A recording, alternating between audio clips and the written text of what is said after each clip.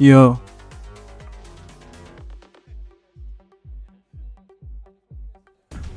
Thieves are looking to continue the momentum after stage one and a top 4 finish out of Masters Shanghai. But their first stop is a team that has nothing to lose and everything to gain with a new pickup and a potential revitalized attitude. It's going to be FURIA versus 100 Thieves to start things off here at day 2.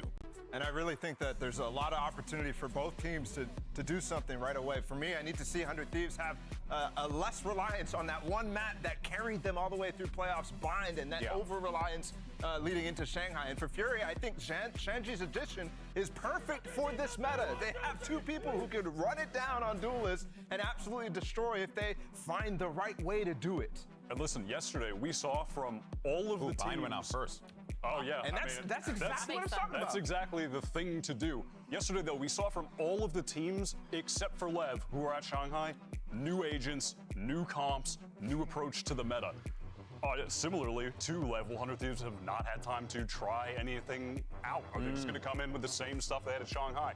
Probably, right? Yeah, I feel like you don't have that much time to cook in the off season, or at least in between international events. Like the amount of scrims that you have to play in order to be able to play those new metas is a little bit scary. But with the confidence that they've been showing, if they had played some sort of double duelist comp, I would not be surprised to see 100 Thieves just run away with it. But that being said, FURIA, I have no clue what they're cooking up at this point. Yeah, and I do have to point out as well, Bind was taken away, but 100 Thieves instantly went for Haven, the new map. Haven't seen it yet in Americas. We'll get a chance to see it today. My VNR.gg doesn't work, so... As well. They were very good in prior years when this map was in the pool, so we'll see if that can bring back up with a completely different core here. Yeah, that's right. We'll see, of course, what those I'm agents gonna are check speaking. Twitter for my Few of pick'ems. those hints on screen out of the gate here, but yeah, you know, and it's going to be Icebox to start things off, so I'm not really expecting the world See if it to loads. change here. You know, I think we'll probably stick Yeah, to apparently the it standard doesn't. that has worked on this map for a while here. But it would be nice to see But, FURIA maybe try it and throw a spanner into the mix. I have, try to innovate, catch 100 Thieves off guard like we've seen MIBR do yesterday, for example. I have 100 Thieves winning and I have Loud winning. I don't believe in EG, and FURIA is probably the worst team in Americas. With FURIA this year and had a tumultuous stage 1. A lot of people thought that if they were going to make a replacement, They are like the Koi of Americas. But that wasn't the case. So he definitely has something to prove here in stage 2. That's right. Seeing more of the agents starting to get locked in here once again. Shouldn't be expecting too many wild things. But you know, to that point, I am very curious to see what Shandy ends up picking here and how he's going to be slotting into this team. But I also think that in this instance, it really does. I mean, 100 Thieves, with the way things are playing out, can just play their game. But Double Sentinel, though. I mean, I'm liking the Sage. Low-key, I think the Battle Sage goes crazy on Icebox. I feel like for both sides, being able to use your wall, kind of take that verticality pick, and then also being able to kind of cycle the operator through between Sage and Jet could go a lot of ways here for FURIA. So I'm actually excited about that one. Yeah, I mean, overall, though, pretty standard. I think 100 Thieves has been filling into this kind of double initiator idea on Icebox quite well. And Asuna has been getting better and better on Gecko. I mean, one of the highest performers over back in playoffs as well, paired with Cryo. So this one, I'm not seeing too much exciting in the compositions. It's going to be all in the server. Yeah, that's right. Well, speaking of the server, let's jump into it and send it over to your casters. It's my fellow boomers in crime. It's Vansili and Rivington. Love you guys. Have fun.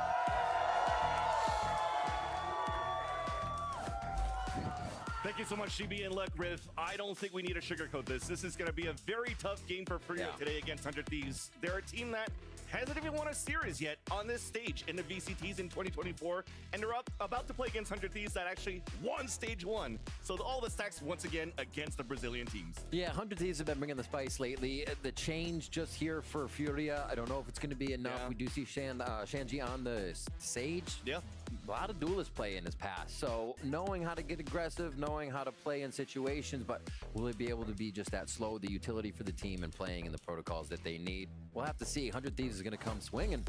Does bring in an interesting point, though, because of the duelist plays that you see coming out, the experience that Shanji brings, he's playing that Sage and maybe goes into that structure that Bala mentioned. Nozor was in this roster for that Yeah. So that they can hopefully have some results against now 100 Thieves as we're starting things off on Icebox. FURIA on the attack as the Thieves on the defense, already in an early rotation off the early sound of the Owl drone on B main. So 100 Thieves now have 4 players leading towards this B side, and they're looking to push the fight. Still pretty aggressive over towards A.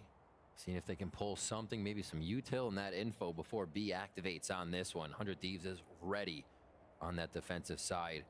Cryo incredibly strong in Shanghai here, looking to start off with the first blood and just puts a bit of damage down on the Shanji. That'll be a heal though. And they back off. Good movement onto A. This is what FURIA wanted, create the distraction at B. And they actually called this off site, so they should have a bit of ground here, but full retake for 100 Thieves is going to be tough to deny. It's a great start to sell a fake. An opportunity to move in for a plan, and Shanji's moving across first to get the wall to prevent the push from coming through. Utility's now flooding in though for 100 Thieves as they're dropping down from the heavens. That's a 1-for-1, but now the advantage back for the Thieves. Forfeit! As now Crowd's trying to fight behind the wall. It's back and forth, but the protocols are too good for the Thieves as they score first in the series. That was everybody shot that piece of the wall so fast. Nobody really in sight knew that there was a small opening in the wall. 100 Thieves just continued to pick up the kills from that small area that they were able to fire through. Nicely done. A lot of pressure from the screen too. Usually you have a few more fall off the top side and waterfall into the site. But that was just Boostio. Sorry, yeah. One goal Wait, in. so Ko is not playing this week. And they're done. That was a sooner round. There's not some money in, Still right? the get-go. Yeah. So 100 Thieves get it. Outlaw up. They're going to be able to easily play Cryo almost by himself. We have FURIA and keep them 100 pretty Thieves. safe here to not have We anything have too 2 more. tricky happen. Furia's Sheriffs. After that, sorry. We have We'll Loud see them start EG. towards B Tomorrow again, we have just to G2 watch. Cloud9. Looks like Furia's idea of controlling the map here. And then we have Just to still keep an idea on EG extremities. again. Fortunately, just some pot shots coming through from Bang Yep. through the Viper wall, and actually does connect. FURIA, onto but Kappa. it's next week. So gets a second one before he falls from the hands of Sean, but you just So tomorrow we mentioned only Cryo. have one best of This position with the play. Outlaw, they knew he It's was G2 there. Cloud9. He did get damaged a little bit. Oh. He's looking for that aggressive angle. Here's the first step. Here is Now, working Lucio's there back. for the support. But they're not afraid here of FURIA and what they have in store. 3 players just waiting for that overextension on the Brazilian side. Yeah. And now full How's deny. G2 winning over Shots Cloud9? at least coming out from Noswer. We know he's good in his positions where he I can still have potentially to check my picks up the spike, but UP no, game. cannot spot EU. Who swings out for the kill, avenges his teammates, and that's a round converted for 100 Thieves after the pistol. Nice. A little juggle of the weapons too. Throws the Guardian back, so they're able to get kind of max return on that as they foil out of the round. Shots? Oh, that's where it comes from. Right through the wall. That's the feeling too. You're the last in line. You're the caboose of the play. You're the first one to go down. I think we all know what that feels like. All right, here we go though. Bonus round. It's still pretty good. I mean, you got an op on your bonus round here for Cryo. And that's going to be full armor too. What a start for him to be able to start shutting down this aggressive one from FURIA if they try to go off the rip here. That op's pushing already, Vansily through mid. The other one has an outlaw, and that's Boostio holding towards the A side. So long range distance, pop shots, it's going to be big for 100 Thieves. FURIA's advantage now is if they can close the gap on the rifles, might give them a chance here to get their first round of this map. Shanji's just waiting for the right timing to get the Slorbs in, but as it flies across, his teammates are also getting dropped from those long range rifles that we just mentioned. They're just afraid. They're waiting for somebody to peek. FURIA is. They don't want to cross these angles that might have an outlaw or an operator sitting on them high-low here. Yeah, and especially with Shanji down, they can't really wall towards the spawn. So Right. how are you going to try It's to cross tough. over? You're waiting for the recon dart for Noswer to get that out and can start swinging out. But they're gonna. Dez gets the ping. Now they'll move in, but there's those players on the rafter. Too good for EU. Yeah. Spike down A. Havoc's the last player standing. And he's getting swarmed from different angles on both left and right. Could maybe retreat and try to save his weapon for the next. But he's looking to fight. At least got one. But a bonus converted, 400 Thieves.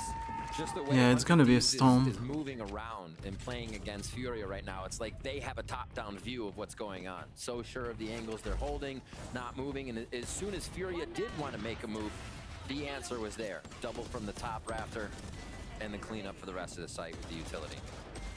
Yeah. Really clean from 100 Thieves right now. Exactly what we would expect as they hop back in here on stage 2.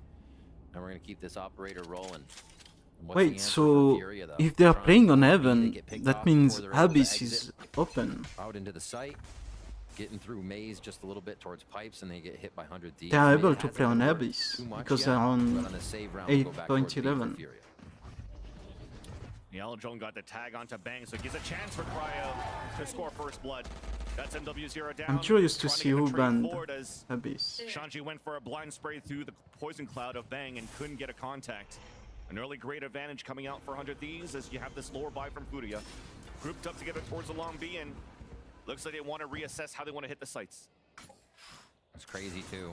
So you hear Cryo's operator and you hesitate on almost every move. It changes the way that Furia plays or even wants to peek. 4 of them just behind this, and Cryo, you do peek and you go You down. should have Full them confidence. on fucking Just waiting for the poison Wikipedia or round to some drop, but shit. while he has a dash up, he's okay to fight this. As he dashes away, contacts onto Havoc. And there's that push forward. At least we do some damage once again. Nosler with the Sheriff. Still good with it. A 1 versus 2, and this time makes sure that there's nobody yellow. Recon Dart comes out towards the area. Small upgrade as it picks up a Stinger. Does have the Hunter's Sphere to work with as well. 30 seconds left. Possibility here. Especially with the op. Yep. Not even trying gonna to- not enough time for the bolt to come up though. All he needs to do here is hope in that there's an off angle here from 100 Thieves that's overcommitted, but Asuna had the better angle at the top of the bridge. And now you have 4 unanswered rounds for 100 Thieves, and Furia yet to find a real answer of how they can work the map here on Icebox. Trying to get behind each other, get into position. This round, obviously not much to worry about with the low buy, but I think if we see next round go down, we get that Furia timeout. If they can't make a dent in the team of 100 Thieves, at this point, we're not even seeing 100 Thieves really go down in these rounds, right? Bang's gone down the most, and that's only 3 times here, so yeah, it's going to be tough if you're not even working on the economy of 100 Thieves, let alone the players. Yeah. Spikes down for this round as Furia go for a bit of a default. They finally have a bit of a mid work. Okay, or so at least Furia work ban to see if binds. That's pressured as they feel out the map here. Furia It's- ban you almost have to bind, figure out where the operator is and go away and from that it is at this ban point. Sunset. Oh, he's pushing up Furia too. pick Icebox, And this and that is actually pick a perfect Heaven. angle. Actually overcommitted now. Yeah. The L drone came out and saw the turret. There was an opportunity for Cryo to Furia push ban forward. Lotus. He could lock in And then hold attack. 100 Thieves That ban pivots the Split. Furia attack on the B side. Wait, so we don't have Contact first kill. Abyss Dinosaur coming out, swarm from behind. in pro play. As Nosler has right 41 now. HP after he picks up the kill. Wall then comes up. We still have denied. Split. As they walled up, they let the We have spike Heaven doors instead spawn of for Furia. Breeze, but we don't have Abyss It shows instead how of much they have to Split. and want to activate on these plays. They hear the You op will shot, not they can get away from where the operator is, and that was B to make the play. Bang in his tried and true spot, trying to hold down the site, goes down, but yeah, on the way out, as they get the spike, they do lose one more, rezzed up and taken down again. And you just heard the rotate. ADS denied by Nosler. And 2 other 30 players of seconds Furia left. have already committed towards the A site. They have forward position, and that is going to be Havoc as well as Khalil. Trying to make sure that 100 Thieves cannot get any value Starting on the from rotate, especially with playoffs. Recon Dart to hold them back. Okay. Give me a chance now for Furia Yeah. to set up on the So we post don't flank. have Abyss This is until the Furia's pistol round playoffs. strat, basically. Run with guns now. It seems to be working here against 100 Thieves. It's going to be the retake, though. And Nosler staying inside the site, so they can't use the Hunter's Fury here. But the shots are ringing true for Furia at least, and also the Blade Storm for Cryo. But gets pushed out. by So we Nosler. will have a Beautiful split trades coming through as finally Furia for get all the of push. Ghost Sage and And they get an Abyss operator on their coming side, in too. for playoffs. See who Interesting. gets to use this. I think it would go to MWZera if Nosfer weren't to keep it. And we'll see if they can put that into action right away, because it's going to be dueling ops now to find out where this fight comes in. So 100 Thieves actually, the first time they alerted Furia of where the operator was, and it was not a player they were shooting at. As soon as they heard that shot from Cryo and made on the turret, they activated into B. Like Furia instantly. So they're playing very reactive right now and trying to get into the proactive mode to be one step ahead of 100 Thieves. Now they got a round in their favor. Good orb grab. Cryo starts it though. Cryo starts it again with a first blood. That's been a pain point right now for Furia. Trying to get contact and trying to lurk the map, but as soon as you come into contact with Cryo cells with the op, you're not winning that fight. You're playing single initiator. He was already working towards his B side on middle. Wasn't there to support here to try to find the information towards the A site where Havoc just got punished. Wall left side. That actually opens the back side of the site, so they have to be careful and still clear what they can. Looks like 100 Thieves is going to give them a little bit of space as the ultimate comes through. Oswald does have contact. Hunter's Fury coming out from the spawn on both ends. But it's definitely FURIA that takes the upper hand for now. That's 2 kills for them. Dizzy in, waiting for the drone. They're trying to give multiple bits of util to break the crosshairs. Is it going to be enough? Whoa, Lil does get the pick onto Bang, though. Asuna answers back. Advantage still out for FURIA. EU and Asuna trying to work together. At least we're aggressive on these peaks. Okay. That's how you want to fight back here against a strong team. Really nicely done. FURIA to convert the 4v5 there after losing what would be the flank watch from that Killjoy turret. So they had even more work to do on that round to make sure they recovered all around the A site, plus take it and hit. A little more confidence on these site hits. They got that wall down from Shanji, and everybody flowed into the site. Got the position. Cleo with a nice little step and creep forward there as they kept quiet. And yeah, fans are going to get behind them now in this one. Get these rounds going, and FURIA's got a bit of momentum now. As 100 Thieves have the broken economy. They push up once again, though. They're not going to stop. Despite low econ, not afraid to fight. Yeah. Jump spot from Asuna, but a little bit too wide. MW0 is ready for that. Early advantage for FURIA on the attack. Alan Jones going to force EU potentially to fall back. The cryo cell still on the top of pipes. Could do some damage. Dash now activated. Havoc just around the corner. Jumping up now and spotted. He'll give the information for the Thieves, though, that there's players towards the jail. But numbers are falling down for 100 Thieves. No opportunities to capitalize yet until you swings out. But nice reaction coming through from the 2 players outside of 410 and pipes to trade it right back. Leaving out Bang alone. 1 versus 3 in the back of the site. Here's the footsteps.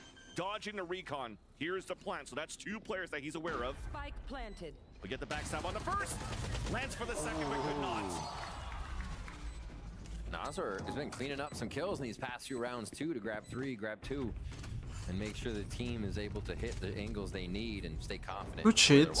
Operator Good fight back from FURIA. Pick up another round, and it comes from A. It's definitely confidence that's coming into their favor here too, and no timeout needed so far, even after going down about 4-0. So let's see what they have next. 100 oh, that's us. 100 Thieves is going to start figuring out what these pushes are, and they're going to be the first to call a timeout. Is it hemorrhaging rounds a little bit here without a stop, and really quite a few members alive from FURIA at the end of these rounds. Yep. Actually, it's very surprising that it's the Thieves that's calling out the timeout. Things are looking pretty well for them at the beginning here on the defensive side, with the win con being Cryo getting so many of these first bloods. But FURIA always finds a way here to answer back. At least in the last few rounds when you finally broke the economy here, as you were losing rounds against 100 Thieves, but still doing good damage on your sheriff rounds. Noswar was doing a lot of impact. It will grind into the economy of 100 Thieves, where eventually it may break and give you a chance to come back very early, which is the case that we see right now. So you want to now stop the bleeding on 100 Thieves' side and make sure here that you can capitalize on winning this first map, a map picked by FURIA to start. And it's going to be tough to keep the operator game going for 100 Thieves here. You're going to see another one possibly if you need it. From that side of FURIA, Havoc actually grabs it. They just dropped it to Havoc for a moment here. I don't know if that's going to stay, but yeah, the way 100 Thieves wants to play and defend this is going to be expensive. So this is going to be a big round for them coming back in with this bye. Ultimates are ready here. I think that was a big discussion going into that timeout and how they're going to use these lockdown to lockdown. As we're looking back at A site here, and a really fast forward step from MW0 right to the tuba mid. Dashes out, looking for that early fight on the boiler, and does not get what he wants. Makes sense here. Yeah. That Havoc has that operator. If they try to move forward and use the lockdown, they'll need MW0 and everybody else to move forward and take control of that site. Cryo, though, just spotted one. Barely misses that shot.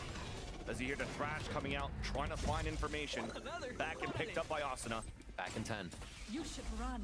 There's one lockdown coming out, Vans. Still a hold by Bang, so they're not sure that this is the real call by FURIA. 100 Thieves is waiting, but beautiful mosh there. Just gonna be a little late. Off the damage of the center of the mosh. Yeah, missing a little bit of that extra util to make sure that it went down, so it detains some players. So that gives a chance now for FURIA to move in and go for a plant. It'll be a 5 versus 5 post-plant scenario.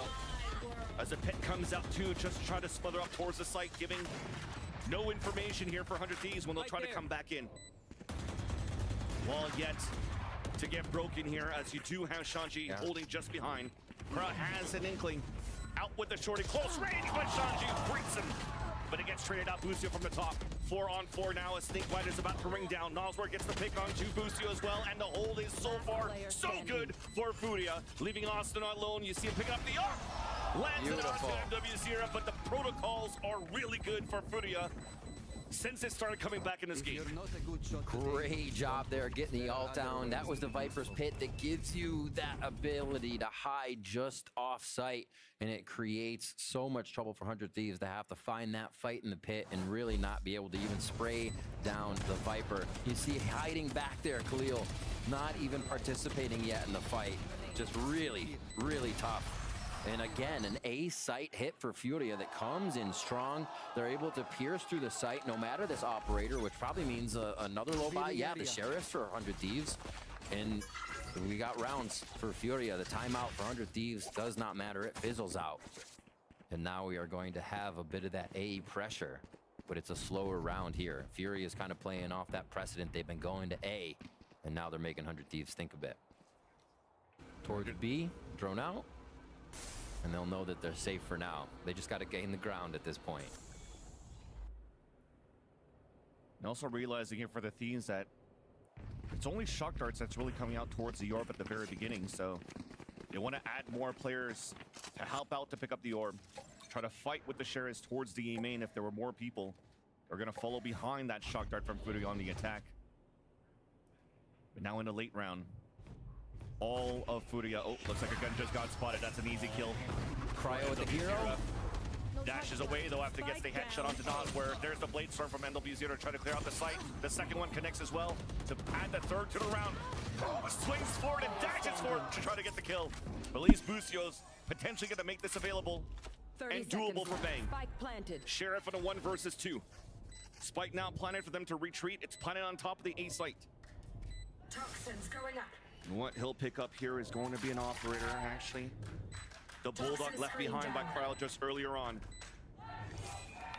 Now with the Slorb, he knows that Shanji is holding on to top of pipes. There's that swing out from Khalil. Beautiful man. As FURIA takes the lead in this game. What is this vibe from FURIA right now? Coming out strong there. And the confidence that they're hitting the site with is pretty wild. Even the shoulder peaks that 100 Thieves is trying to take, FURIA is taking their head off. Instant, right there. That was supposed to be a fake so that Bulldog buy from Cryo could have a bit more effect as they crossed looking for Boostio, but it wasn't. They take that out, the threat's gone, and they have the chance to look for Boostio for Cryo right away. Holy FURIA right now. They're exactly bringing that to the table, and they're going to be going towards B mid this round. 100 Thieves have not been active since those first 4 rounds. They were getting themselves into first bloods, pushing up, making sure FURIA had trouble taking or even early portions of the map.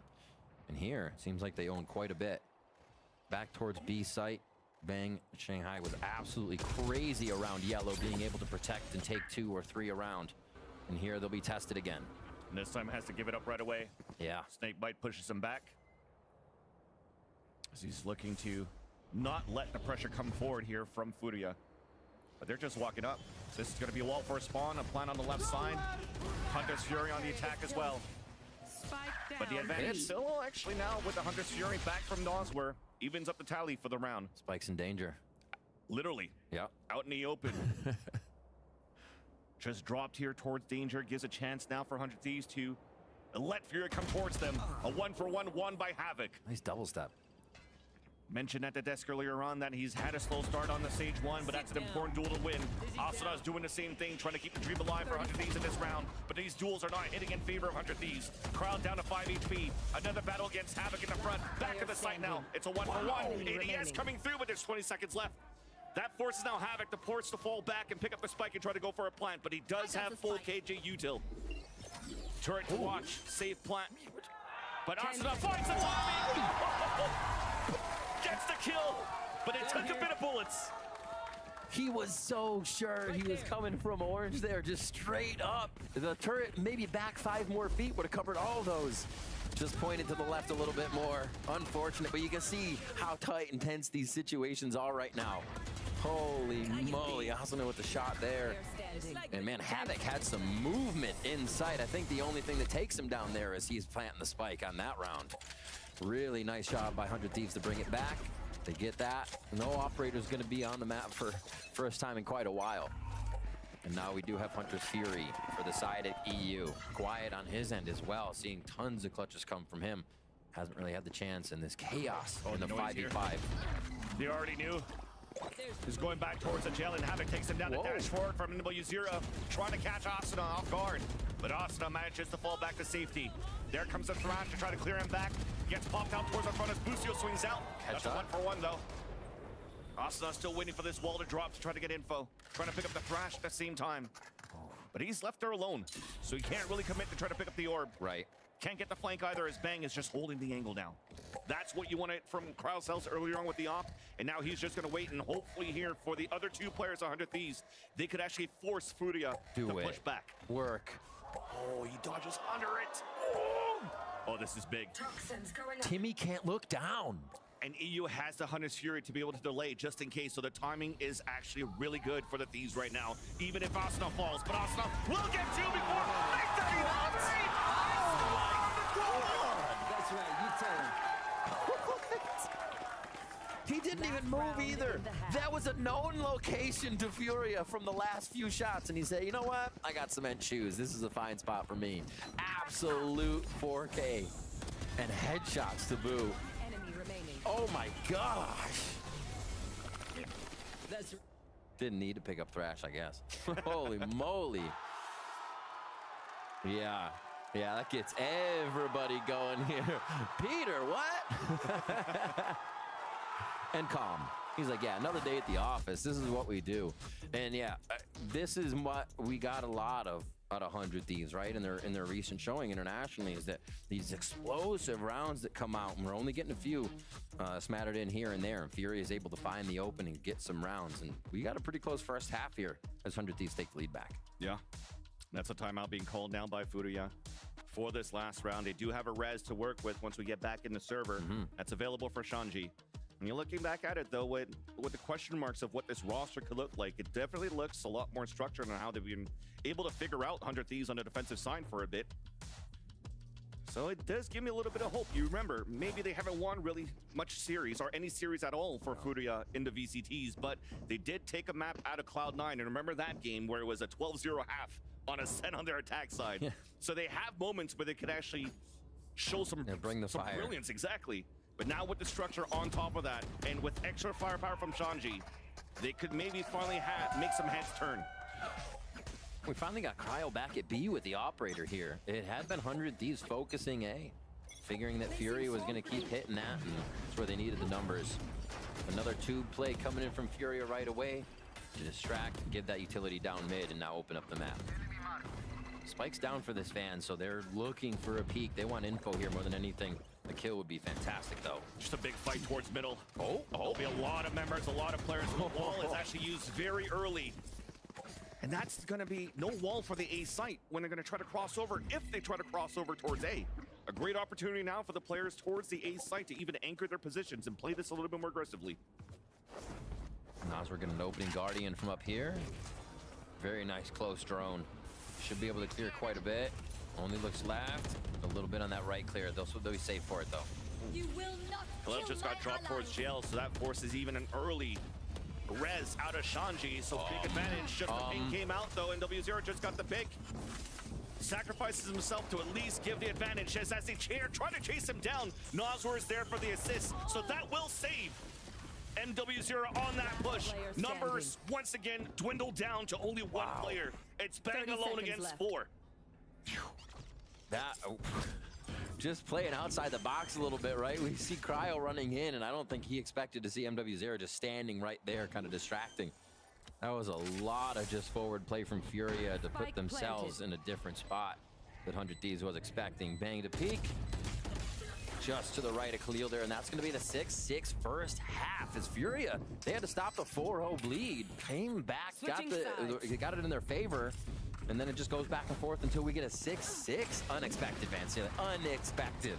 Definitely not. We mentioned it just before we started this series that we didn't want to sugarcoat this. This was going to be a very hard game for FURIA to play against 100 Thieves, but they are looking really good as finally the rounds went through here on this first half. And it's a great start so far, at least for Shanji. Shanji now his debut going into the game, and let's have a quick word actually from QCK when we want to talk about Shanji and why he wanted to face off against 100 Thieves for the start of Stage 2. Então, para mim a estreia contra a 100 Thieves é algo muito bom. Eu acredito que é o jogo ideal pra gente. Muita gente talvez não deve entender, mas eu acho que é um time que joga mais simples que outros times. Claramente a confiança deles e tudo que eles demonstraram é algo muito perigoso, mas pra gente que não tem nada a perder, pra eles que são os atuais campeões do primeiro stage e eles querem ir pro Champions, então eles vão estar dando a vida, eles vão estar com pressão, eles têm a obrigação de ganhar da gente. E tudo que eu citei, a gente não tem obrigação nenhuma, a gente não tem pressão, a gente só quer fazer um bom trabalho, mostrar realmente nosso jogo, viver o sonho. Então acho que é a partida ideal assim para se estrear. Não escolheria nenhum outro time do grupo a não ser eles para começar o campeonato. E caso a gente vença, com certeza nossa confiança e tudo aumenta muito e pode ser uma crise. Acho que nenhum time aí que foi campeão gostaria de perder pro 0-5. Apologies, Caster Brain made me think about QCK from back in the day with FURIA to talk about here, Shanji, but at least we did have word from Shanji on how and why he wanted to play against 100 Thieves at the start, making his return here on a stage of VCT. I don't know. I think there's a lot of people screaming. They're screaming here, that's for sure, especially when 100 Thieves pull these rounds back in their favor, because again, unexpected. The FURIA comes out firing so hard. A was a big proponent of why they were winning 4v5 conversion, even after they lost Havoc on a few rounds, where they're still able to get in and be confident in the site takes. I think ultimately good utility usage, knowing that they may not be winning all the firefights straight up, getting into site, having the perfect Viper's pits, being able to sage wall well. They are making up for any of those, downfalls they may have in areas where 100 Thieves would be able to attack them. So really nice job of FURIA to shore up any of those problems. We get back into the second half here, and we're going to see what 100 Thieves now has from the attack side as they sink their teeth in. It's going to be a Sheriff for Boostio, Ghosts around the board for 100 Thieves there. And Sandy's just going to focus on that utility with the classic, as we would expect. Wall up quick, just to give him some trouble and make him have to shoot through it. And they're not going to right away, so this will delay just a little bit. You won't get the rush. That's just a solo wall here to start things off on B and a 4-player stack on the defensive side towards A.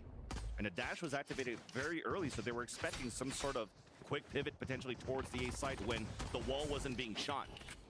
It's actually really nice here for 100 Thieves to play very patiently and force some early utility out from other players of FURIA, where MW0 now doesn't have a dash to use later on. Still haven't gained ground at A. It is an open map right now as they wait for FURIA to show a little bit more. Mid's gonna see a turret real quick, but yeah, 100 Thieves are gonna bring this down to 30 seconds. It is gonna go all the way down, and the pressure play is gonna be right into the hands of FURIA. Van Silly, this is gonna get messy fast. Messy for FURIA though with that pick from Cryo. Goes long range, and that's the upper hand from the Jet against her doppelganger. Advantage for 100 Thieves as they're looking to pivot back towards this B side because of this lurk. This lurk from Bang towards the B side. Yeah, they're gone. They're gonna have the lurk too. They insert one. Boostio with that Sheriff to find anybody in mid as they rotate back across. And nicely done here by 100 Thieves to play the round. All right, curse that one. Nice shot. Havoc comes up with a nice shot, and they move themselves over to B site now, knowing it's a fake. And everybody from FURIA was still stacked up here towards this A side. Now that it's committed, there's forward position from 100 Thieves. They will be able to hear the footsteps on the rotate, so they know that Havoc is close, already on the top of the bridge. There's 3 players there from 100 Thieves, looking to go for some instant trades, all looking towards the same area as well. Oh, man. There's that first contact though, and Shanji wins that first one against Bang. They do not expect the other 2 players just under the tower, but it goes 1-for-1 one more time. And EU finally comes in for the support. Back to a 1v1. Kalila is low on HP, only with the ghost shock darts. Puts him down to 5 somehow. The second one does land as well. There's the EU we remember. It's coming up with the util kills. Really cheeky play under Nest with 3. You show 1, obviously there might be 1 more there, but 2 more there. Nobody expects that. 100 Thieves playing some games here in the beginning of the pistol round second half, and a nice start off too. 5v4 conversion, working the map. Even though they lose 1, they still find it here with EU on the clutch once again.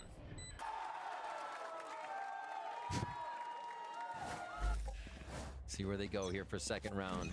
Shoddy for MW0. Looks like he'll push up in the garage real quick on B. Big positioning there.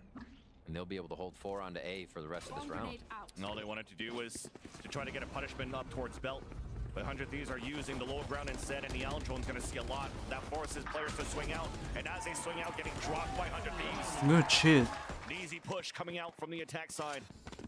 And with the turret, give me information on where that last player is. Finally, it's EU that's going to pick up the orb and the plant.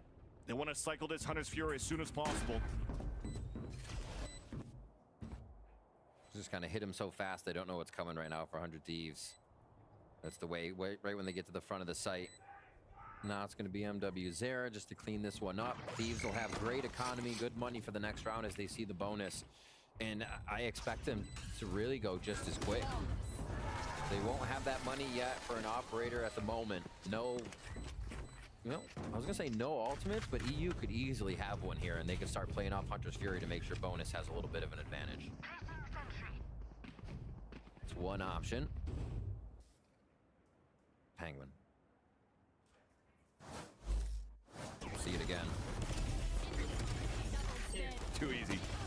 At this point, that Aldron did a lot here. Even if it looks here on the screen that it only picked 1 player, it definitely did see that you can communicate for the rest, and there was no opportunity for FURIA to go for a surprise attack. And this time, though, the weapons are out on the defensive side. You mentioned it, no operator available for FURIA, but they do have weapons and vandals to work with. Shanti trying to push forward as they're trying to surprise players at the same time, but the lineups pushed them back. Aldron did spot 1, but I'm not sure if it saw Asuna. He might have an opportunity here. Throwing out the mosh. Potentially now 100 Thieves trying to follow behind it, but a nice little slow orb will not allow for them to really push forward yet. Insta wall breaks. Looking for a delay, but FURIA is not getting what they want. They just have to backpedal here. So they're giving up sight. It's just 100 Thieves has this wall go down, they start moving up. Pretty textbook so far, but Shanji could mix things up. You want to stay as a group now because you have these Bulldogs only in rifles, but it's looking pretty good for the fights on both ends. Advantage now for the 100 Thieves as he makes it a 1 versus 1. That's Boostio trading it back against Havoc. Alarm bot to watch his right side. It was too far away from the alarm bot, so he doesn't know if there's going to be a flank coming through. Wall comes down, but Khalil wins the fight. He's been snappy, Vans. Khalil has been snappy in these final situations of a round. Pulls another one out, so that's going to be a big bonus round here for FURIA. Able to shut down there. Crowd should have a bit of cash. The most in hands of Asuna right now is they might transfer over an operator if they want it, but I think fast play is benefiting them at this point, and they may just forego it. Let's see this play once again. Nice backup at screens there. This is going to be a tough decision, like indecisive shooting when you see that many people peek you from a box in the corner. But good backup, good teamwork coming in. And they're feeling good. I think they're in kind of realizing that this wasn't a result they'd be achieving right away. And here on the low buy, they're going to have to do a little more work to get that result again. And that's the thing. They won the round here, but they don't have too much money to work with on this round. For 100 Thieves, that was a lot of damage that they did on their bonus. Got a plant. Now also that 100's Fury that you mentioned before that they were trying to get really quickly for EU. They have a lot in their arsenal now to potentially slowly start walking away here with the lead. But a forward position for Khalil. Barrel of a gun sticking out, gets the instant wall bang. Now it's going to be forced to fight. Take flight. No opportunities to get a second one. They're re-spreading here. Just trying to get one person on every majority, or every big defense position, rather. And this is going to be, I think this is going to be another one of those 100 Thieves. Just you insert one, go to the other side of the map. And then as the round goes down, it's going to be a rotate back over here. Actually, they commit. Yeah, Boostio seems to be pulling back from the A side and even calling in the mid-round for everybody to group up. It's a great call, too. They've absolutely switched up FURIA on what side they have the hard hold on.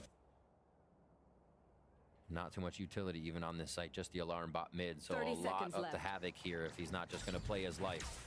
There's not going to be any delays either. Only the Sheriff trying to swing for a fight. Launch pushes him away towards the back of the side, and Cryo's pushing forward, trying to get that kill. As he stays hidden, though, it baits out the other players. He does get the kill. Nice little shot from Havoc, but there's players back for 100 Thieves to try to assist and avenge. Finally, he gets pinched by EU. No time, not enough delay for the players of FURIA to rotate over to get some instant trades. It's only Nosware alone on a 1 versus 2, but he has done some damage before with the Sheriff. There's that first contact on Debusio, and yes, the recon dart did ping the second player of EU. And it go for the high-low. The highest of lows. That was, again, a little offset. That's crazy. All right, EU pick it up once again. Nice kills by FURIA there on a low buy round. Coming out. They're definitely giving each other a hard time here as they make their way to the site. It's like, damn it. It's so unfortunate when you saw that Vandal go down and it just bounced away from the kill. You're like, why can't the Vandal just fall into my hands? That would have been such a different situation, but plays into the hands of 100 Thieves. Mosh, Hunter's Fury ready. Looks like they might get a bit more kitchen control here with a bit too push by Havoc. 100 Thieves are going to leave Bang on the lurk for now as they make their way towards A. Nice little ping there onto Shanji. There's 100 Fury to hit the first. Crow's getting damage at the same time, and there's pings on 2 players. Yeah. At least, thankfully, for FURIA, they have the heal to come up for one of the players. Khalil have to fight towards the B side once again. Khalil lands 2 shots. Oh my God! Just before he got dizzy. Down B. And that's the spike down. Phew, Snappy's now an understatement for this guy. Oh my gosh. All right, okay. FURIA are feeling these rounds right now. And honestly, the firepower, it's from teamwork, and they're getting a little bit of solo play. I think that's something that we saw FURIA lacking in throughout the season, whereas they wouldn't be getting these 2Ks. A site would instantly be dropped here, but for one to take down 3 and be receiving the Initiator's utility, Khalil is just absolutely slaughtering kids today. All across the board. All right. Let's get into the next round. We just want action from these guys. Flawless for FURIA. That brings their money back into favor here. And now it's going to be a hero gun again for the side of 100 Thieves. This B push gets pretty intense, but Khalil goes to push it every time. Or at least doing a buddy system here for 100 Thieves to try to take down Khalil on this B side. Aljon does spot a few from the Thieves on the A side, so you're hoping that this forces a swing out from Khalil, and it does. He's so calm. Always on point with the crosshair placement. And now the ponytail of the Jet. Kraus just got spotted and now denied by Shanji. No opportunities to get real value with the Blade Storm. Enemy remaining. And snappies from a lot of these players so far. Yeah. On the defensive side of FURIA. Be honest, fans, I thought 100 Thieves attack side was going to be much more wild here, and FURIA is taming it. Standing ahead. Push from EU. Still has those shots. Just has to backpedal before he can go forward again. Yeah. At least he has a Phantom. And he does have the time in his favor as well. Committed towards the A site. There's 2 players from FURIA. Both being 30 Nosware seconds left. and Havoc, but there's no recon dart 2 to try to throw to get any type of information. So this gives an opportunity now for EU to try to walk in. There's that first contact. And that swing from behind to rotate from Nosware. Crosshair placement was there until he looks up. And unfortunate timing for EU. But FURIA is able to tie the game once more. Whew. And they sit very nice on 3 ultimates here. Operator finally back out. Here coming in from the defensive side of FURIA. And Khalil, just the double steps we've been seeing from FURIA, the way they're taking these fights and not be the early commit to the spray of the Phantom or Vandal. Yeah.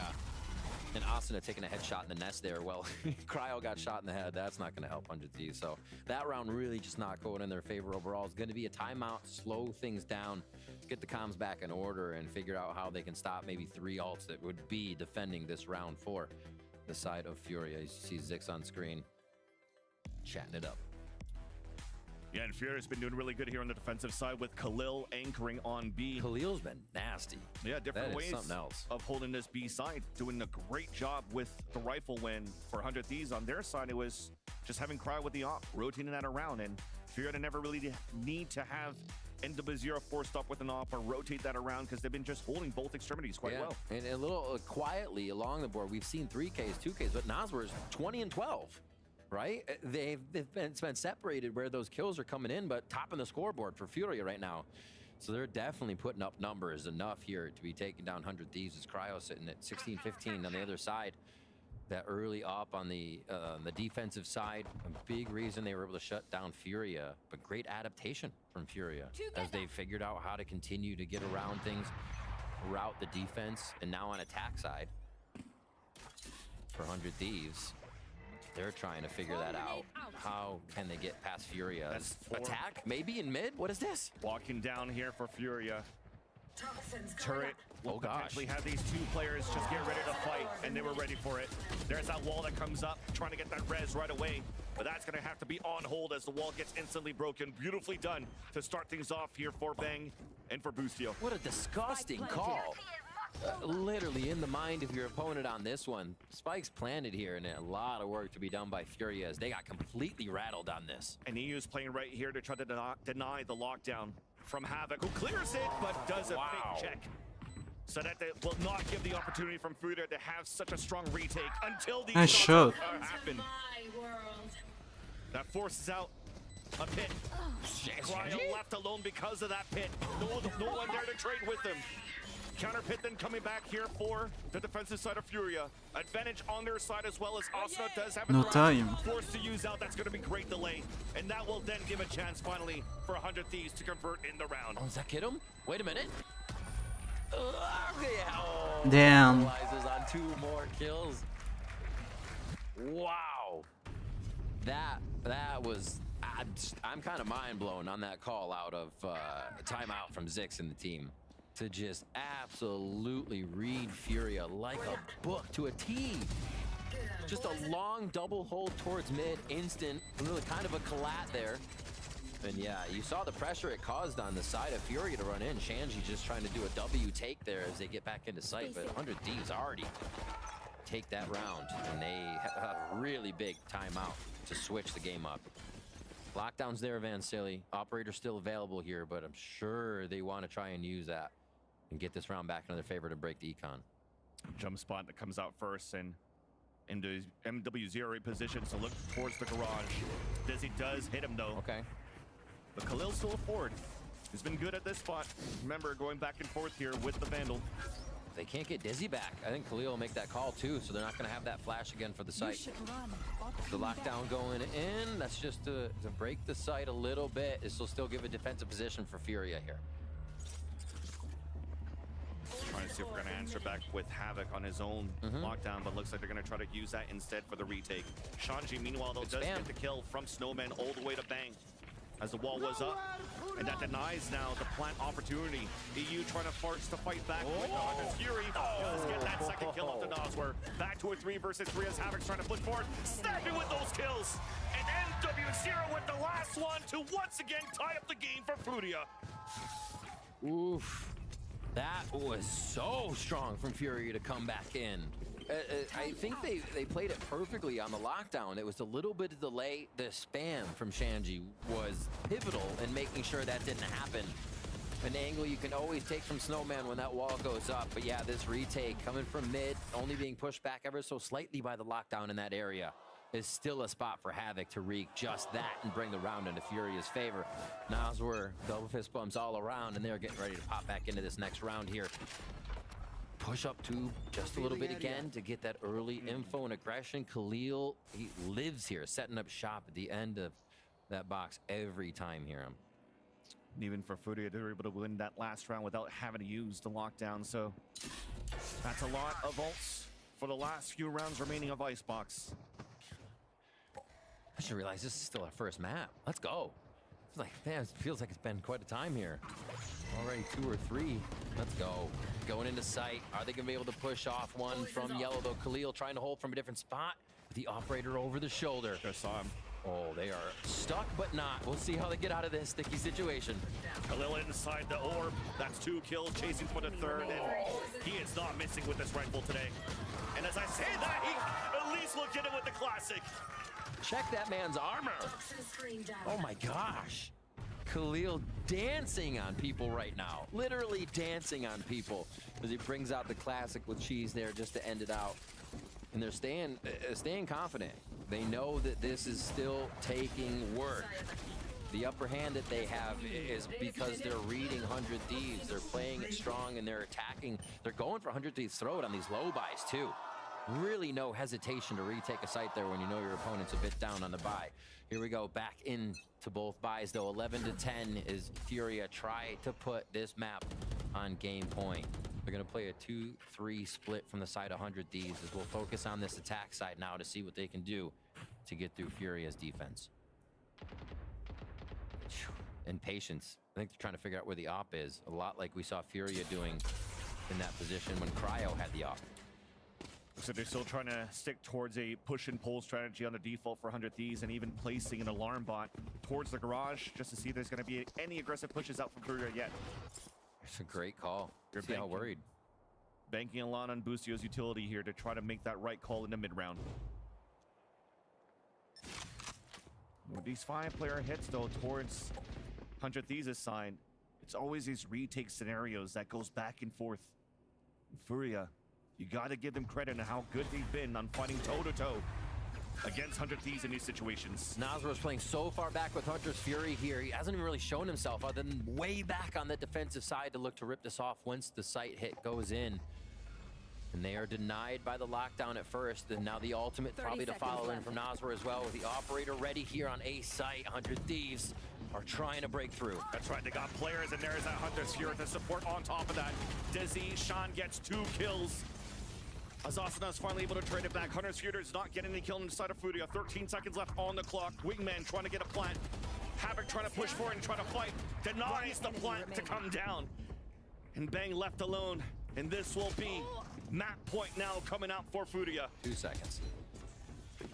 Ooh, another hold from FURIA, and super patience on that one. 100 Thieves was going on a fact-finding mission for the entire round, right? Even you said it. Instead of pushing, it was an alarm bot to come out, thinking that might be MW Zera coming up. Nope, where's the op? Trying to find that. And once they do get a site, they're instantly delayed after taking the time on their fact-finding by a lockdown. Then they get into a Hunter's Fury that splits the team.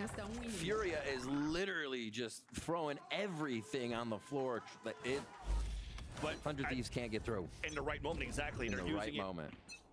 They're using it greatly here. Cycling perfectly the ults to deny 100 Thieves the opportunity to get the plant down towards the A site. Now backs against the wall, 100 Thieves trailing behind by 2. The only scenario that they have here is to try to push this into extra innings on the map of Icebox. If not, FURIA will win their map pick, of course. And 100 Thieves looking to fight together towards this B side, a 4-1 setup. You can feel the intensity, right? Last round was slow. This round they said, slow's not working, push. Instantly into this area belong. Nothing showing though still. A very patient FURIA waiting to absorb the aggression. This Dizzy has kind of confirmed a lot of what 100 Thieves does, if you think about it. So if they're not seeing Dizzy, and Dizzy, you know, Dizzy fetched by Asuna, it's going to be somewhere, and all they have to do is wait for that. It's really the only blind they have going into the site. So FURIA is just playing patient off that initiator utility. Busto just went for some pings too, because from where he was playing, he didn't know if the players from FURIA were pushed all the way up towards the orb, so that forces even the Aljo to come out a little bit too early. Wow. Not clearing too much, so back to the site, giving an opportunity for MW0 to land the first kill onto Cryo Cells. Back and forth we go once again, but on the side of 100 Thieves this time around. Plant will also be successful, but it's planet safe. Bit of util to get back in here. Nazor just trying to delay so that Khalil can rotate back towards the screens. All 3 members of 100 Thieves playing inside the site with the crossfire set up in the front. Bang at high ground. Bucio with the first pick. The trade right after to keep 100 Thieves in the game on the first map. Sweating a little bit, but we're still in there. Nasr, it's about 7,100 credit, so you know FURIA is still in the buy zone. And 100 Thieves is still going to be scrapping through for a bit of armor here, as these rounds have not been going in their favor. This one, like you said, they stay alive, and great opening shots once they got into the site. The 1v1s that we were not seeing 100 Thieves win before coming into their favor, and a big reason they were able to get through on that one. Gonna be a timeout. Just to slow this one down at the end. 100 Thieves momentum for FURIA as we get another discussion. Ultimates, they have Shanji's ult to come back up with the res.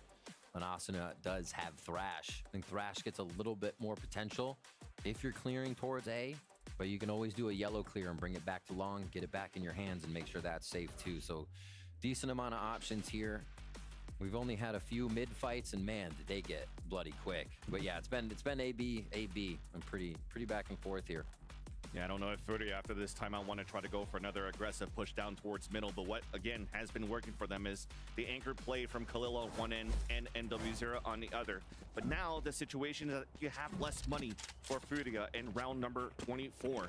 So you have to maximize this positioning of this operator in the hands now of MW0, and for the rest potentially to just stick as a group. Quite important here to try to keep Shanji alive as well. Maybe still trying to figure out what he wants to buy going into this. It will be a small shield and Vandal too. Yeah, but look at this Nasr. Okay, so Nasr has so much money. Are they actually saving for another round to make sure they have full weapons? But yeah, they buy through. Nasr's going to go down. Let's focus on the strategy. A push up here for MW0. You're going to have to get that dizzy. When you fetch after MW0, move forward to capitalize on the first blood. And you saw the other two were just holding towards the rafter just to make sure that the angle, the back was being watched here from NW0 to allow him to push the way that he did. A great start for FURIA in this round. Yeah, take out all the initiator utility. You got the darts, but easy to dodge that, easy to hide from it, and still fight while it's happening. So there's the drone going out. The Hail Mary. Trying to sell a fake at least with this owl drone, but unfortunately it's not going to work. MW0 connects with a second shot as they rotate him from A to B. Second kill then. So you pivot once more. Avoid the op for the third time, but there's that push forward from Havoc. Here's the rotate. We'll call that for the team. NW0 getting ready. Cryo gets the first kill. But now the lane has been blocked by NW0. Dash across though. And that gives a chance here for Cryo to meet up with his teammates so they can try to get this plant towards the A site. Just a slow shock bolt. Nasr's dart should be coming up here in a few seconds as they play this one safe. Plant's going down, they hear it. Chip onto Bang, just about half. We've been waiting to watch this flank the whole time here from Cryocells. They do have utility to try to delay. 2 shock darts, 1 snake bite for EU and for Bang respectively. And looks like they want to try to leverage that. FURIA now slowly walking inside. NW0 almost ready to get that pick and almost punish EU right there. There's that first snake bite for the delay. There's a shock dart to swing by. And the second one was shock. Crowd swings out. That's a 2 for 1. Now the tap on his mic. Oh! Gets the ace to get the extra innings for the Thieves! What an amazing showing. And from who else? From who else than Cryo? Stepping up to put 5 in his pocket and bring us into overtime here on Icebox when it looked like it may not be happening for 100 Thieves. So cold. So cold. 100 Thieves, little back and forth, delaying the map slightly. Wearing away just enough. Even losing 2 members down that round almost right away. How does Boostio make these calls just to get the team into position? And then it's up to Cryo, obviously. The clicks. Oh my gosh. Operator here on this last round, or this first, I should say, OT. Glass cannon for Cryocells. And FURIA does not want to give that momentum back in favor of 100 Thieves, especially after that ace, because you saw that the camp for 100 Thieves, the vibes are back. So they break the alarm bot, they break the turret very early in the round. Now they try and settle in that paranoia here onto 100 Thieves to try to figure out where the hits could be coming from. You see them moving around the map too, trying to find this information. Trying something very different on the side of FURIA. We've seen MWs there a few times, but backtracking just to help the team. as they actually try with 3 there. And 100 Thieves is going to say, leave Cryo to shoot on B. We're playing this retake style A with Molly delays. Actually, they're going to push here. Down to a minute, they're actually going to look to anchor deeper in the site and get in the face here of FURIA. Few just painted with the Dizzy, almost got that pick. And that was going to be on Noswer all the way towards L. A late lurk coming out of the B side, but the wall and the execution is committed for FURIA towards the A side. Utility delay gone. 30 seconds left. There's a push forward. There's only one stuck in the front. That's MW0 with the pick, and look at them all fall back with 24 seconds left. Trying to just keep NW0 towards the site, and the Shark Dart's in. With 18 seconds left now, rotating across, and you also insert players towards middle. What a call here by FURIA in the late round. It's going to be huge here for Havoc. Like you said, going up 2. They haven't gotten any forward space towards Snowman yet onto the site, but this is going to be the move. And the communication isn't there. The Jets once again, and everybody that's pushing forward. All the rotations have been cut across, and Bustio has no avenue to go, as he has to play against 4 players on the post plant. What a commitment towards A. What a sell from FURIA here. Making 100 Thieves think the round was all but over just at A site, but it was really happening at B. And there's the shot from Noswer onto Bustio.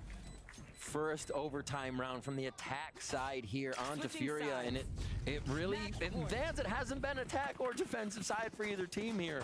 We've seen both teams fire off from attack or defense, so this is going to be a big one for 100 Thieves to go hard again. But you were right on the call here for what we were trying to expect for 100 Thieves on the amount of times that we're defaulting on 3-2s on the B side and A side. They're trying to play that push and pull, but you're also not committing to a lot of utility that doesn't force these rotates to come across, so you're just doing a 5-player hit and it becomes wins potentially for FURIA. And on that side, you saw this is what FURIA is doing, that 100 Thieves is trying to do.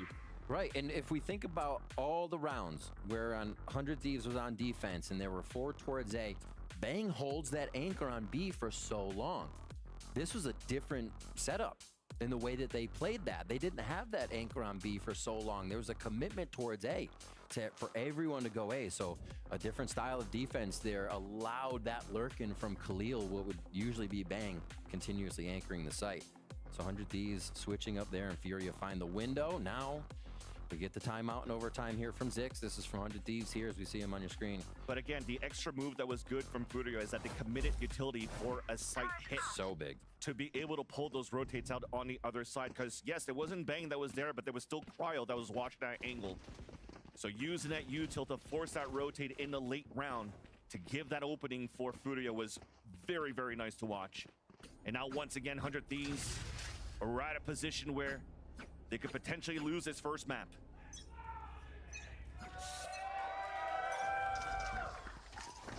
Zoom in. Of MW0. Zoom in. Oh, I thought that actually was going to take his head off for a second. Super close. 100 Thieves is made to sweat right away, but they're falling into Khalil. This has been the kingpin here on B site. There's 2 players at least. It's not a 1-for-1 to play back and forth. Yeah. So the high-low when the wall came down, that's how you punish. That's how you wanted to fight against that anchor player on that B side. And that was probably that conversation at the timeout. Just noting Dizzy did go down today, so not going to have that. MW0 opens up on 1, Vans. And Havoc 2. They only need 3 more kills and a defuse now for FURIA to win their map. MW0 does have this glass cannon once again.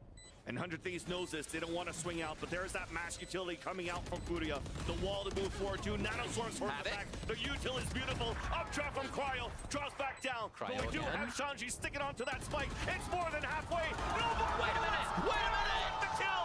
The defuse comes across. And FURIA, against all odds, will take the map of Icebox. And Sanji, Damn. people coming in, Insane. wanting this to be the game he played against 100 Thieves, and his wall, his defuse to be the hit as the team firing over his shoulder to make sure he stays alive, just an arm's reach away from 2 members of 100 Thieves.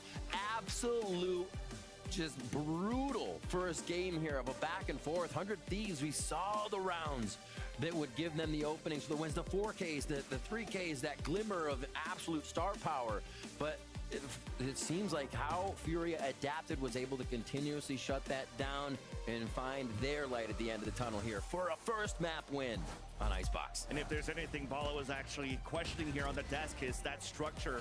Noswar joining this roster, and they're in a build mode, in a system where they're trying to come back here in this second stage, and that structure looked very good. Great utility being used. It looks great utility for the retakes. And when it comes down to these individual moments, it now shows here for FURIA. You definitely just saw it. They do have the firepower to make this happen. And will they close the series on the upset? We'll find out after the break, as Haven is coming up.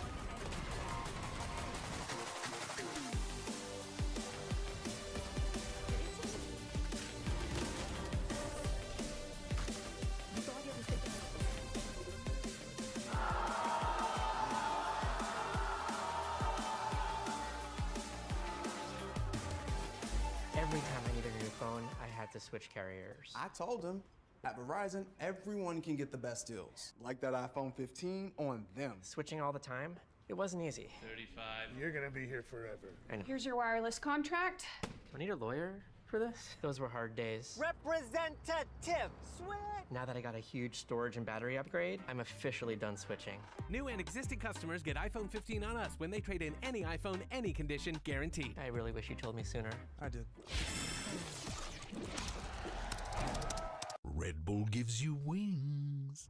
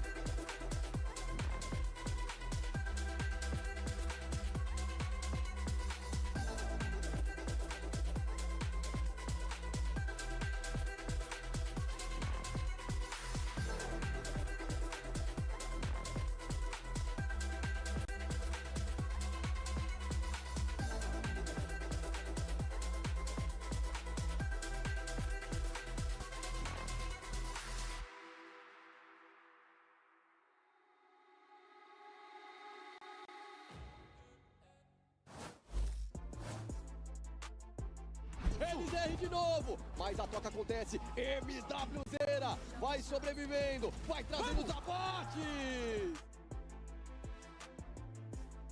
Are they going to clear Asuna here? Asuna's weak. It's Asuna who gets all three.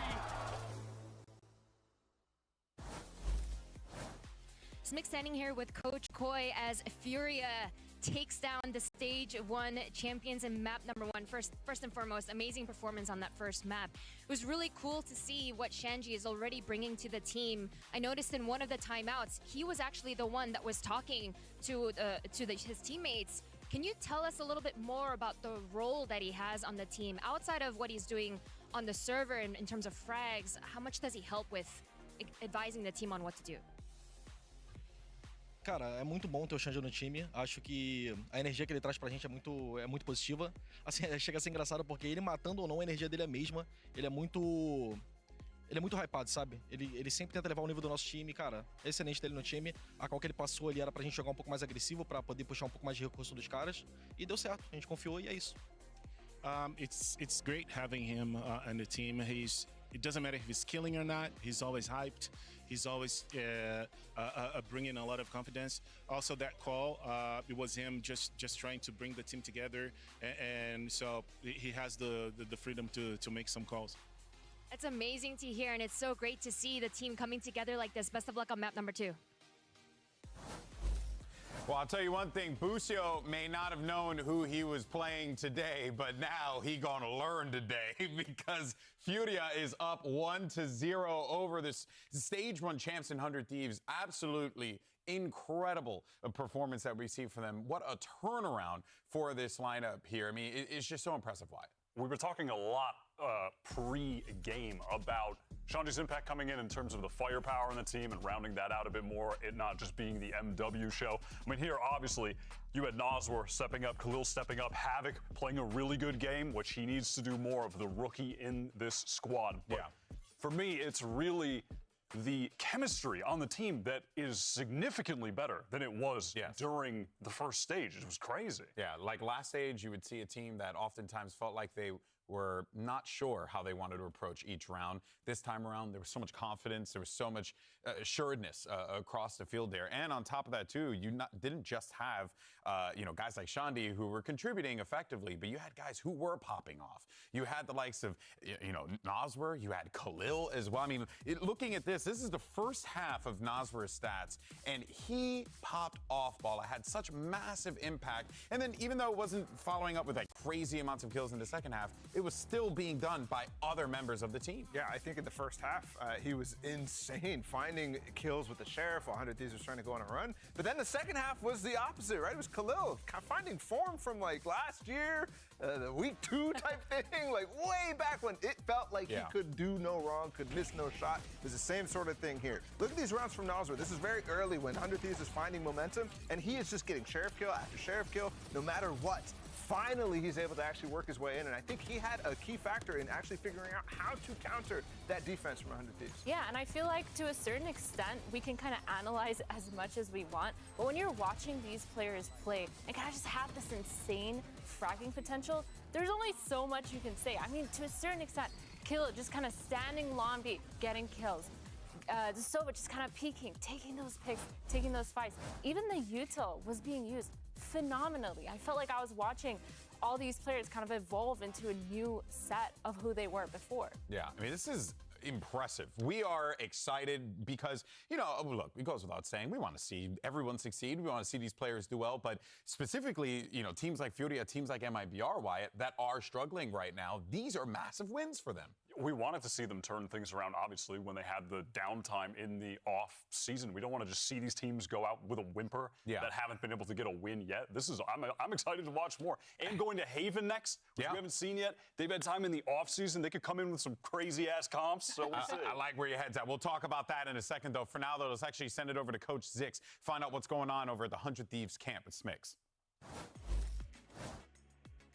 Smick standing here with Coach Zix after the loss on map number 1. I'm sure that wasn't the result that you would have predicted before the match.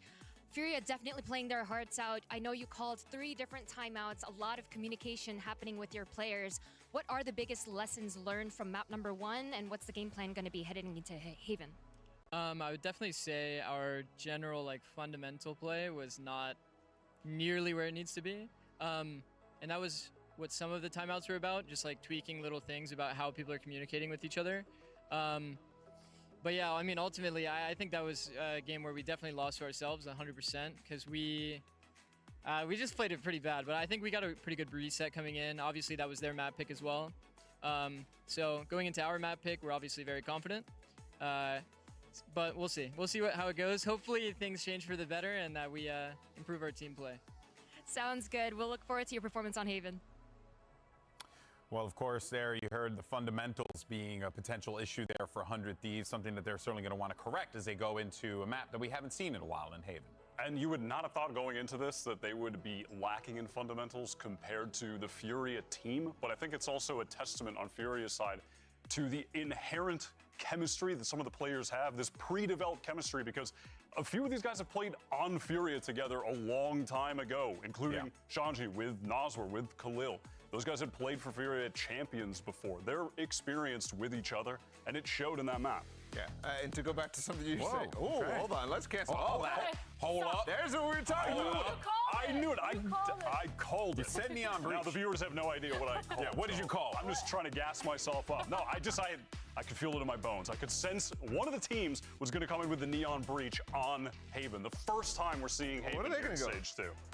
Boring. Oh my God! They were innovating on this on Haven last year. Yes, they were playing the Gecko before. They were playing Gecko before he was buffed, and now that Gecko is buffed, they're playing this boring old comp. And this is very strange to me, given the fact that this is 100 Thieves' pick, right? Yeah. This isn't even a meta comp from Haven before. This is weird. Yeah, this is very, very fascinating. We'll find out if the spice from FURIA might be enough for a 2-0 over 100 Thieves force that map 3. Let's send it back over to your casters, Vansili and Riv for map 2.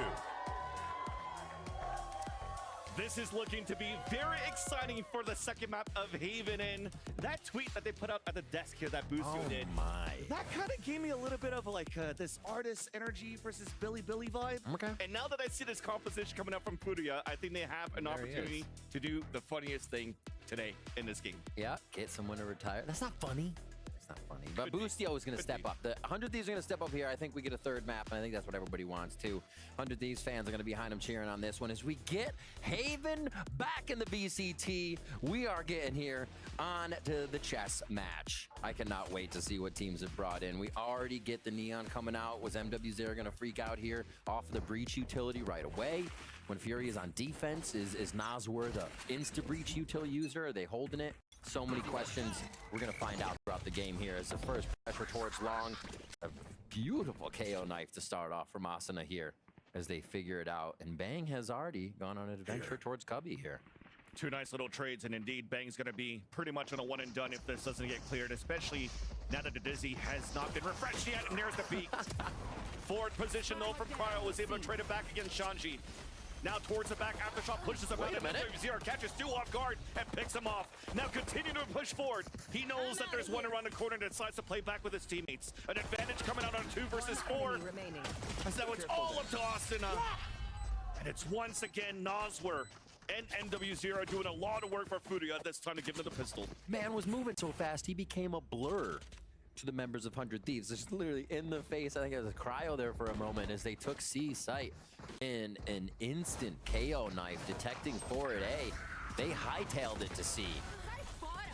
Just MW0 shaking hands right there as he gets into sight. Cleans it up. Nas was feeling good as they are pumped to win the first round of Haven here in the second map.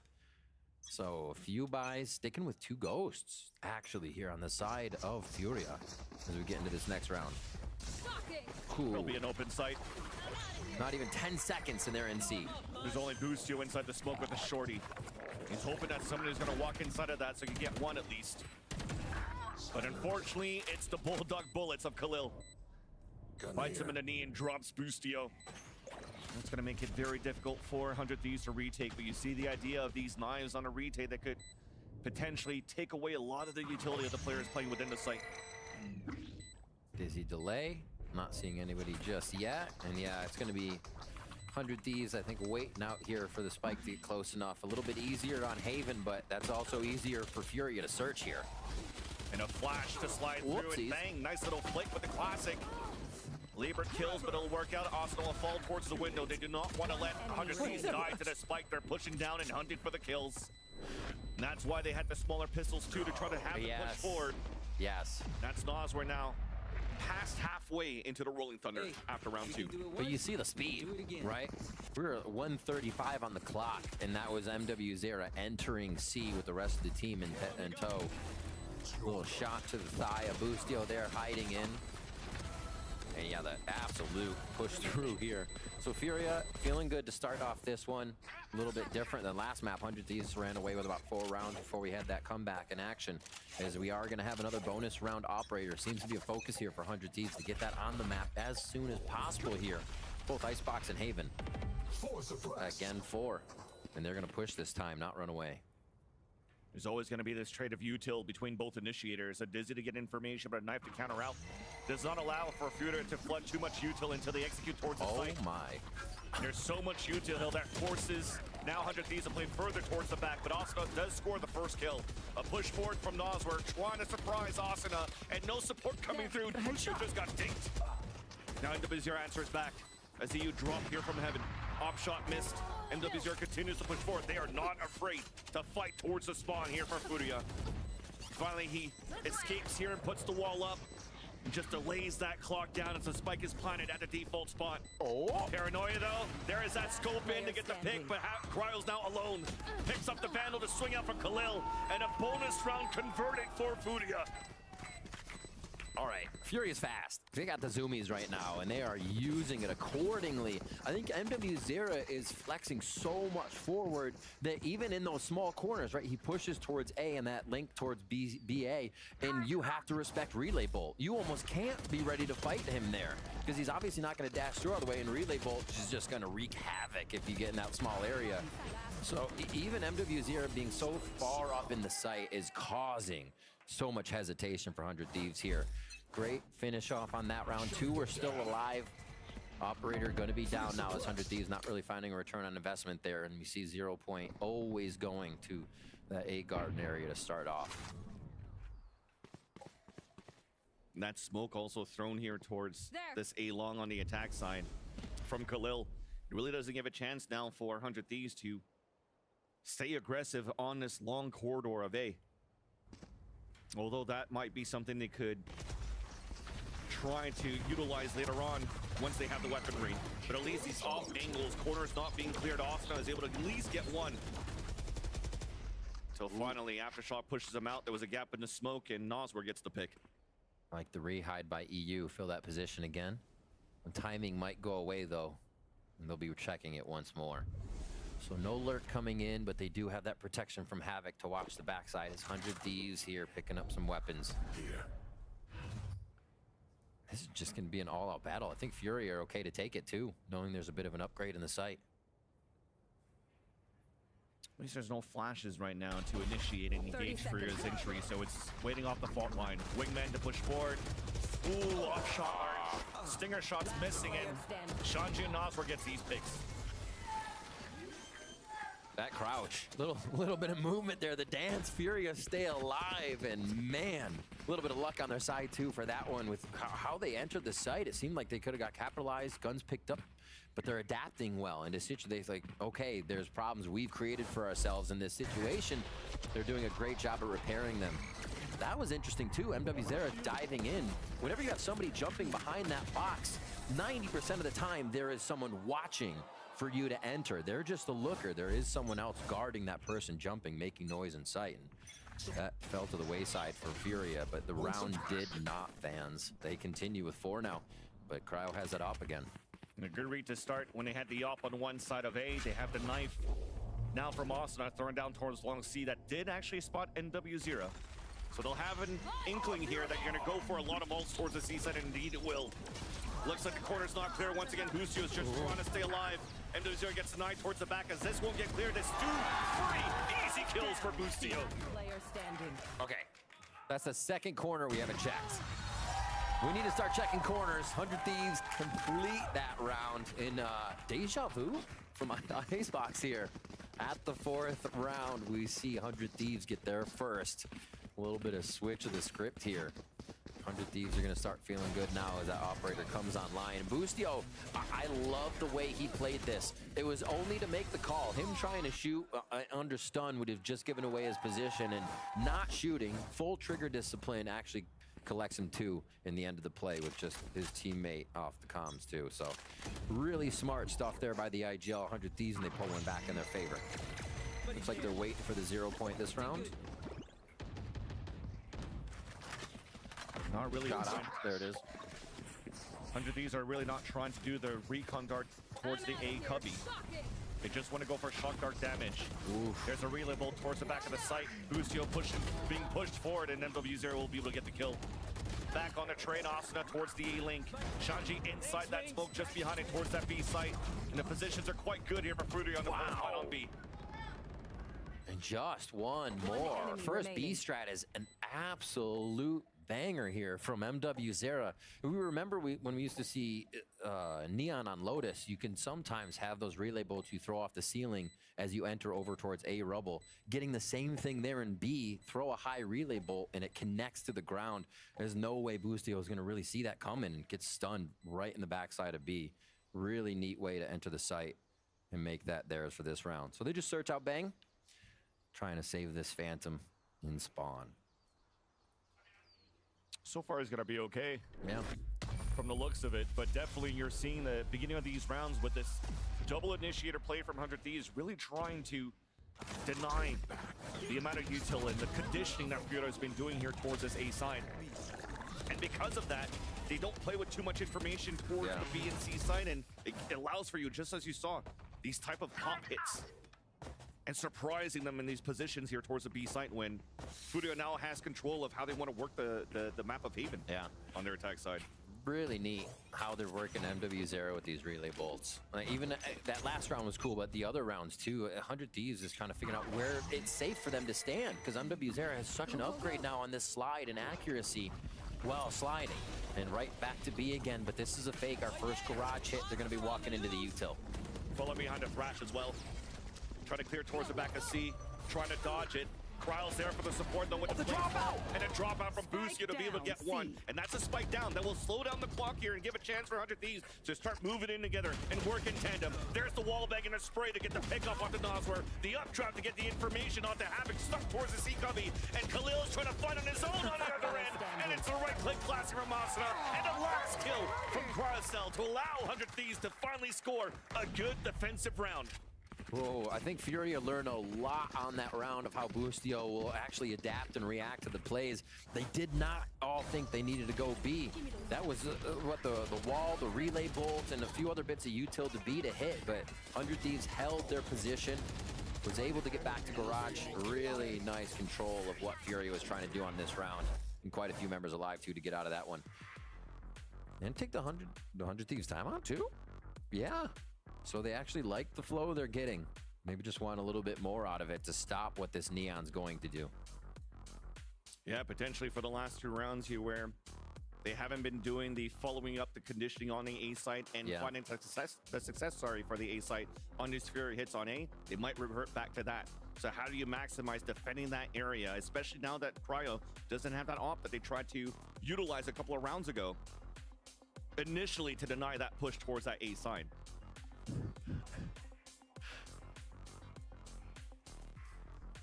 I was trying to see who's talking here on the side of 100 Thieves, because I did not see Zix talking. I think they were listening and just getting things in order on the side. So this was more of like a reset. Let's go forward. This idea, I think, from the whole team is an idea. Very interesting here. Did see Noswer with some words of wisdom for the team there on the screen, though. No one who was chatting from FURIA, but we're back in 5-2. We get our weapons in. Definitely discussion of how this lockdown's going to be used as they retake a site. And FURIA are going to flex towards mid again. So they're still trying to put Cryocell towards the A side to support the initiators, but this time taking control of sewers. So locking that area, keeping B open for information utility with Boostio's util. The wall comes up towards the B site once again, and it seems to be a garage split. TP towards the spawn, and that's going to catch some players off guard. That's sick. Yeah. Actually sick protocol to run right after the timeout too. But Khalil's now pinned between players to jump across here. It took a while. And Asuna Should have stayed alive in that moment. Bustio. On the top of the logs. There's that headshot on the first. Traded back by Nas. We're on a 2 versus 2. Spike plan about to go down, and it's not going to be in the hands of Havoc. Nasor is the one planning it. Full util for Cry to go crazy here. A little bit of assistance from the drone. Is it going to be enough? He's just going to push down. Ring around the rosy. They're playing with so much confidence, but there's an extra step here from that breach. They heard it as they're trying to fight back towards the garage. Swing out from Cryo. Disadvantage now. Zach's going to ping out Havoc, and that allows the wall bang from EU to get the kill. Waiting patiently on that. That was actually huge for EU to stay alive, and the timing he had to get out of there as the dart was just coming back up for them to join together for the power move. Huge stuff. And that was an incredible start here. We have to remember, this is still the round where we had the TP. We had the push through in from MW0 through B. Yeah, but 100 Thieves are still able to collect themselves and come back into the site for the 2v2 retake. Nice! Good round, boys. Good round. Me and Matt both have the same place. Yeah, getting themselves pumped up. That lockdown's still available too. Havoc getting out the Guardian here as there's a few drops in weapons going to the team. Cover going out. FURIA seems to want to try to tempo back, making a lot of noise here and potentially just having the Neon fall back so they could slowly move up here behind the smoke. Oh, there's one shoulder. Havoc knows 2 or B. They're still going to work towards A here. They've avoided that early 0 point for once on this time. You's just waiting here with the ADS, and that smoke, though, is going to allow for FURIA to cross over. Maybe no choice now for you to fall back towards the spawn so they can play the retake, and he knows this already. Yeah, especially with the breach utility that you can get out of sewers here, it's almost just dead to rights if you try to play in sight. Great move by EU to get out, but it is going to be the retake here from 100 Thieves. They have the flank watch. And EU is going to prepare from the top side here. There's got to be a strategy around FURIA here. They should know that Bustio has this lockdown to work with, and they'll use it towards the A site for the retake. Already, the Aftershock's ready for it, trying to get position. It's not going to use it. They're trying to potentially fight back towards the spawn. That's MW0 trying to find a timing through it. As it swings out, manages to get one. That's not enough. 100 Thieves able to move inside the site right now, and the recon dart does get the ping. Shock darts to do some damage, but Khalil's there for the save for the first kill. But it's traded out. Advantage back continues on for 100 Thieves. Shanji's stuck in the corner. That's 2 in his name.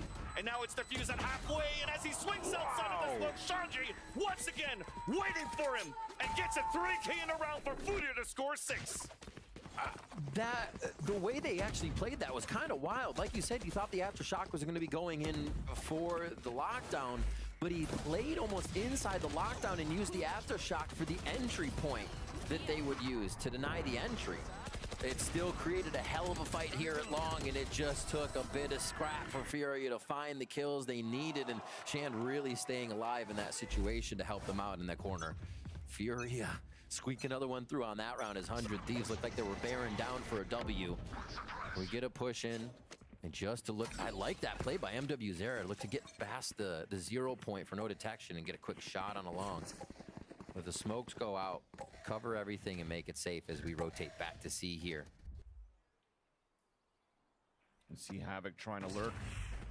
Do have a lockdown on the side of FURIA. 4 players leading out towards long C. First contact coming in from Bang, forced to fall back for a bit. Despite 100 Thieves winning the round, their economy's not the best. Bustio's taking the front, couldn't deny here the wingman to come through. There's that 100 Sphere to come out on the defense, though. And it's a 1-for-1 in a trade of utility. Wingman does get the plan, and Havoc does get the lurk. Bustio down to Aftershock there.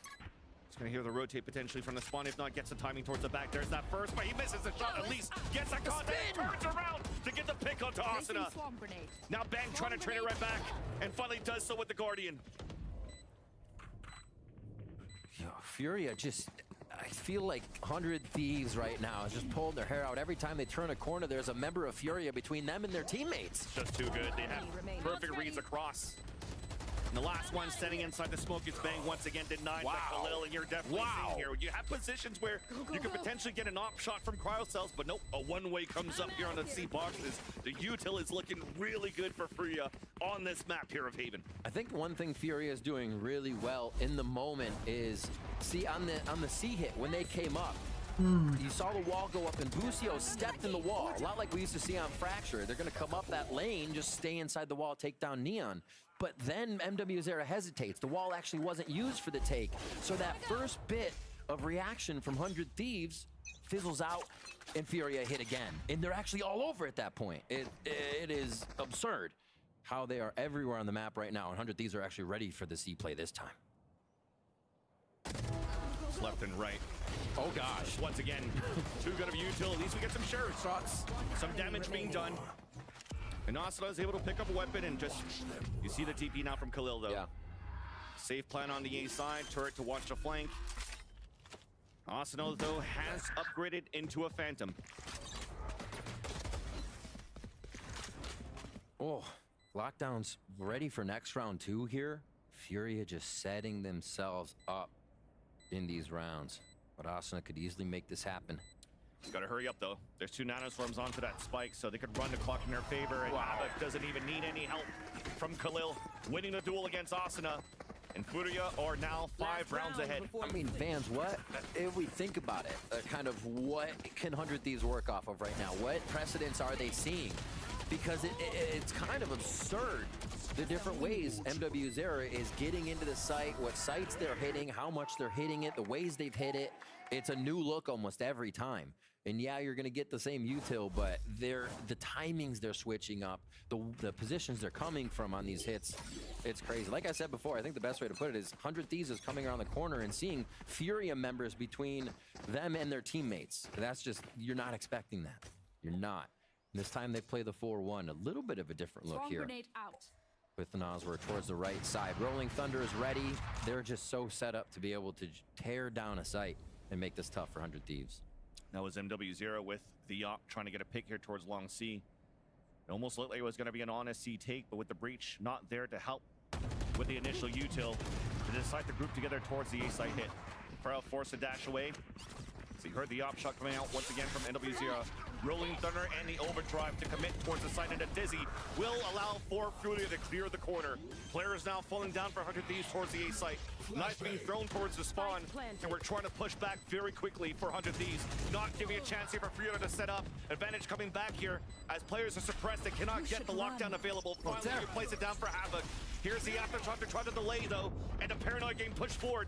Khalil on the other side of Long, but now it's diffused and halfway, trying to stick it, pushing forward though. Bucio gets the pick, but Havoc trades it back on a 1v1, and FURIA wins the post plan. Damn. 9-3 first half. I mean, the attack And that site is should be fucking your suck. side. You have a site to choose. You can put your numbers there, and you should have the advantage. FURIA take it, and they run with it here. Insane. The Neon Breach composition just stunning one after the other. Relay bolts into Rolling Thunders into fault lines. Hello. It's incredibly tough Okay. to play against, but 100 Thieves are going to have their chance to choose the site, to choose Yeah. where they're going.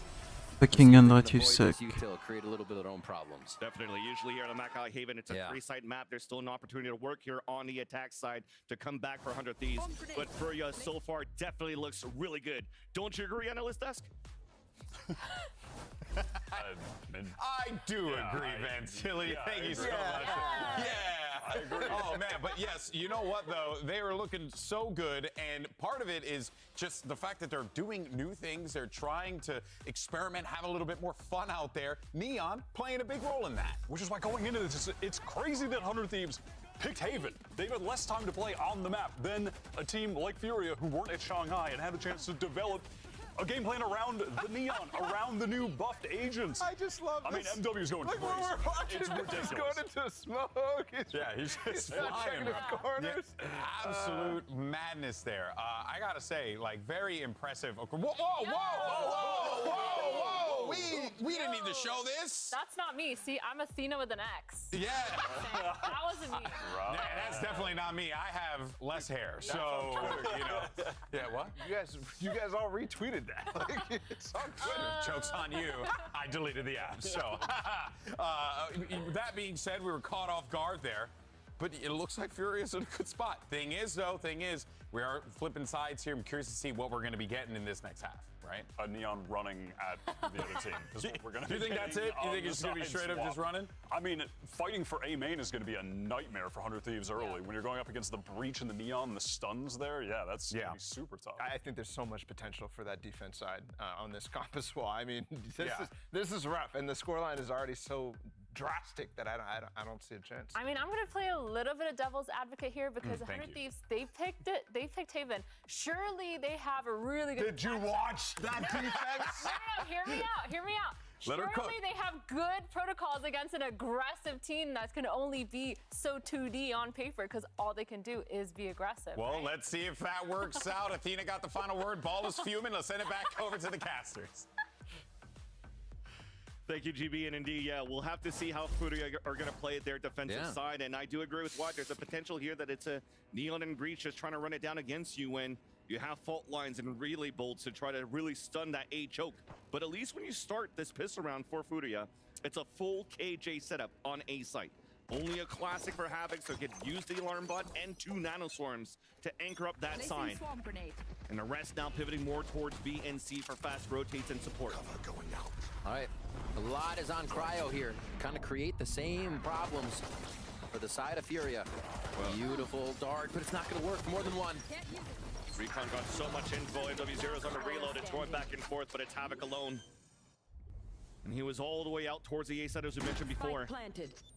Bang is low, but Boostio and Austin are still quite healthy, and they're set up for the crossfire. Should be simple after the first contact until I say that. It's traded back. The first shot was nice, but at least Boostio was there for the trade. You know he's getting those kills. Man's 4 ways away from possible retirement. True. All right. To get it going here for 100 Thieves, a much-needed pistol round on the second half of their pick a Haven. Turret up towards B as we see this replay. Little jump around.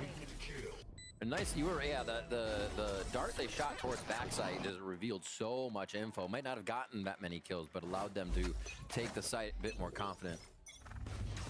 We start off the second round. Turrets are gonna fight mid. Just a few Timmies as they make their way over towards A. There are 3 here ready. This fault line over their shoulder. Dizzy, flash.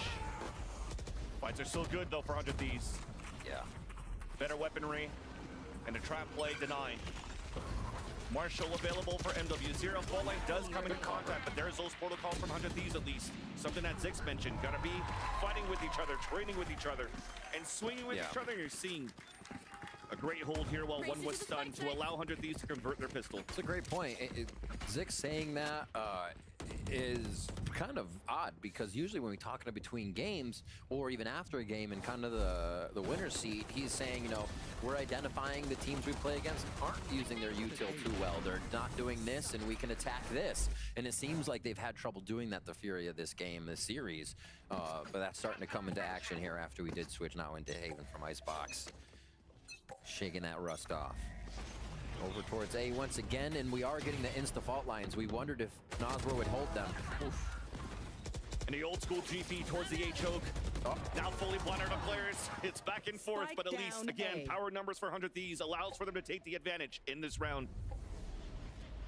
So trap plays, fault lines, relay bolts, and catching at least one off guard, but it wasn't enough here for FURIA to really get full control of the A site. Like Wyatt said, it's going to be a party here for a lot of the rounds, basic bounce house as it comes to it. And it's going to be the full rotato around here for Furia. They're going to both try to come from that flank side and at least get a bit of the timing. The thing is, timing goes away so much once that spike is planted. I wonder if they're going to smoke this year. Khalil does have a smoke available, and Havoc should be close enough. Boom. The turret's being recalled. Yeah, just out of range of it at this point. Oh, there's that smoke. But they're having the wrong read. They're thinking it's back towards the C site. The plant's now coming towards A. The turret pull, I think, kind of sold that for them. Not that they meant to. Boostio just wants it, and he's out of range there. But yeah, they think it might have gone the other way due to not having a flank watch, and now EU's going to be first contact. We'll stay in the corner, though, so that Cryo Cells can now rotate from the A site from the default. Cloud Burst to allow for him to push back. And that will nullify the paranoia, the opportunity of Khalil to get a pick following that util. And now it's up to the discipline. Oh no! Whoa! These shots are hitting. 1 versus 2. Boostio now has to stay alive. Gets the first one. Oh, the turret. The turret is fighting against Havoc. Tap on that spike. And damn. Have enough time, he will not. Oh my gosh. The fact that Boostio pulled the turret back comes into play. He gets the high shot there, causes Havoc just a few more seconds of distraction, and 100 Thieves do get that round. 6-9, the bonus in their favor, and it's exactly what they need to be doing. I feel like they're gonna start getting a lot of confidence here in these rounds. It's been a lot of 3v2 wins or even 3v3 right off the bat because of these fights, and 100 Thieves has been able to persevere with the numbers, whether or not they have Initiator or the right util to make it happen. And I think that's where Boostio shines, is in those tight moments where you have to make the call that'll work. So you sometimes see 100 Thieves creeping around their opponents and being behind them on the defensive side. This is a fast one, though. And Shanji, rare moments here when he has positional advantage. Cannot land that shot. Meanwhile, you have seen the overdrive being picked up by NW0 at the beginning here towards Long C.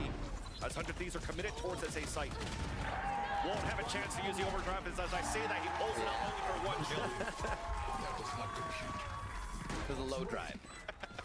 Just trying to get in there. And just like that, they're 2 rounds away from tying this one up. And that's going to be a FURIA timeout.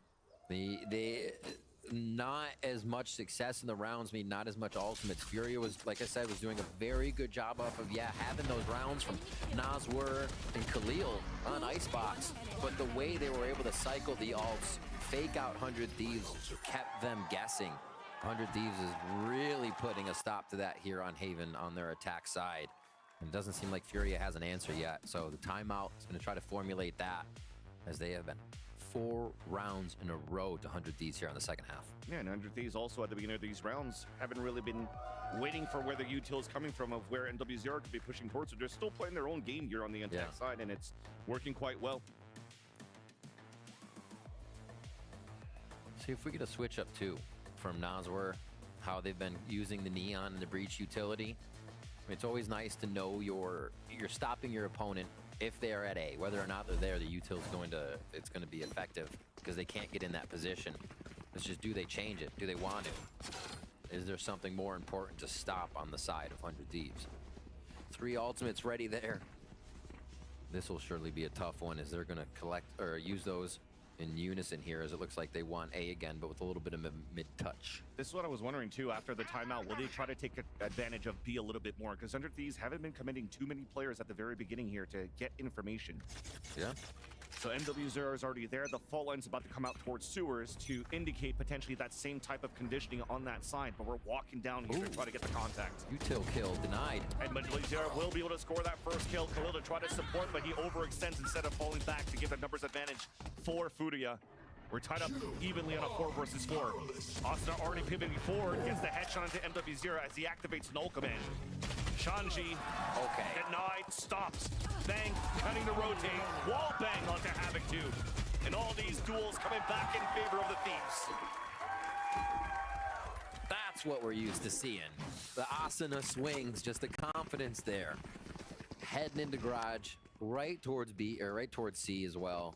And yeah, 100 Thieves just taking out anybody that stands in their way on those rounds. There's a good push down mid, and that caused the adaptation here from 100 Thieves to change up the way they were receiving the round. Bladestorm not even used. Bang still has all 2 if they need to switch up the map. We're going to go even harder for FURIA down towards sewers and towards A with 4 this time. Especially we got a judge here for NW0. You're trying to dance across, but you're denied right away. But there's the push up from sewers, and the kills are coming out from Khalil somehow from sewers as well.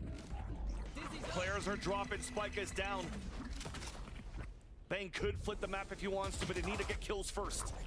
Wingman to push out within the smoke. He does get contact, and they both fall. Wow. And that shows you just how much power Furia can have. They chose the right spot, and the Killjoy, the Gecko util, MW0's Neon, and the Breach, it's almost unstoppable, as we see. And that Furia timeout is going to ring true as they come into this round. And this was a fight 100 Thieves wanted to take, right? They saw the smokes come out. They teleported through the smoke to give assistance to Cryo to not be the only one peeking. So 100 Thieves had a protocol for that. And Furia just coming in a little stronger. Towards A again. And yeah, this fault line just continues to disrupt the fast hit and allows a little bit of reset for Furia. Shadows traveling. 100 Thieves giving a little bit of that respect, working a little bit more slowly here instead of trying to fight back with those early TPs and the pushes here from the A choke. Gonna try to move the Owl drone, and it spawns Nosworth, forcing him to fall back and giving a chance here for 100 Thieves to maybe work inside A. But instead, the call is to hold back and see if Boostio can hear any rotates or punish anybody that's moving forward here on the defensive side. Never seeing Nosworth and MW0 apart here. Going towards A. Nicely done. Gun sticking out though. There's an attempt of a wall bang, and MW0 rotates back towards Sewers. And that piece of util that was thrown by Boostio, that was the move that forced Furia to push forward for information, and they are now getting denied. Punished here on the over-aggression. The flash is nice. Out from Asuna for the assist. Boostio here's to rotate up to 2 players, and he's going to go. That was spicy. Playing the shots through the wall to protect, and then played again off of the shots that Shan had on just a little sliver there.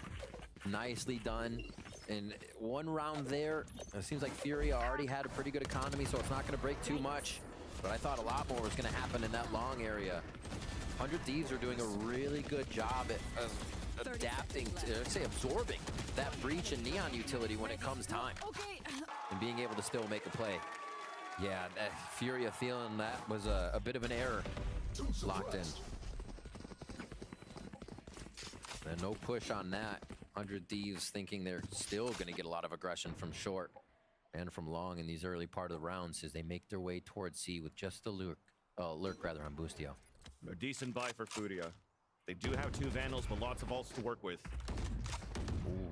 This might allow for them to play a pretty clean retake with the Thrash and the Rolling Thunder. And on top of that, if NW0, from the way that he's playing, can get any type of first blood once again, he might pivot back here in favor of Furia in these post-plant scenarios. But early in this round, 100 Thieves are just staying back towards that spawn, playing more patiently this time around, and at the minute mark, using the initiator utility to try to find any type of aggression. They see nobody out towards A. The knife sees nobody towards Sewers and also the A link. I like the double cell there. Droning and then knifing towards Sewers, especially since you're figuring that Furia heard that drone. And they're gonna go for a re-hit. Boostio special. Just keep touch and go on the map. They're finally gonna choose the one they started at. It's the fake TP to allow now 100 Thieves to move back towards the A site. But the Rolling Thunder still available with 20 seconds left. There's the initiation, the util, but unfortunately there for Nosworth. Riley gets the opener. Another nice flash from Asuna. They get the pick up to Khalil. Boostio with the alert, and 100 Thieves tie up the game. You can see a little lost on that one for Furia as they were run ragged across the map on that one. Great util use on A. Like I said, you're expecting people to hear that. Then they patiently play off it for the re-hit again. We saw it a bunch on Icebox. Boostio loves to make those late re-hit calls with a little bit of protection already towards that site. And it works for them again. I couldn't even plan. I know. If they let you... They are hyped, ready, and looking to close this one out and bring it to a third map. We're now 10-10 after that 9-3 first half. As 100 Thieves bring it all the way back with really just one round for Furia in there that stalled them out for a second. Yeah. And you just mentioned the word stall. I felt that was something that Nosworth could have done with that Rolling Thunder on that previous round. If that was engaged and initiated with 20 seconds left on that clock, it would have created chaos, havoc towards the A site, where FURIA has been pretty good in this situation so far in this series. But they'll just have to regroup. The timeout for them to calm down and to figure out here how they could leverage these ults that they currently have for the last few rounds of the half. On the side of 100 Thieves, they still have some pretty good ults for their aggression as well. Yeah, and the true, I'd say the true counter, if you will, to the lockdown in the Hunter's Fury is on the side of the Thieves. You still have the Aftershock if you can get in a position, or util if you find the right spot. But if 100 Thieves can put that lockdown in a good spot, it is much more of an advantage here for them to be using. They're only going to get denied with another lockdown, so they can easily get that out if they want, just by the pressure. A big push and pressure here from FURIA is the name of the game, as they insert MW Zera immediately along. First B here from 100 Thieves. To tap here to waste out the util, and they were hoping to waste out an ultimate at the same time, but FURIA decides to hold on to them for now. So a stalemate, but less util towards the B side, at least with the Nanostorm. The alarm bot's still there for info, though. Still giving them something to think about here lower as he peeks for another ping. And we did see 100 Thieves throwing a bit of util to front of B quite a few rounds ago just to make sure they could kill that. So the way that they're trying to play with B and make FURIA think that the strat's different has been interesting here. And do they go back, you think? Maybe again? Just one more alarm bot's going to let FURIA know. At least for FURIA, you will start rotating out here, especially with the Dizzy being thrown to try to find information towards the A side that sees nothing. So they're going to get ready for this. The commitment now towards this B side. Rolling Thunder hits a lot of them. Fault line those does hit NW0. Cell still wins that fight. But the rotate comes across here from the ceiling. A ping out from the Hunter's Fury. Atop is Khalil with the kill, and a second one onto Busio. 3 in the round. With the lockdown going out, it does attain 1, giving a chance for EU. A window of an opportunity to try to fight a 3 versus 1. Does spot the first one, trying to clear out towards the site. 12 seconds left. Spike is out of reach. Khalil is there. Oh my gosh. Swinging out for the 4K. Khalil's movement. A B playground for him that round. Really well played, and just catching the back of so many people to cause distractions and chaos. And that, Vance, I'm eating crow. I said that was the 100 Thieves with the Hunter's Fury, with the lockdown themselves. Able to counter, but they choose the smallest site, one that the other lockdown will have a lot of effect on, and these guys flying into the site with all that Gecko, Breach, and Neon utility. That's kind of tough to guard. And you mentioned that, and it's not even used. Didn't even get used, yeah. Exactly for FURIA, so they have a lot now, and they want to run with that high, that momentum here for FURIA to aggress once again. Shanji walking up towards the sewers for the first big. What? Swing across a dash and a slide from NW0, and the sprays across, and still EU was alive for a bit, but couldn't punish any of the players. So he falls, the advantage stays back for FURIA. They want to fight so bad on the side of FURIA, and it's actually throwing 100 Thieves for a loop here on each time. They'll hit A sometimes, then they leave it open. We've seen a full round where FURIA doesn't even touch it, and then these rounds where they attack seem to be the ones that 100 Thieves also call to go A. It's absolutely such a read here from FURIA. And now we're back to them in the lead. Numbers up on this round, and that means FURIA most likely doesn't peak until they hear the plant here. And even the turret's going to delay even more. Yeah, easy detection. Or they could skirt this. They're not gonna though. A little too much to worry about. Just trying to make sure that he can't get pushed towards the spawn, and he can watch the angles. The spikes will still get planted. 400 Thieves, and they're forced to play the long range. Smoke still available for Khalil, which could be good here for the defuse. And it's being used all the way towards the choke of C. Busio on the most important lurk. 1v1 against Havoc. Loses it. Now they're shooting through the smoke. We've been here before. There's that tap first. There's the sprays. That smoke's about to dissipate. But there's so many players for FURIA on the post plan. It's now at halfway. They got their own. With the first kill. They smoked it. And there's Khalil with the second. On fire so far in the last few rounds. And FURIA also on fire to potentially close the series. And MW Zera has ult coming into this round as well. We'll see the replay back on that. No one for 100 Thieves is near an ult. 3 orbs away for each. We're going to get the timeout coming in, I believe, here. And the pressure that FURIA has been putting on, the way they're playing around each other, and the teamwork that they're bringing to the table. I mean, you saw one go down there, and there was still help from Nasr. Shanji was still ready to fight. He also had more. If Nasr says, yeah, work to do, calm down, but let's keep it going. That's the thing in the shoes. If you put yourself in the shoes of 100 Thieves in those hectic moments, you're able to dodge all that utility. You're like, when are these guys going to pop through for me to try to get one? And then you see them isolated. And then there's more players for FURIA there on the defensive side for these trains. And it's just one of those days here for 100 Thieves where it doesn't really work in their favor when they're trying to find these timings against the aggression of FURIA this time around. Khalil and Nasr are topping the charts again for the side of FURIA. Khalil this time 24 and 12 right now. 7 assists on that. That's the Omen. Literally just playing around the map right now, finding a lot of those mid-round kills, not the opening ones. That's during the chaos, during the util usage. And at the end of the round when LMS, that Khalil is stepping up. Nasr right behind those two on Icebox. We're also melting all of 100 Thieves. Let's see if they can keep it going. 2 rounds in the favor of FURIA here after, what, 4, 5, 6, 7, 8. So many rounds for 100 Thieves this time, but it seems like they've been stalled out as we got buys on both sides for round 23. A timeout here for 100 Thieves. FURIA takes advantage of that to try to figure out if 100 Thieves will try to aggress once again towards A. They had the stuns and the concuss and the slows on that side. But as they meet no opposition, you see the instant rotate, an early rotate from NW0 out towards the C site. Another hit coming out from 100 Thieves. Well, you'll see the paranoia come out from Khalil. So they still have great utility to stall.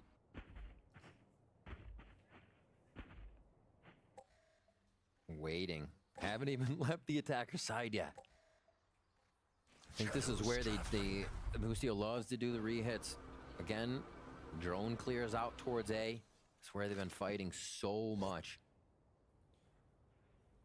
You see those re-clears here. EU just went for the drone back towards the A side. Remember, there's an eligible nerf. You don't get too much distance on what you could clear. And they're going to have to go into the site blind it once again. Because EU so far to try to get a recon into the site. There's finally the recon coming through. There's a flash also. And there's the overdrive from NW0 on the top of logs. Oh, counter util coming back from the defensive side. But 100 Thieves are fighting forward. Shanji alive still towards the logs. Cannot get that second kill. As Havoc is now alone. An opportunity now for 100 Thieves to once again spike planted. Stay alive in the game. Wow. And to potentially see some more extra innings as Havoc is falling back to save his weapon. And looking at that too, 100 Thieves smashing through. We've seen a lot of this back and forth on what they want to do on the rounds as they take site. With MW0 using the overdrive and going up on the box, actually kind of a mistake there, as you're going to only have a sliver of someone to shoot. I think overdrive, you need to be flying in the open trying to hit things, not a sliver of somebody. Yeah, that was punished by the side 100 Thieves. And they'll try to punish for more of these rounds. Seems like they take it a little bit more serious each time that game point's on the line. And they have these 4 alive rounds where it's just cryo going down because of the aggression. And we see that 100 Thieves that we're used to as they keep it here and now bring us to round 24. What can they do on this one, though, is the question, right? The ultimates are still pretty far away from coming up. Asuna could have the null command, but a clean site take as they all were ready to fight on the front side. FURIA feeling the pressure. They do not want to go to a map 3. And that was a very important weapon to save here for Havoc, because this allows a buy out for FURIA and also for an op to come out that's purchased from Shanji onto NW0. It all ends down in this round here. FURIA could actually surprise the players out towards the A site. The op is currently holding towards C, as it's cryo on the opposite end of the scope of NW0. The big aggression, that 0 point's going to let them know that FURIA was going for the A aggression again. They're so they have a chance. Misses the shot though, dashes away. Null command now coming out, and he's just going to try to play the one and done, but there's a lot of util coming out for 100 Thieves to force him to fall back. FURIA now has no choice but to play the retake. It's all up to the shots now. A lot of util for FURIA to come back in with, and everybody is in the forward position, at least 3, I should say, for 100 Thieves. And they have Flash Dizzy for both of the initiators, switching out weapons as well to give a chance for MW0 to fight back with the Vandals. Sprays are coming back on the attack side though on the pulse plan, as Asuna and EU are holding their grounds. Nice trades coming coming through, but Nazar is fighting back. A 2 versus 2. Spike still planted and ticking down. Nazar trying to get some util out to allow the players to flood back out towards the site. And now the off angle from Bang. A 2 versus 1. No time moving in for FURIA. Bang gets the last kill. And once again, we are seeing extra innings. Switching sides. Let's do it. Damn. Second fucking overtime. It has been attack that's taking the rounds. So how much are we going to go back and forth now, Van Silly? The first suppression. So the fact that 100 Thieves can do that every round is just such smart util usage. You get that 0 point to hit on those initiators, and you are going C. You're going to a different site. It's just that bit of info they need to react, and that's how fast things are happening right now. We're going to get OT. We're going to get those extra innings, like you said, and we are going to get the cryo operator again. Of course it's true. Right here from the top of B site, on top of the box, as we start off round 25 now. That's different a great positioning. Way. Exactly. Yep. The different positioning here from the op. Just trying to fight towards the front, and they will land. Down mid. Why try to fight against the util towards the A site when they've been walking out towards the front B? A nice little call and read here from Boostio and 100 Thieves to start off and kick off a good defense. You gotta expect, how nasty is that of Cryo to draw the dizzy shot, but it hits the wall? Of course you're gonna peek that. He takes out Shanji right away. And you know the hit's coming towards the C site now, especially with the position, but that paranoia is too much. Bang falls on the top of logs, and FURIA has a chance to fight back towards the C site and get the plant. Even with the nanostorm pushing him back, and Boostio's trying to find a timing here. Behind the boxes, lurks around, does get the first, but cannot swing on that second one. A flash coming out from Austin, but 100 Thieves are pushing back towards the back of C. But Nosworth lands 2 lineups, and they all rolling thunder onto Asuna. Somehow turns it around. What a play by Nosworth! Nosworth is incredible this series. Starting off stage 2 in another form. That dodge was absurd. Shanji had all the right in the world to peek, thinking Dizzy had hit one. So what a start. And then the 4v5 conversion because of the Rolling Thunder OT usage. And the 4K collector here and from Nosworth. He's the one that was calming everybody down, but he's also the one that's pumping everybody up. The IGL. Recent addition to go again here too. Yeah, indeed. We're going to go back into the action. Lots of util again traded towards the A side. But this time a stalemate. No battle happening towards the choke point, and 100 Thieves are falling back to play towards the spawn again. Yeah. It seems just like the fact-finding mission again we saw them doing on Icebox once they couldn't get the rounds in their favor. They want to know how FURIA is going to react. So it's almost been different every time, even if they see the same agents at that site. So 100 Thieves, work cut out for them here. 4 towards A, with just EU looking for a lurk here. They're going pretty fast, Van Silly, setting up the heaven smoke already. The knife is going to do a lot, though, so that will nullify 2. They can't get the util to answer back, but this corner is not being checked. The flash, he still stays alive, and somehow it's a 2 for 2. Right inside that smoke, Boostio's trying to keep the dream alive for 100 Thieves. MW0 with the op now, looking back towards the spawn. Spike is about to get planted for 100 Thieves. The smoke dissipates, and you see now EU backing off. There. Oh, they're trying to guess where it could be. What a shot. The step up by MW0 hits a quick one. And now the turret gets broken. A 2 versus 2, clearing out towards the graffiti with the nano swarm. Boostio does not want to overpeak, but stays around the angle and does get the headshot to Havoc. And as they're trying to pick up weapon, EU swings out to take down MW0, and we are going into another overtime. Switching sides. Overtime. 100 Thieves just creeping in there with 4. And what an indecisive start to that round, seeing one but not wanting to pull the trigger, giving 100 Thieves a bit of the sight. And then EU with the final shot as it did come down to the last drop there. We're back in it. Right there. They're going to fault line back and try to stop any of this aggression from 100 Thieves right off the bat themselves. And no op this time around, and avoiding the knife too. They're trying to surprise the players out from 100 Thieves. Owl drone from inside that smoke. Paranoia to answer back in a flash too. Cryo now does get a blinded kill onto Khalil. Aftershock to try to push them away as well from the sewers so they can focus towards A long as FURIA. And now 100 Thieves realizing that they have the player advantage, they fall back and play to that numbers advantage. These are some awesome battles at the beginning of the round that these teams are trying to adjust to each time here at A main. Love that we're getting to see Haven again. It is such a battle between these teams right now, and cannot wait for the rest of the season. Still 4 towards A here for 100 Thieves. They are relying on Boostio to make any of the calls with his utility strewn from CB right now. And remember here on the 4 versus 5, it was converted back for FURIA last time around, and this jump spot from Bang was punished a long time ago on this map. Shanchi could find a good timing here, but the rest of his teammates, the rest of his team rather, are trying to work towards this A site with the fault line. There's a wingman to push first. 2 tag. To bait out some shots. Asuna with the first. And Asuna and Bang are trying to hold their ground. Shanchi is now alone as he does spot one on top of Heaven. And that's EU left with 14 HP. Tap on the spike to maybe try to bait out Boostio, but Boostio's still far behind. A ballsy plant towards the spawn.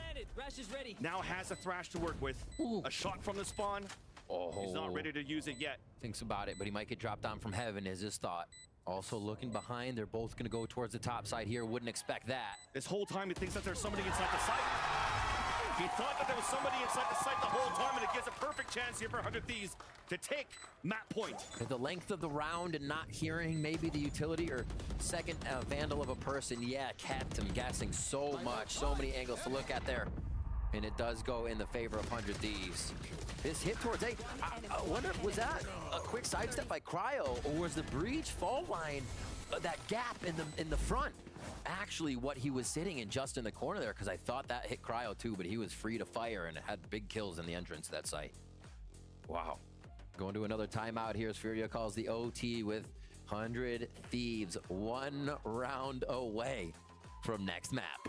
That's what they need 100 Thieves to win that 1 round, so we could see map number 3. If not, FURIA defeats Come on, 100 Thieves in this series. Stop playing around. A miraculous play for this Brazilian roster. Yeah, look at that. EU faces, Cryo faces, the Bang fam in the house, here to support as always, as 100 Thieves looks to capitalize on 1 more round. See, definitely a lot of words going from everybody on the team here, from FURIA as the coach, now as we're everybody getting that info in Havoc as well.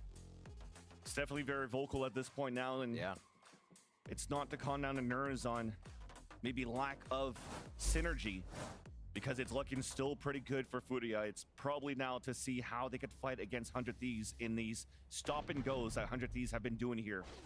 They have overtime rounds. I mean, they live basically here in the beginning, right? Just on the backside, hanging out. So we'll see if anything gets them moving a little faster. It seems like pace has been the name of the game and the way to pierce the site. FURIA go for the same defense. They want this brawl every time at A. And 100 Thieves is gonna go ahead and take C for themselves, it seems. The util still spread between C and B here, so you have the Killjoy doing a little extra work, trying to keep tabs on everything. An open site for a hit. Alarm bot watching towards A-Long, so Boostio knows that there's a push coming through. Bang has slipped through towards the garage. It's 1 big advantage for 100 Thieves on a pulse plan, and you see them insert. Oh my gosh! But Boostio gets caught by NW0 dropping down the steps. Back to a 4v4. Nosworth still has 2 flashes, which will make it difficult for 100 Thieves currently playing inside that site. No long-range sprays being played. Flash inside that smoke. Baits out the shot as we go 1 for 1. Nice crossfire set up here as 100 Thieves Khalil are trying to keep things alive here. A double push towards the back, but Khalil wraps around. A 1v1 now. Asuna, the tap on the spike from Khalil. The swing out. Wait, what? The flick to come across and a defuse to keep FURIA in the game. Damn. He was looking the other way. Khalil is a different beast today. Incredible play coming out of FURIA to make that one count. The stuns started to approach from spawn there in both Neon and Breach, and you wondered how big it would be. 1 enemy remaining. Oh my gosh, Khalil again. Oh.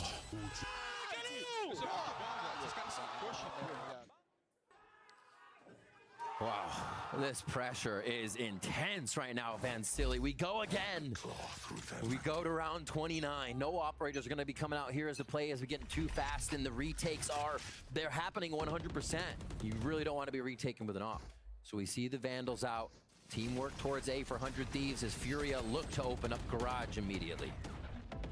Pings came first for the fault line just to get rid of the alarm bot. Now it's time for FURIA to potentially do a stop and go. It looks like 100 Thieves wants to fight back, so an early paranoia being thrown by Bang, and cannot surprise any of the opposition, but Bang also gets damage down to 38. Not a good start here to try to surprise FURIA on the Garage take. Havoc calls turret on top of that bookcase, left side B, so they know at least where they can kind of get a free entry and only have to look for an alarm bot here. Patience. Remember, Furia was inside C site 10 seconds into the round before on a previous round. This is a patient one. Wingman, oh, he almost made it. The ball comes up here to just trying to clear out the site, but not on the top of the platform. So 2 players up there for 100 Thieves. Bang was in a great spot on the top of that platform. EU just catching one on the rotate, back again to a 1v1, this time with the Thrash. And he's gonna use it this time around. Trying to find the info, and EU is forced to fall back. Cool, it hits him. Is it time? There is definitely time. He's trying to hide around the corner, and there's that kill. Yes. Furia back at series point. No way, and Shanji the one to do it. To be so sure in the clutch. You can see inside this player's mind, even in a latch clutch, a little tense in that, not knowing what was happening in A. The moment the ideas are there, he acts on them, instantly takes the 1v1 with the ultimate as you should.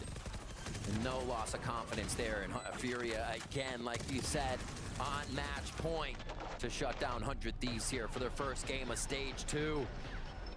A little bit of the body shot. That's got to feel good. And this, again, you heard it in the video. This is the match that Shanji wanted to, that he would have loved to have for the first one back. And they're getting it. Towards C. Here we go. It's a full hit. The knife also to clear the site. The up drop dash in. Nano swarms to not allow players to swarm outside of the Garage. So it'll be once again a post-plant scenario. This time for Furia to try to retake the site. And it's quick. Aftershock, wall up, Cryo trying to look for a pick, but it's MWZ that scores first. And now the wingman saves Shanji. There's only 2 left alive against 3. 100 Thieves are trying to hold it down. That's silly! Furia comes out with magic. Holy fuck. And get the upset against 100 Thieves. Oh my word. Furia with an incredible showing today. Honestly, there might have been a stall in the momentum that they had, but it wasn't these 3 or 4K rounds only being the reason they won. It was teamwork, it was cooperation, it was clutches. LMSs were no problem in a lot of the situations. You got the whole package today from Furia. It took a bit to get there, but stage 2 is looking a little brighter here as they are able to start off taking down 100 Thieves who put up just as good of a game, but come up slightly short. You mentioned that it took a bit of time here for Furia, but that should have happened on the side of the 100 Thieves. On paper, and you're seeing how Furia has performed since the beginning of 2024 until now, not winning a single series, and also not putting the best fights against their opponents throughout the stage of VCTs in 2024. This should have been a victory for 100 Thieves all along. But Furia comes out with that firepower. They come out with the fundamentals. They come out with a great macro. They come out with a good game plan that is well executed. And now in those moments, let's talk about Shanji here. No, maybe not the top fragger in the server, but his util is great. What he needed to do now for the team too, when he had to clutch, he will also deliver. Exactly. Actually, towards the bottom of the scoreboard here, but the pivotal rounds is what matters. That's why you don't look at the scoreboard. You look at the impact, and it was huge from Shanji all around. We actually had the Sage play as well on Icebox. That was for him that brought it in, as well here on Haven. And we get to see Haven again, and man, it was a pleasure to see. And we're gonna get more of these different compositions too from teams. Got a little bit of that breach play again, which I think you love to see from teams coming out here. It's always been a staple, and such an early retirement for Boostio. That's unfortunate. That is unfortunate. And I love here with Furia standing up here with the upset victory. I saw that Boostio did like, you're still 1-5. Yeah. There's still some nice smack talk between these two teams. But overall, though, I have to give an honorable mention to Havoc. Somebody here that we also critiqued when he came onto the stage. Wasn't doing so well. Remember his debut on Breeze? Got a lot of not doing crap well from the at all. community. Exactly, and on top of that, he's been a duelist player, had to go into initiator role. This time switches over to a Sentinel and makes that work. So overall, once again, this team is looking very good, and yeah, magic just like on your shirt. But now let's toss it down to the floor where Spix is ready for the Verizon post-match interview with MW0. Thank you very much, Vansili, and congratulations, MW0, as FURIA take down 100 Thieves 2-0. An amazing accomplishment. So much must be going through your minds. Not only was this your first match with Shanji, but also this is your first win of the whole year after fighting so hard. How much more does that mean to you, taking down the Stage 1 champions in 100 Thieves? Parabéns pela vitória. Primeira vitória de vocês no ano, né? Depois de um ano difícil, no começo difícil. Primeira vitória com o Xande no time. E vocês ganharam dos campeões do primeiro estágio. O que tá passando na cabeça agora? Pô, a gente tá muito feliz. O primeiro stage a gente não conseguiu mostrar nada do nosso jogo. A gente entrava muito nervoso. Eu acho que o Xande ajudou muito nisso, né? De deixar a gente mais calmo também, por ele ser experiente, igual eu tinha falado na primeira entrevista. A gente entrou tranquilo, a gente entrou pra mostrar nosso jogo. E, cara, a gente tá muito feliz de ter ganhado a 100 Thieves. É um time excelente. Apesar do trash talk aí, a gente sabe que os moleques são muito bons também. Não é à toa que eles ganharam o último VCT. Então é isso, a gente tá muito feliz e a gente quer mostrar mais ainda o que a gente é capaz de fazer aqui no VCT Américas. Yeah, we're very happy we finally show our game today. We had a very difficult first stage 1, and against these guys, besides the whole trash talk, we know how they are, we know how good they play. And having Shanji now in the team, it's like he brings a lot to the team, so we're all very happy. That's amazing to hear, and we absolutely saw it. The vibe with FURIA just looks so strong right now. You talked about it earlier that Shanji is a veteran. He has so much experience playing. When we talked to Coach Koi, he said he does a lot for the morale of the team. Now that you've actually played your match with Shanji on stage, tell us, as a player playing alongside him, what has he brought to the energy of the team? O Koi comentou sobre como ele levanta a moral, o Xande levanta a moral do time. Você no começo do dia falou de como ele é legal ter ele no time, a comunicação melhorou. Cara, o que isso representa para vocês? Cara, a gente fica muito feliz. Com certeza a gente precisava um pouco mais disso. Um cara também mais experiente assim, para ajudar, principalmente os moleques mais novos. Havok e Kalil são muito novos. A gente tá feliz, mano. A gente com certeza deu esse step up dentro do palco, assim, e com certeza ele tem muito crédito nisso. No, he's a very experienced player, so it's always good to have someone with that experience. We have two young players like Khalil and Havok, so it's really a step up, and we give a lot of credit for him for the moment we're living now, and we're all very happy with it. Okay, one last very quick question. We saw you on Neon for the first time. I know that you're also a very good initiator, and we saw Shanji play Neon last year. What was the reason that you're on the Neon and we saw Shanji on the initiator? A gente viu você de Neon hoje. Qual foi a razão que você jogou de Neon e o Shanji escolheu outro agente? Eu acho que a Neon tá muito forte. A gente entrou muito pra surpreender, pra jogar rápido mesmo, tipo, principalmente no ataque. A gente só tava apertando o W, jogando rápido pra surpreender. A comp deles ajudou bastante. A comp deles não travava quase nada da gente. E é isso, era muito pra surpreender, jogar rápido, botar nosso estilo de jogo, botar ritmo no jogo, né? Eu acho que isso conta bastante no palco e era mais isso. Yeah, Neo is a very strong agent. We wanted that. We wanted to play fast, so we were always pressing W to go forward, and their comp helped us with our plan. Well, it was amazing to witness it live. Congratulations again, taking down 100 Thieves. We are going to be right back, and when we do so, it'll be Loud taking on Evil Geniuses. See you then.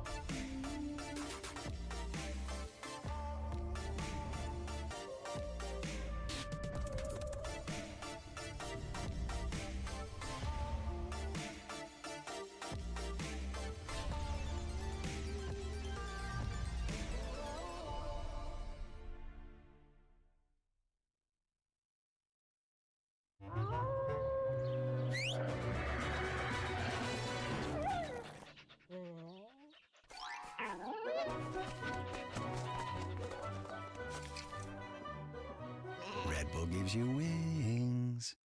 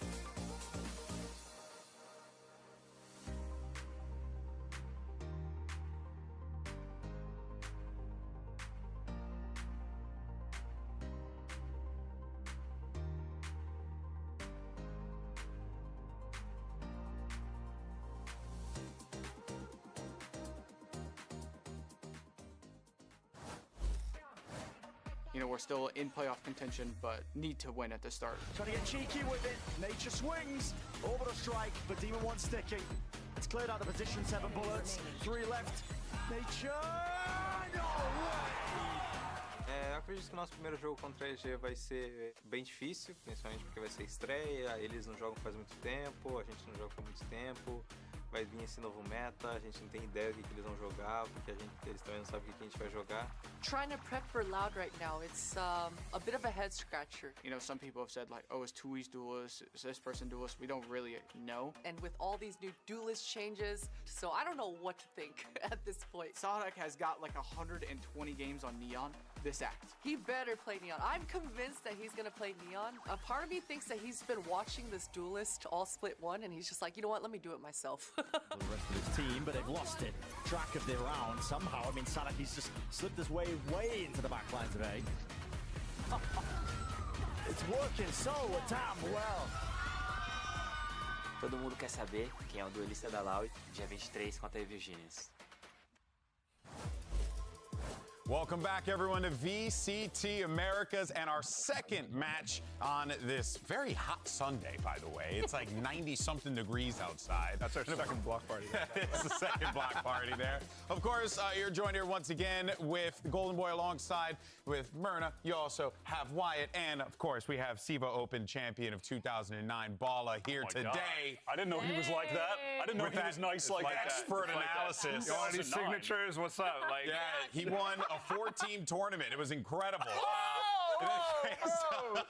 Come on, man. Stepped all over it. All right, guys. Well, let's go ahead, though, and talk about what we're going to see. We saw a little bit in that interview there with Potter a bit. There's some question marks here. We don't know what's going on with Loud. But what we do know is that Pancada's back, baby. He's back in the lineup, and I'm excited to see this guy rejoin the Loud organization. He won a world championship with them back in, 2022? Feels like 18 years ago. But, yeah, it's great to see Pancada back on this lineup. Yeah, I mean, this is where he made his name, right? This is the first real organized team that he played on, and they went crazy. They lifted that Champions Trophy, and then the dark time. I mean, it was dark for Pancada last year. Obviously, there were some bright moments, but yeah, I mean, it was It just didn't work out, you know? Most of the bright moments came from those cool clips when it was him and Saucy alone in a 2v4. And then they would start calling in Portuguese and kill everyone. So, yeah, it's time for him to just get back to a Brazilian team. And I'm happy to see him back with Loud, 3 of the 5 original players from one of the best teams that we've ever had in this game. Yeah, it's extremely exciting, and there's a lot of other exciting things as well with this Loud team because Athena, who's the duelist? Is it Sadak? Sadak is out here claiming that he's going to be playing duelist for this lineup. We know him traditionally as the IGL, but he says that he is Loud's new duelist, and I'm laughing because it's like, what the hell? I mean, literally at this point, no one can tell if he's trolling or telling the truth. And I feel like that's kind of like the secret weapon that they have in their back pocket. Where Sadak, he can just go crazy. He has the fragging potential. He can just IGL and be like, yo, guys, I'm running it down this round. Let's go. Everyone follow me. We got this. I have no clue what to expect. But if he actually is on the duelist, kind of like what Potter said in the interview, too, with that neon, I am so excited. Listen. I have a theory. They would not be as openly advertising him playing duelist and talking about it this much if there wasn't some kind of bait and switch. There was an article, I can't remember who was interviewed, but they were saying that it was EG and Loud that were doing they were running the craziest comps in the scrims. Yeah. Listen, I don't think he's going to be the only duelist. I think that this is all a bait for something. Like, yes, he will play ISO or Neon, but there's going to be another duelist. I mean, there's going to be something else going on. Last year, I think it's a bait. That's my theory. Last year, the split comp was Jet Rays. He was playing the Rays when they were messing around with some of the duelist stuff. He was playing the duelist sometimes. Yeah, I'm just saying. Okay, he's just saying. Might be onto something. That's my theory. He's just saying. Well, let's go ahead and hear from the man himself. We got Sadak standing by with Smix. Sadak, it's great to see you as always. You made a big announcement with a role change. You are now going to be the duelist for Loud. What was the biggest reason for this change, and what have you been doing to prepare for this role change? Biggest reason I think is Pancada coming into our team. We had to move some pieces around.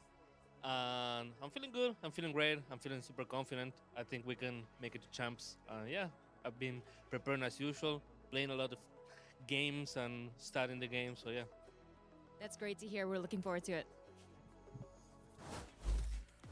Oh, we know he's been preparing. We know he's been preparing. He's been he's been ready for this moment here. This is insane. I'm so in. But you know what? If he came out to the stage with the wig and all that, I'd be totally down. I'm just saying. I think the worst part is, like, in the whole interview, I still can't tell if he's, like, he's got that smirk, man. Yeah, he's just so... No, I can't tell. I was fully convinced up until that point. Up until that interview. I just don't believe it anymore. Wait, which thing? I thought he's going to be doing this. He put on the outfit. I know, man, but this is some Kendrick, like, 200 IQ type stuff, man. I don't know.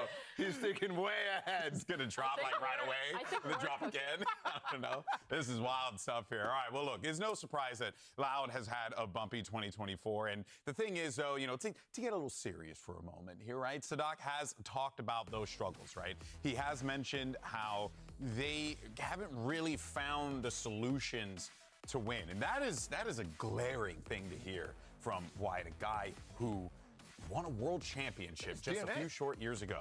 I think a lot of what he was saying during this downtime after failing to qualify for Shanghai is very admirable of a leader, honestly. He was taking a ton of accountability for what went wrong with his team, and even outside of his own performance, taking accountability for where other players may have struggled. It was very humble and honest from him, and I also think that with having some downtime now, I am expecting some big things from Loud, honestly, to really have turned the corner. I think for me, like what he just said in that interview, he's thinking about champs. This is a team that's always thought about champs. So talking about like what he did in the downtime, talking about QCK and how he thinks he failed him and all that, it kind of is weighing heavy, man. They're 2-3 right now. This is going to be real tough. I mean, when it comes to a team like this, there are so many factors that go into winning. It's literally not just performance. It goes into the mental. It goes into how each player comes into practice every single day. And I feel like to a certain extent, I just have this pressure of if they lose, it's kind of on them. They feel like it's their fault.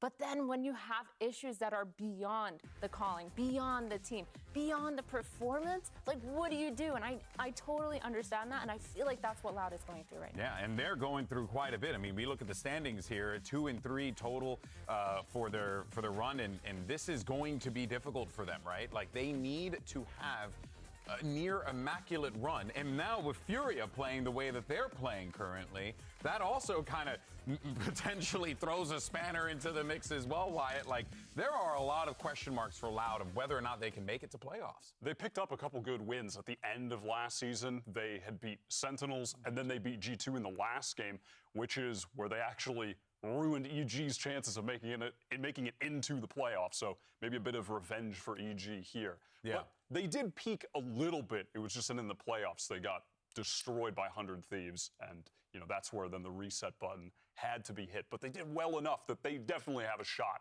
Yeah, they have a shot. I think always the middle of the season for Loud, they start to struggle.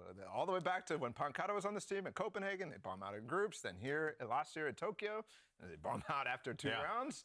And here again, they had this struggle in split one. But they always come back, and they always make champs, and they always want to run there. So I never doubt Loud is all I got to say. That's very true.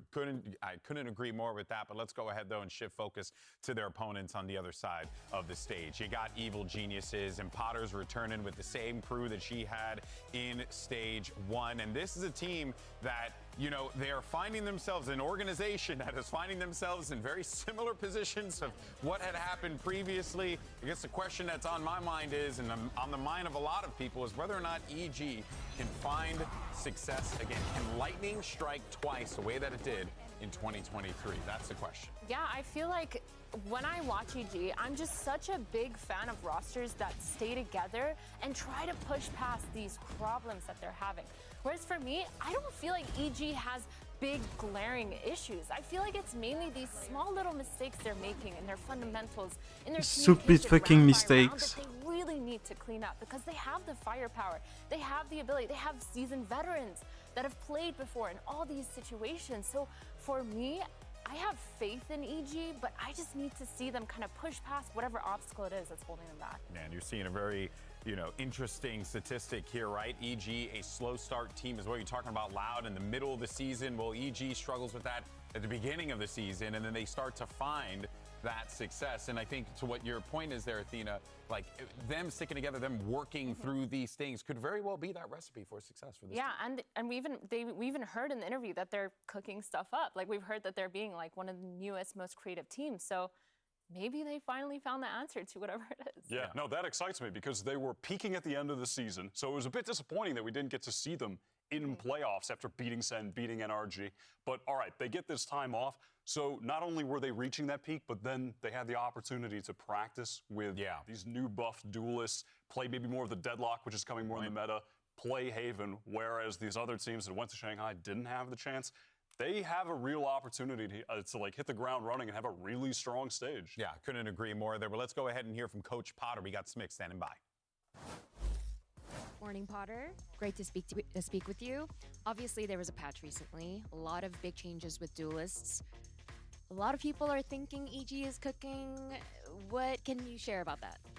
Well, I mean, I think Valorant is in the most exciting state that it's been in the last at least 2 years or so. I think a lot of personality is going to be coming out with these new duelist changes. So with that being said, it's time. Derek's been asking for it with Reyna.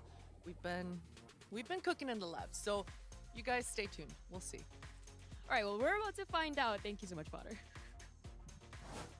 And the mystery continues. We'll find out what happens in just a few short moments there. But if EG, of course, missing out on Stage 1 playoffs. And, you know, you got to kind of look back on it. We were talking real high about what EG was accomplishing toward the end of that stage. One has to wonder, if EG had that opportunity for playoffs, I mean, could they have been the team that was going on the run? Maybe not G2, maybe not 100 Thieves. Yeah, I mean, comparatively to those two teams, I think those two teams peaked very, very well. I do think EG could have done the same sort of thing, though. I'm not sure if I would say at the same level, maybe at the same highest potential, but I think they had an opportunity to make a run for Shanghai if Loud didn't put them down at that point. Because at the end of the season, those wins that you're talking about, Sentinels, NRG, they looked phenomenal. I mean, you saw some of those rounds a couple moments ago with Giacomo. Guy was playing out of his mind. And now I think they have the opportunity with the meta change and all that to ride that momentum and ride it even further to much more improvement with this roster. Yeah, no, for sure. I mean, there is certainly going to be a lot of questions that will be answered in just a few short minutes here. But here are the predictions and how things went down. We got a split field here. Looking at it, we got Wyatt and Athena for Loud and Bala and I for EG. Little split desk here. Okay. Listen, I don't doubt Loud. Yeah, me personally.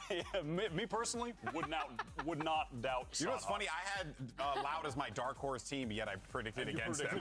I have no consistency whatsoever, man. Absolute joke. I would say EG's a dark horse team, though, too. It was either or for me. Split one, yeah. For Loud in the position that they are, yeah, okay, fine, you could say that. But EG, they could go on a hot streak. That's what I'm saying. What makes this match really exciting is that you have two teams that really need these wins. They're desperate for these dubs. So this matchup is going to be absolutely pivotal. But big opportunity with 100 Thieves losing today, too. That's right. That is right. So let's go ahead and send it down to the stage and see our two teams make their way to the stage. Riot Games Arena. Chegou a hora do segundo jogo do dia. Welcome to Brazil. Estreia eletrizante. Faz barulho pra Loud.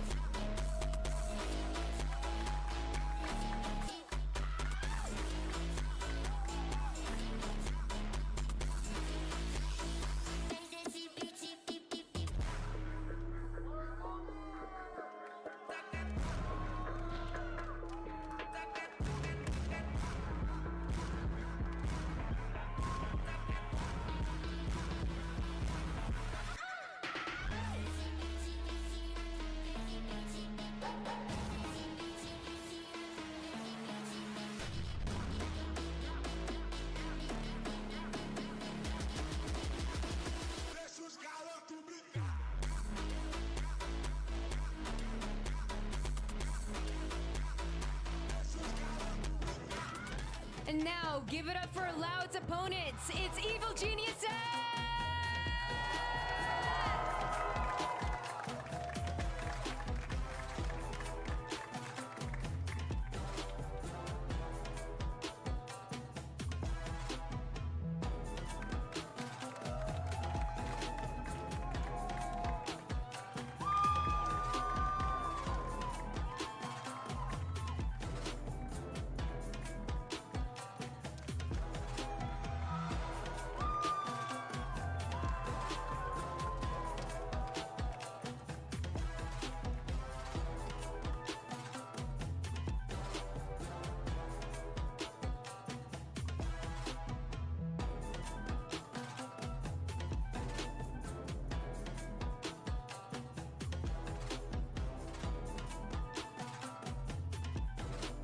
It's a matchup where both teams are in a very interesting position because neither can afford to lose and both need to get these dubs. Playoffs is just around the corner, even though this stage just started. It's only a few short weeks. So for Evil Geniuses and Loud, this matchup could mean everything. Yeah, and I think for both teams, they feel like they have a chance right now. These teams have played each other once before at kickoff, and it was a very, very close affair. And so now as well, when you're thinking about what happened for EG at the end of the last stage, where they had a chance with those 2 wins to make it in, and Loud snuffs it away from them with that G2 win, it's everything for EG to actually come out and beat these guys. You're talking about that game back at kickoff. That's when Loud were doing all that crazy Breach Phoenix stuff on every map for the entire first part of the year. And it just had such a short shelf life that as soon as it expired, we were already into stage 1, and they just never had time to adjust to anything else. They were so slow to get back into that upper tier of the teams until it was too late in the season. And I can't think of a team outside of maybe Sen that could have benefited as much from this downtime as Loud. Yeah, for sure. I mean, Loud is certainly going to need to put some work in here, and here's the series layout. You got Lotus, Sunset, and Icebox if necessary. Loud going with that Lotus, and then EG picking the Sunset here. What do you guys think of the series layout? Ooh, I think someone's cooked on we're thinking the Lotus. same Yeah. thing. Yeah. Say it. Oh, Deadlock, Sodhawk, Deadlock. Yeah, that's what I was also thinking, the exact same thing. Basically what we saw from Sen yesterday. John. Oh, okay. So you think we're going to see some Deadlock in action here? And but wait a minute.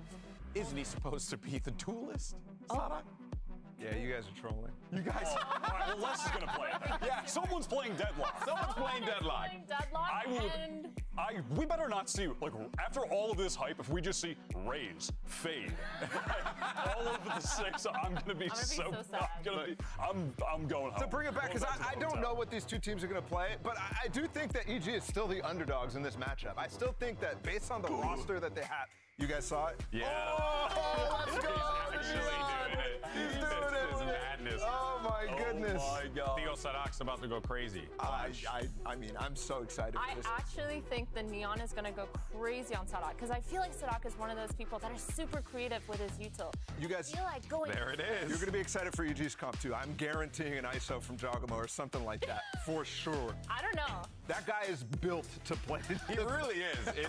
I mean, even though I love Jogamo is also impactful on those movement agents as well, so there could be opportunities. He's been the guy that's been flexing to all sorts of things. He would play the Deadlock on the. Yeah! Let's go! Oh my! That boy Jog got surprises. Same thing for Loud. Wow. This is exciting. I'm pumped for this game.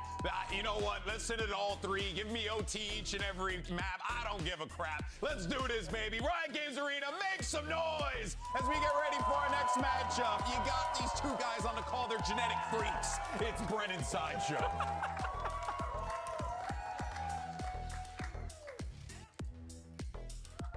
Let's get to it then. Yeah, this is a match that is sure to be delivering, man, on every single capacity. You just look at these comps, you look at the agents being played on either side of the stage. You got Sadok on Duelist, Pancada's back on the stage, finally playing in a team again. 2E's Initiator for the first time. Yep, 2E's Initiator. You got Jorgamo to Dorgamo himself playing ISO as well. I mean, you got a lot to look forward to. I've had to pull up Sadok's tracker stats to look at what he's been doing on Neon. He's been winning 70% of the time in Radiant playing Neon. Okay. What is going on out there? Casting with the least range VLR fan. Yeah. 75% cast as well. I'm scrolling through all of these tracker stats. You really are, man. You really are. I mean, it's sure to deliver. He's definitely been putting in work. I'm excited for it. I mean, we've seen him play some duelists before, but it's always been the secondary. To me, it makes very little sense because 2E's used to play Neon, and he hasn't played Initiator before. And Loud are going to take A-Rebel control right off the rip. And Sadok, are you going to slide into this trip? It's a brave angle by A-Bot. Right now, it's going to be swarmed, overwhelmed surely by the util, but he gets out scot-free. Pancada going for the squeeze, along with Kawazine. It's nice. It's a pistol round that's a little bit similar to what we saw coming out yesterday when NRG were pushing out Mound and B, but this time it's A and B. So just mixing things up. EG smartly going to take some spawn control and attempt to flip the map. There. Jorg would love to start some kind of snowball popping with ISO, but he's not going to be given any chances of shots from his position. Yeah, no player's going to be walking away and right into him. Instead, it's just full mount control jump spot from Derek. Seeing a few players at least knowing that one, but the shot's going through anyway. Damage being done. Major disadvantage right now. EG need a miracle and need a few kills to go their way. In which direction will the round end? Currently filling up the feed with a bit of red still. Everybody will topple in the end. So Loud up for the initial round here on the pistol. And there's just so much to choose from that you could talk about in this map. We literally couldn't get through it all, I think, if we tried. Really couldn't. But if you're just looking at towards Loud, Les has been playing Viper for almost all of the year. He's barely dipped his toes into anything else. And we're seeing him back on the Cypher role, which he's played tons of in the past as well. But the fact that we're seeing 2Es then transition over to Initiator, I've got my eyes on him. He used to be a duelist. Most people were expecting him to be picking up the duelist until recently Sadak announced that he was going to be running it down on Perma Neon. And listen, if you're talking about Neon maps, Lotus and Sunset, you don't get much better than that for the first two in this series. I mean, they've been proven even before the buffs. Absolutely. Definitely play that particular agent. Yeah, there's just so many opportunities. And I think good spots as well for Sadak to be the one that entries for the team and makes space for them in a selfless manner. Yeah. And then you've got such excellent people to follow up. That's where Pancada and Les thrived in the past. A bit of a strange fight occurring, but cleaned up by Pancada. Yeah, and there you go. Same kind of thing. Yeah. Sadak doesn't need the kill necessarily. It just needs to set up these other players on the team who've got good supportive ideas. Paladin going to seek to push back this offense out towards the side. Shots going a little bit crazy. Buck wild here from the EG players, but landing directly targets they wanted. Now Plant stuck by Derek, committed all the way. Getting themselves into the post, but the flash is good. That should be paranoia. Derek's isolated, so very little in terms of the chances available to him. They eventually do take him out. So second round there, 3 players surviving with Loud, and talking about the wider stakes as well. You can hone in on players all you want, but both of these teams are 2 and 3 so far over the course of our season. That's right not now, great. this year, it's not great. This match right now is a real turning point for both of these teams. It's almost fitting that they're both sitting exactly in terms of the same, match differential standings overall. Yeah. Yeah, it's definitely the case that both of these squads want more. Both of these organizations have seen the very heights of the game.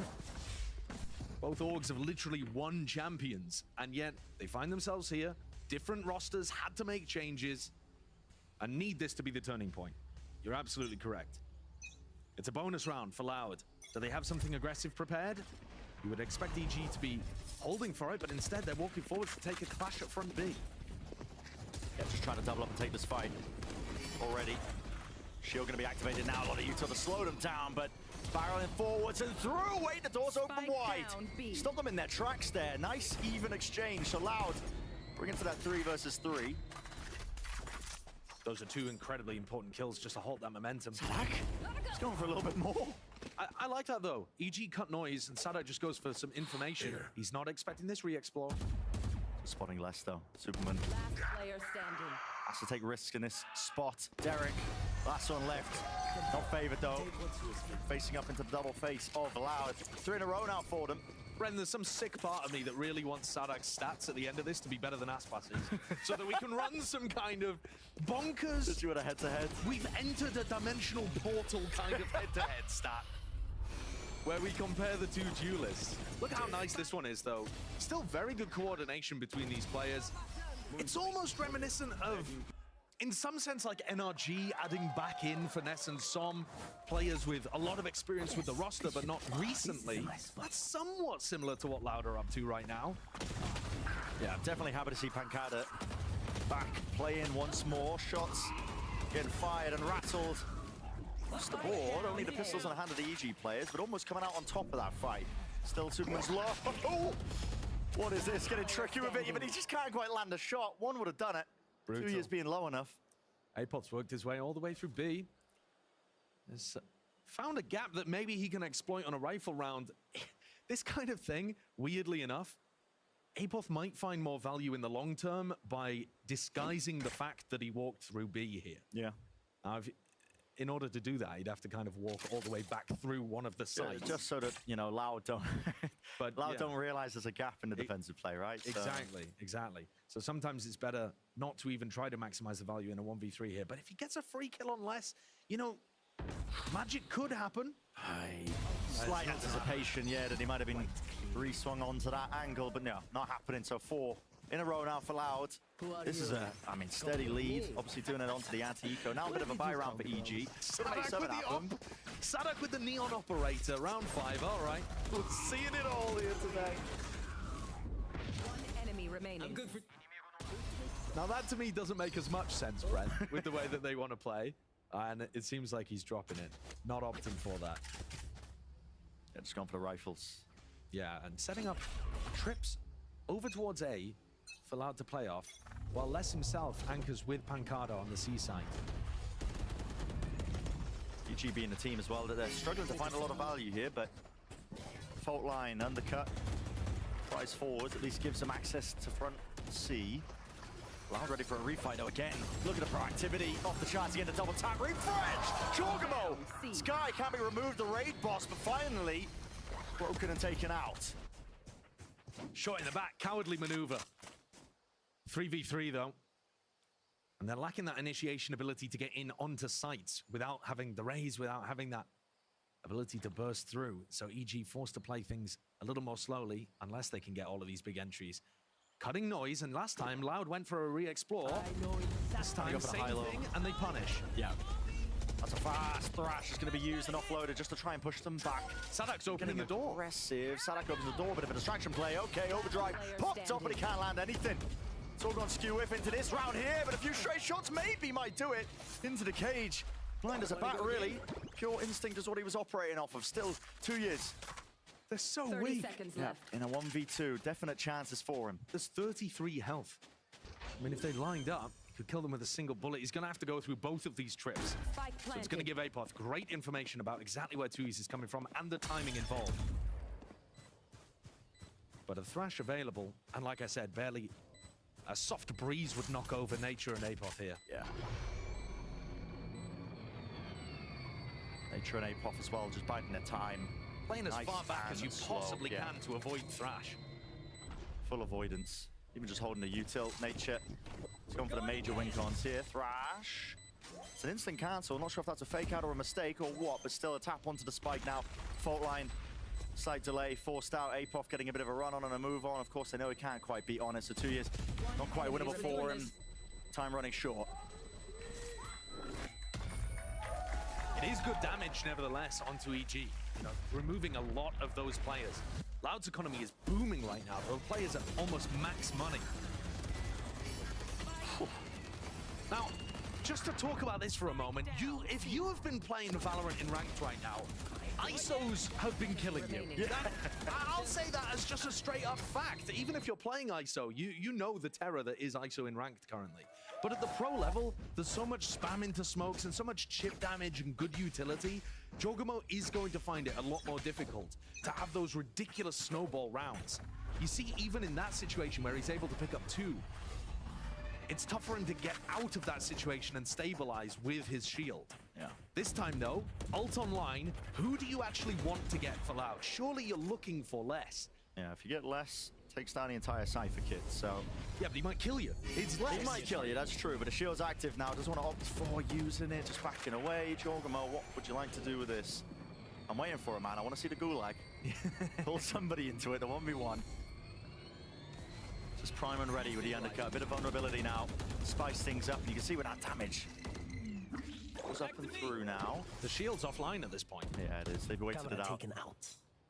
Now it's still with complete control. Look at this Sadak just holding onto the position. The cage might make him think twice about it. But the fact you don't have shield available and you have the ult, so now you've lost the advantage if you want to go for an ult. It seems very weird here, hesitant from EG. They could have forced the fight if they wanted to.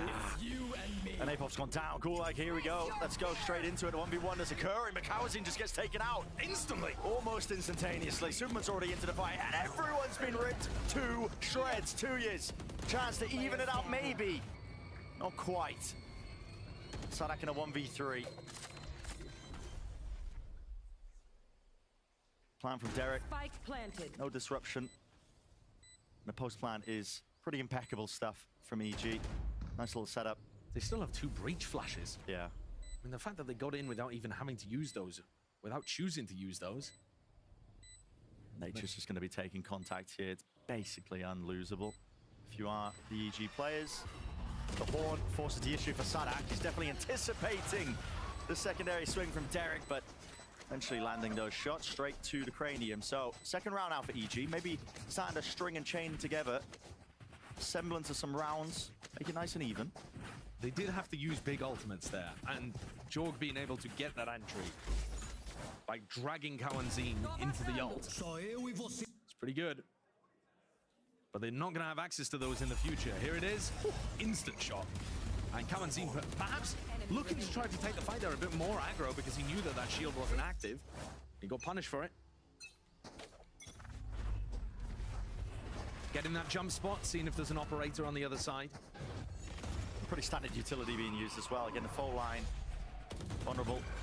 Prowler as well. Heavy committal just to take the C mount control, but it's a pretty clear game plan being cooked up by EG. Nature 2 away from getting his ult online, but instead the orb going towards Jorgamo. So heavily prioritizing this ISO ult to be able to crack open on the attack side. And that makes sense. You know, you don't have the showstopper to be able to use. So the ISO ult is a really useful addition. Pretty far away this time, though. Gotta go. Sadak picked one up last time in this exact spot. It was Apoff. They've made it feel like Apoff is the only solo lurker once more, but the jump spot we'll see too. Gives the game away. No reinforcements really. Gonna be fast onto the play, slowing them all down with a couple of stuns. Jorgamo looking to gain some ground, potentially for the pivot, but no, they want to end themselves over towards this A site. Sadak still anchoring out towards the back, but he doesn't win his fight out. Util flying forward, just trying to set this one up, and Loud! It's sheer dominance from them. Drawn a line in the sand, and they won't let them press any further into this A site. That is pure domination. I love how Loud played the defense side there. You noted that there weren't instant rotates. Kawanzin used a Prowler. When they got the confirmation there were two players rubble, Kawanzin walked forwards on C, Prowlered mound to know that it was clear, and Sadak actually turns around and walls up to heaven, which allows these players from Loud to dominate the heaven angles, but then also flood into sight if they need to with that cover. That's really nicely played. Good protocols on defense from Loud, making sure that they don't get hit by a fake rubble take and it's actually going towards C, and also having very good ideas of what Sadak wants to do in order to get help on the site. Love how they played that, and EG's economy tumbling as a result. They're close to an ult. Nature would have that one available. A big breach ult could certainly open things up. But they're struggling. Yeah, they are struggling. They're heading into an eco round as well. I mean, we can see the money situation. Might be able to get a gun or two on the EG side, but probably going to be using this round to try and build up some ults. Yeah, and I think the next big opportunity for EG to start something happening is with that ISO and breach ult. So, you know, Loud should have a bit of a freebie here. I feel like using the word freebie when there's an ISO on the other side that could have a hero rifle, though, it's you never know. Difficult. You never know with Jorgamo, especially. I mean, that guy is capable. Yeah. But I got to say, though, I am impressed with what we're seeing from Loud right now. There was a lot of confusion in my head about why they were going in this direction rather than putting 2Es on Duelist, as he was in the past. For anyone who's unaware, I didn't get to see him while he was playing in Tier 2 before he joined Loud. He was a Duelist player. He used to play Neon, Jet, stuff like that. He wasn't dominating in Brazil, but he was like a good, solid Duelist player, and they crafted him into a more passive smokes player. High-low setup. Whoa. That's the danger that we were talking about. It was a high-low setup, and Jorgamo almost ends up winning it. Yeah, I mean, 2Es was doing a bit of whiffing, actually. He's at the top of the scoreboard right now, though, so we'll forgive him that one. Sadak in a not cleared. Yeah, not cleared at all. What? Hello? Okay, just plays full patient, waits for it. Prime timing here. And yeah, takes his time with it. No problems. But yeah, I quite like what Loud have ended up going for. 2Es, like I said, generally a bit more passive while he was playing on smokes. But we're seeing him actually find those opportunities to take fights a little more now because he's on Gecko. It's not a super passive initiator. It's more of a dump your utility and then go in and scale with the team and take fights. And I think that's useful for a guy who just wants to get a bit more aggro than he could when he was playing Harbor. 2Es on Harbor was like very towards the back of the pack, didn't have as much fragging impact, but from what we've seen so far this year, he's certainly capable of it. He was really good to start 2024. Yeah, it's very proactive. Loud not afraid to try and fight over it. And when EG been taking that C mount control, you see the doors open wide, dump a bit of that initiator util. But this was the round, Brand, that we were talking about, where ults get back online. Jorg's got his, Nature as well. And Les has moved his positioning. Looking to hard anchor the B side. Yeah. They're just hoping that they miss the ISO ult. Essentially, yeah. Hoping that they just end up free-firing it. So thinking ahead with the ults they've got. I like the idea here of Kawanzin just sending a Prowler to make it feel like he's playing on site and then running away. Backing away. Yeah, like little shots like this, and then run away. Backs away. Yeah, try to bait out this ult. Makes a lot of sense. But you're playing on a knife's edge. Obviously, you don't want to get caught. Might be looking to try and take the fight again. He is right in front of this one with the ult primed and ready. It's more. I thought that was going to be missing. Not quite. Dragged into it once more. Another chance of redemption for Kawanzin. Can't quite win it though. The shield refresh. Straight back into the fight though. Sadak, he wants to try and really trying to gain that advantage for his team. Space gain. That's an ult being used, I think, by 2 years out into the open. He's going to be falling for it. ZG set up nice and tidy. Sadak. IGL himself though. To do something, a bit of spam blindly firing straight into the smoke. The shots are connecting, but this wrap-around flank, not anticipated. APOP, insurance policy. Sadak on 7 HP, he's got a little bit too much to do. Have to be a miracle. It's not going to happen. So big ults get big results there for Evil Geniuses. Able to catch Kawanzin. You could see what he was doing. He's trying to get in front of those ultimates. But he just gets dragged in, and this time it's even more unfair. Previously, Jorg just straight up won a 1v1 against him, but this time, even a shield in his face. It is a bit weird, though, that Tui's ripped that ult off in the middle of Waterfall. Yeah, I mean, no cover? I was second-guessing myself. I didn't know if he was ulting or what, but it looked like he was in the animation for it. He certainly did use the ult. It's gone. Strange one. Maybe that uncomfortability, you know? Bit of a roll switch. But also, from Loud's point of view, you're not really that worried about the rest of the rounds in this half because EG have only won when they've had big ults online. My ult is ready. Bring them down. Derek earns his way up. Again, Jorgamo. He's not hiding his intent, is he? Shield popped off, going to be hearing that sound cue, but again, this battle of attrition. Superman who wins it. Threw a smoke by the look of things, but may have had a slight angle. Can Sadak punish APOP again? He's been punishing him consistently. I mean, APOP is being caught out of position here when he's just trying to look and create some of that space. Superman might be popping off for him. Jump spot almost anticipated here by Sadak. He's not giving it up, is he? Wall still. Traded down for the stun. Has to prop it up, but he can't quite escape. EG might be able to pave their way a path towards the A site. There's a fast flank still occurring. 2 years. Just walking. It's watched for though. Superman is on fire right now. Very good awareness. I don't think there's anything that Les can do in this spot. They're not even going to bother going into it. Yeah. They do lose one on the way out, so, you know, maybe if they just grouped up and overwhelmed him, there wouldn't have been any danger anyway. But they're choosing the safer option. Play that 3v1. Get on site, get the crossfires set up. And quite a nice round. They are punishing these repushes for information that Loud are going for in the mid-round. Adjustments paying off. Less left to do the most. 1v3. EG's post plan again. It's so many backup policies for them, isn't it? Derek's going to be the one taking that contact. Just jump spotting, backs away now. Nature making sure main is accounted for. As soon as there's a tap onto the spike, or even not, look, shot just lands. Yeah, lovely. Onto the cranium. 4 rounds now for EG on their attack side. I've got to say, breath of fresh air, not seeing a raise on the attack side. normally, listen, we'd be talking to death about the showstopper and going for the initiation into the C site with it. Yeah, the meta is changing. It really is. I would say that Americas is the most resistant region to change. Yeah. They like tried and true, tested ideas, refined. And what we've actually seen so far in stage 2 is Clove being played, Neon being played, ISO being played. People are not just adapting to change, but embracing it. Yeah. Feeling like there's a bit of an A fight. Yeah, I mean, people just like playing Duelist, I think. Yeah, I do. Gonna switch up there. I mean, APOP once more dropping onto the extremity. Norfef popped off here. You can't afford to give Jorgamo a kill. ISO's already snowballing, but he's also 1 away from the ultimate. So if Jorg gets something, without the shield, admittedly. Wall up. Friends, any damage coming their way. Gives them access to it. Sadak, what is that, man? It's flying forward, Shogamo with a kill earned. It's not online, but does he really want to try and use this one? Well, he could just win the round for them if he knows where Les's position is. Isolate a 1v1. Superman could just run up straight onto the body, but I don't believe they know where he is. TP, it's for information. Superman cancels. They don't quite spot him. Les just has to sneak around this one. Avoid all of it, but he all catches it. And I don't know. The deal is up entirely. If Jorgamo even ended up losing it, it's an instant win. Great round. Love the way they play it. Clearly thinking about those win conditions. Yeah. And also, again, Loud choosing the more aggressive of a few options. After Les gets this kill, there are players.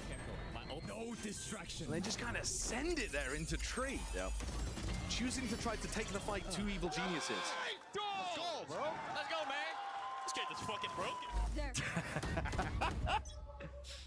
Jogamo is picking up the operator.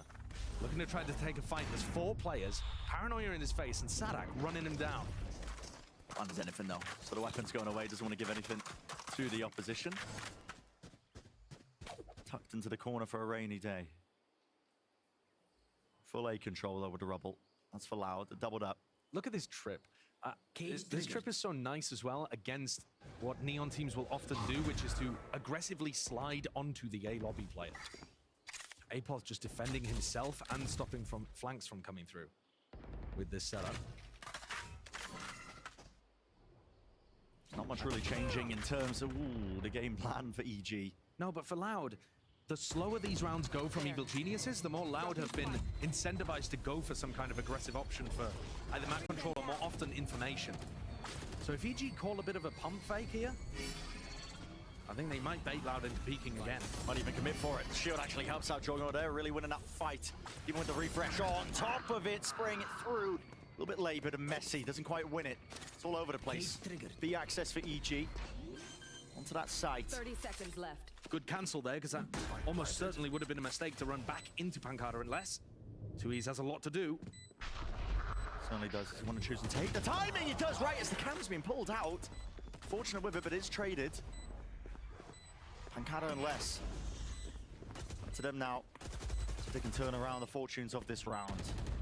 Smoke popped up, a few bullets firing. All it takes is the one to bring down Pancada. The secondary player there, Superman, just the slightest of off angles. So a 6-6 finish. What a recovery. Overall, great recovery from EG, have to say. But in terms of the way these comps play out, really up in the air, I think, in terms of it. You know, throwing my expectations out of the window. From what we're used to seeing on Lotus, it could still be anyone's game. Yeah, for sure. I think Loud's composition will be very happy on the attack side, and Jogamo might find it a little more difficult to pick those good timings to take fights, pop the shield, that kind of stuff on the defense. So this is still absolutely anybody's game, but none of that changes the fact that 4 in a row was excellent for EG to close out the half. Well, earlier we spoke with Pancada about how he found his way back all the way home to the Loud roster. Let's check this one out.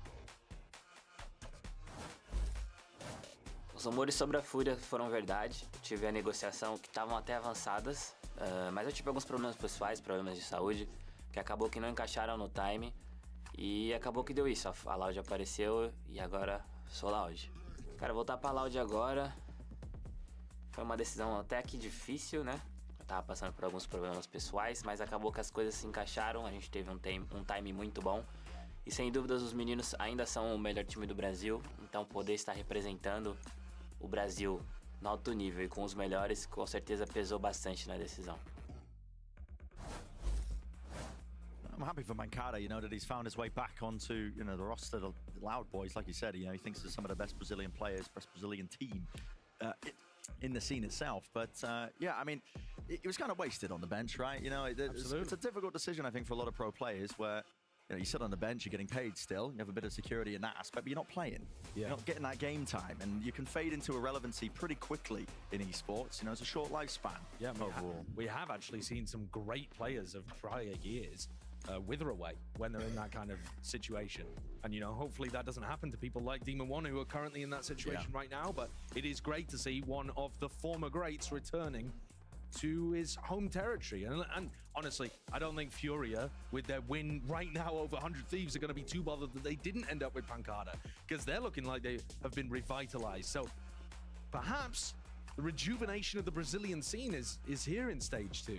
But I don't want to speak too early because we are very, very early days in stage 2 here. Happy early birthday, Jogama. I mean, you could say that to somebody at any point through the year. That's true, yeah. It would be an early birthday wish. I mean, it must be running up soon any time. I would assume so, but I have no idea when it is. I don't know those levels of trivia about every player. You know, the brain it's not capable of packing that much Not stuff scouring a Wikipedia page. No. You're on the tracker, though. I'm on the tracker GG, but I'm not on the Wikipedia for birthdays. That's absolutely true. All right, we're getting back into this now. Expectations for the pistol round. Again, like I said, kind of up in the air from what we'd usually expect of Lotus being played with the comp switch-ups and how both of them are really going to be performing. EG with a heavy emphasis, looks like, on fighting over for this A control. Nature was in position to maybe let loose an early stun. Yeah, it's all kind of fake pressure, though. It is, They're making it feel like it's an A fight. And in fact, this is headed towards Nature. Dizzy and the Prowler all combined up. Free access. Plant out into the open here with a wingman. And a heavy fight to be taken. Look at this, straight ahead. All of the util, but again, it's the bullets rattled away. And who's going to be the winner in this engagement? Even still with a shield dismissed and removed. Jorgamo sits on the sidelines now and leaves it to Superman. It's a 1v3. Damage under Kawazine, but he's got so much more to do. Got to remove a few of these players. Right clicks! Putting in that work, but only 18 health and less. He's quick on it. It's ridiculous to see how some of these incredible aimers that we have in America are dealing with the ISOs, just double tapping headshots straight into them. Yeah. I was amazed watching Aspas do it, and so it seems kind of fitting that we're now watching Loud dismantle Jorgamo in some of these spots too. It does feel difficult for Jorg to be able to take all of the advantages of ISO and actually convert them into this momentum that, as we all know, is possible. We've seen it in ranked, but it looks a lot more difficult in pro play, as you would expect, of course. But that's a great pistol for Loud to be able to pick up. And here Jorg trying to make something happen again. Just the one shot. And he's been alone the last 2 rounds defending on C. I assume this won't always be the defensive setup. Usually Apop is going to be playing around there in their prior comp. But having said that, Jorgamo's vulnerable could be pretty fantastic for defending C. Yeah. You've got 2 of those. Anytime they try to engage, they're going to be taking massive amounts of damage from that. Bring them down. You saw it on the first half as well. I mean, EG were using it as part of that conditioning to take C mount. Like a full line, a bit of the vulnerable, throwing it out. Yeah, it's very powerful on defense, but the trade-off in some sense is that it's more difficult to find your shield timings, especially if Loud are going to play slowly and contacty. Yeah. Jorgamo in the danger zone here. And yeah, there's really no chances there for him. Needed to hit the initial one. Yeah. And of course, doesn't have the vulnerable in this round, but, you know, just thinking towards the future. If Jorg's got a rifle in that spot and some of the... Cover going out. Some more abilities to be able to work with, I think it's going to be a lot more difficult for Loud to get through that choke point.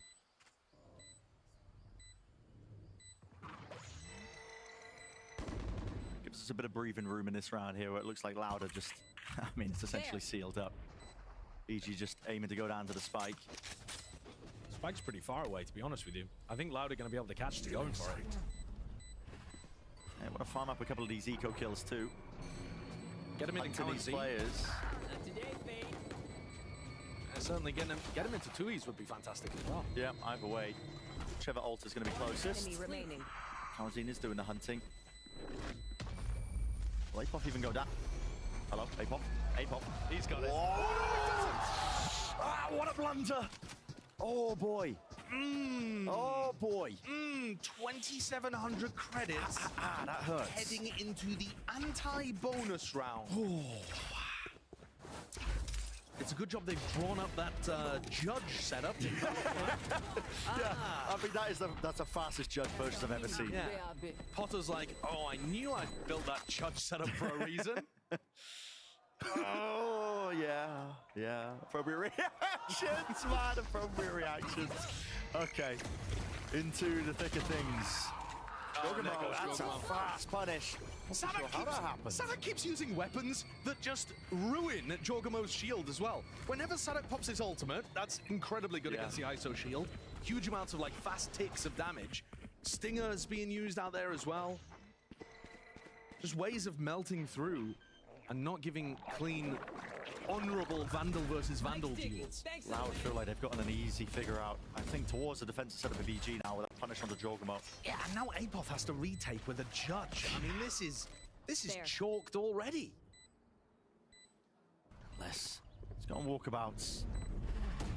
Fox in the pen, Sadak seeking to keep them penned into place and position just for less with the cleanup. 2 years perched up as well into this high ground angle. Spotting the jump through from Apoth. Yeah, it's sad. It's sad to watch, honestly, there. Apoth doesn't want to keep the gun, so he's just leaping through. Hoping desperately that somebody's right in front of him. That one was a freebie. Yeah, we really did miss the beginning of that one, but I'm curious how the punish even went off. I saw Sadak didn't have a stun at the beginning. Yeah, I got to imagine it was utilized in some way. We might see it in the replay now. I mean, part of the problem with playing against the Neon is that normal peaks that you would take at the beginning of the round are just going to get punished by the pace that Sadak can play at. Exactly. The stun catches there onto... It doesn't look like Jorgamo's mad out of position.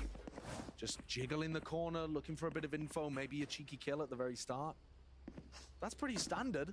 Yeah. It's just allowed to have a good setup and the pace to be able to punish. And unfortunately, these last few rounds, the pistol into the bonus, and especially the little blunder from Apoth may have, well, I suppose, to be honest with you, they weren't winning that round even if Apoth had a Vandal, so it's unfair, I suppose, to put all of the blame in his department, but these last couple of rounds slide in the way of Loud. Little mistakes, they're just adding up. Yeah, they've set themselves up with a fantastic chance of taking a dead even first half and slamming it home. Bit of that conditioning. Pancada just going to be holding on to that A rubble. Bring them down. Prowler to feign like they might be pressuring forwards into B. Spike is nowhere near to being, committed in any position here. Cowzen even has the ult as well. Big stack though, these EG players. There's some danger here, but the slow play just working out in Lau's favor. Everybody going for these risky maneuvers on EG's side for any sort of win that they can get. And I like this. They've kept Pancada up towards Rubble the whole time as well, giving them another option in the round. They get the info it was a B push. There's only going to be one person here. Door. Apoth! Hold on, that's fancy. Strike down A. Just running at them with the Bucky. 30 seconds left. Retrieve the spike. End of the the day, avenues are, covered. It's just going to be a rifle advantage, I think. Unless Pancada gets timing here, but surely not. Lets his ultimate as well. Gives all of the information, and Loud pick up the anti-eco. Get themselves up to a pretty big advantage here. We've got to see a round from EG if they have a hope of winning this map.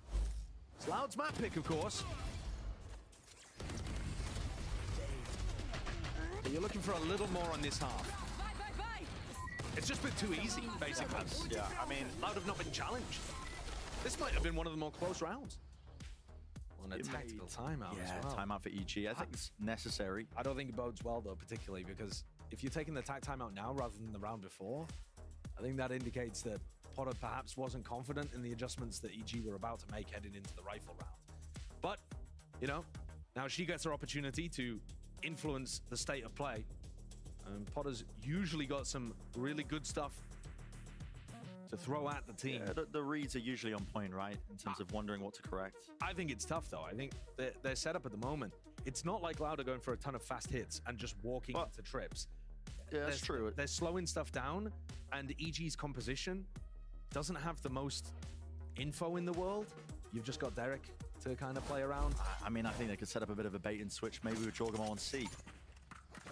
Jump spot, see if they can punish, try and go for a bit of, I think they're very worried about jump spotting on C. Jump spotting on C is what got Jorgamo killed for sure, on the anti-bonus round. I think Loud has spotted that, and I think that's what they've been using to get a lot of these round wins, but they have moved it over. I mean, 4 players essentially committed. Nature just in the connector. He's going to be able to send a fault line nice and early. So yeah, it's vulnerable to Prowler. It's all being committed. A heavy util dump along with a bullet spam. So big indicator that EG are fighting heavily for that A control. And Loud just made the call now to Go for a hard hit straight into the B side, knowing that it's going to be potentially weaker. Going for the plan instantaneously. Angles are covered. Vulnerable up. Hello, that's a very committed Thrash. Fault line there, sending it flying. No detainment though. Kawazine blinded up. And a raw bullet spam once more, doing the dirty work. That's going to be the Nightfall. Forwards now, a bit of decay damage kicking in. With the decay, Jorgamo, oh, resetting. Double tap in action. And a lot of damage done to Sadak. He's forced to back away, cowering at the side of him. Jorgamo stepping up to the challenge and more. They've overwhelmed this site now with that retake. Unless nowhere near to try and contest that one with the full defuse. Jorgamo's been trying to get a round like that happening the entire game. He took over on the retake, chaining those together, one after another, to tear his way through Loud. I like the call from Loud as well there. I don't think there's anything wrong with that at all. That's cool. Punishing the player that was fighting over Blue Room. But yeah, coming out of the tag timeout, going for an instant B hit when you've normally been running slow rounds, change your tempo, throw them off their game. Love the call from Sadak there. But EG able to pull off a really nice retake, and now they have big ults, 4-player stack on A again. And we get to see Loud without pulling something fast out of the strat book. How does the slow play work against Potter's adjustment? I do like this though from EG. You throw out a vulnerable, it's going to be called by less. They're going to expect that there's going to be a lot of players, but it's an instant rotation, so it's a lot of noise being made. Jorgamo just peeks off of it. Teammate jumping and hopping around the corner and dropping like flies. That's allowed players right now, leaving it just to the three of them. They have that mound control, but they don't have the spike.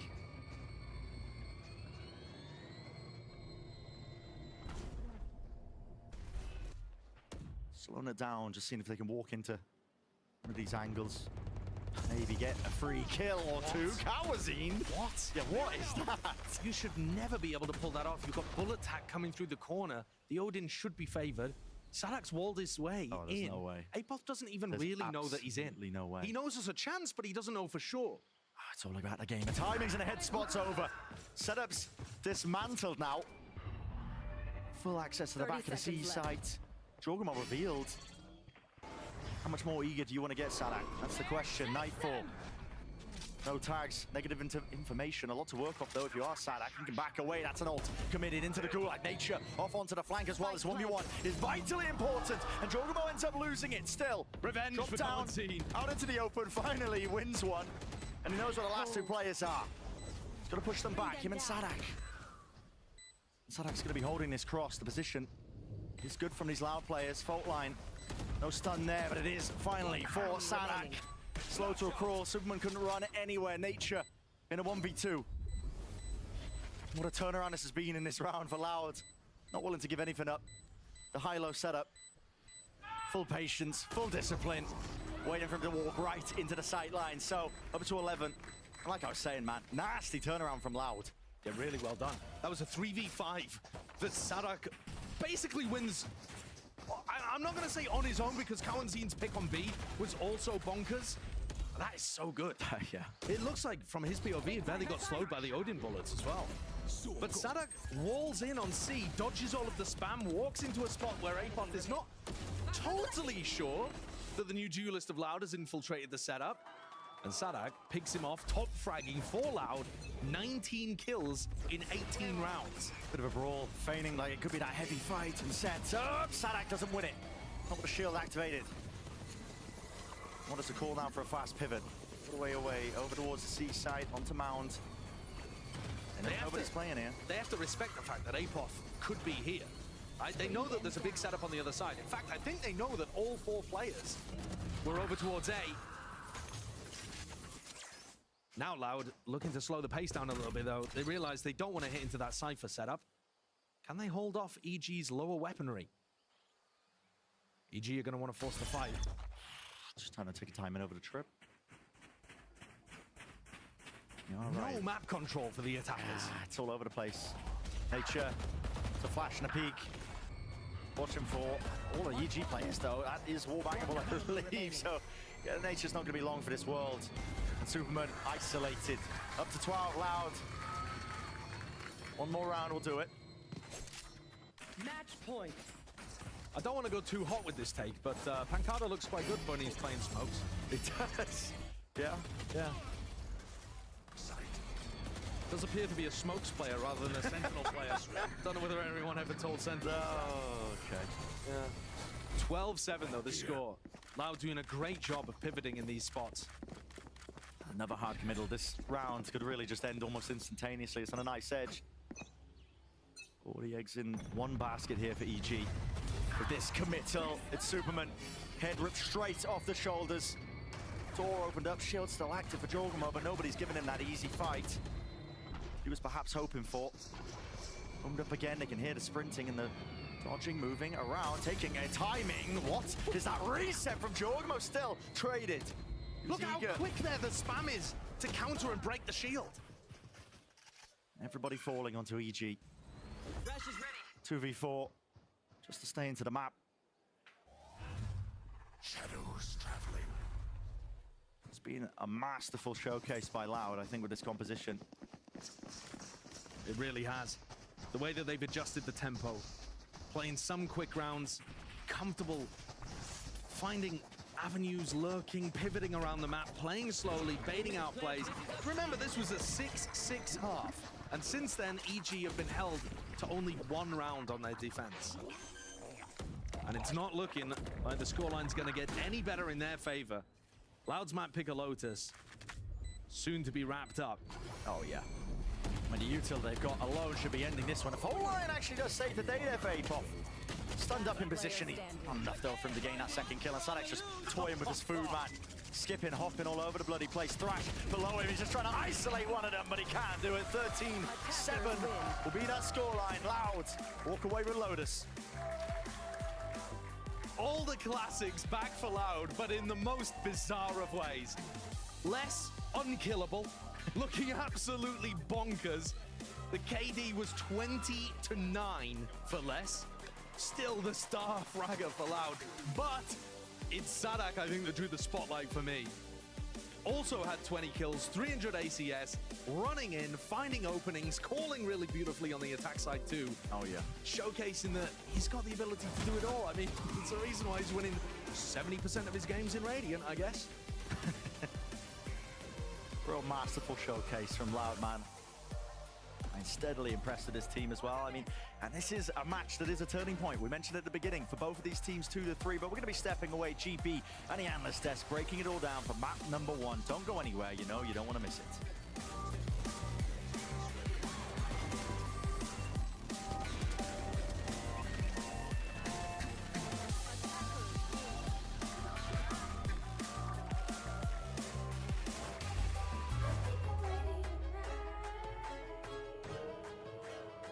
Hey guys, it's Jimmy Lin.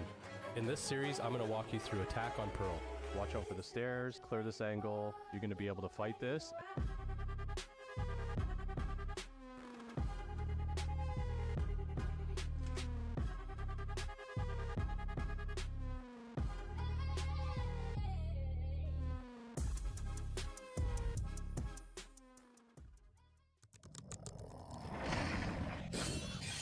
Red Bull gives you wings.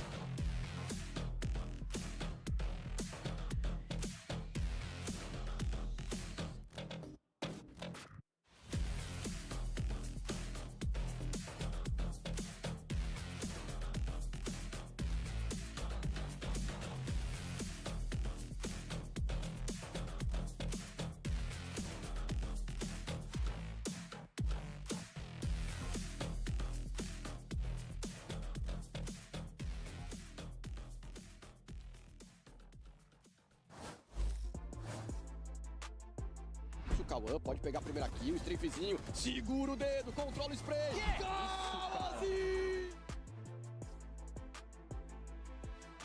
Making sure that nobody can really take it. Adjustments. Right!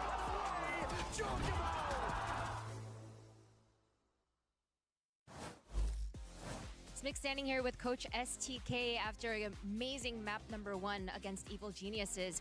I wanted to ask you about the role swaps that we've seen. Obviously, Sadak is now on Duelist and Tui's on Initiator.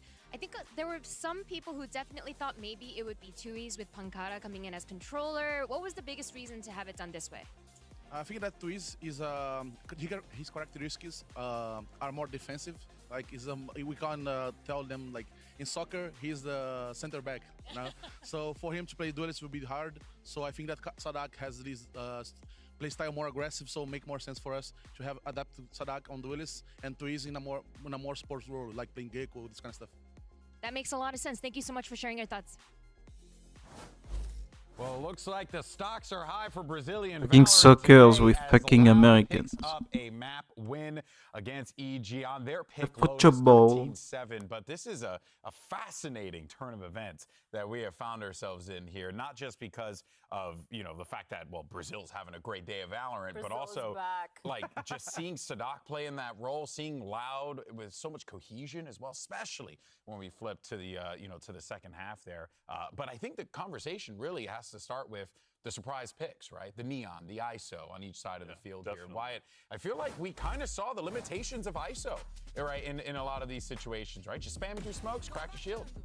We also saw the benefits of ISO, and especially when you have a skilled duelist as Jojmo on it. He That is did go true. 8 for 1 first kills to first deaths, which is a bonkers stat line. They weren't able to capitalize off of it as a team to their detriment, but in moments like that, you can clearly see the value. He was winning the majority of the duels in the kill contract.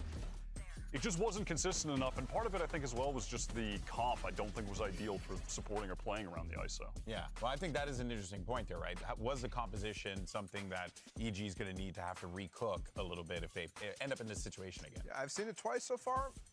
Not feeling the ISO in pro play. I feel like, yeah, while the first kill stats is kind of crazy, it was just very easy in some of these instances for the top players to just cancel it out. With that being said, Sadak on the Neon was Honestly, phenomenal. MIB also was good. I mean, he was more of a, I guess, technical Neon in the way that he's not zooming all around and stuff like that. He's like specifically going for these timings and making sure he gets good stuns and stuff like that. Not playing like MW. He was not doing that.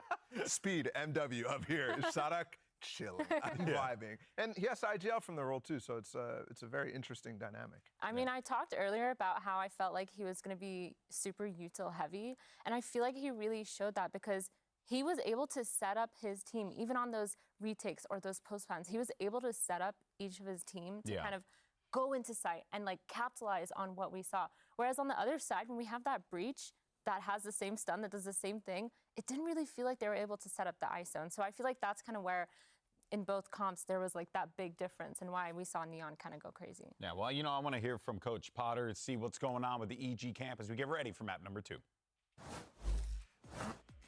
Smick standing here with Coach Potter after we see Loud win their map pick. 2 really quick questions there. Obviously, it was that second half where you struggled when on the defense half.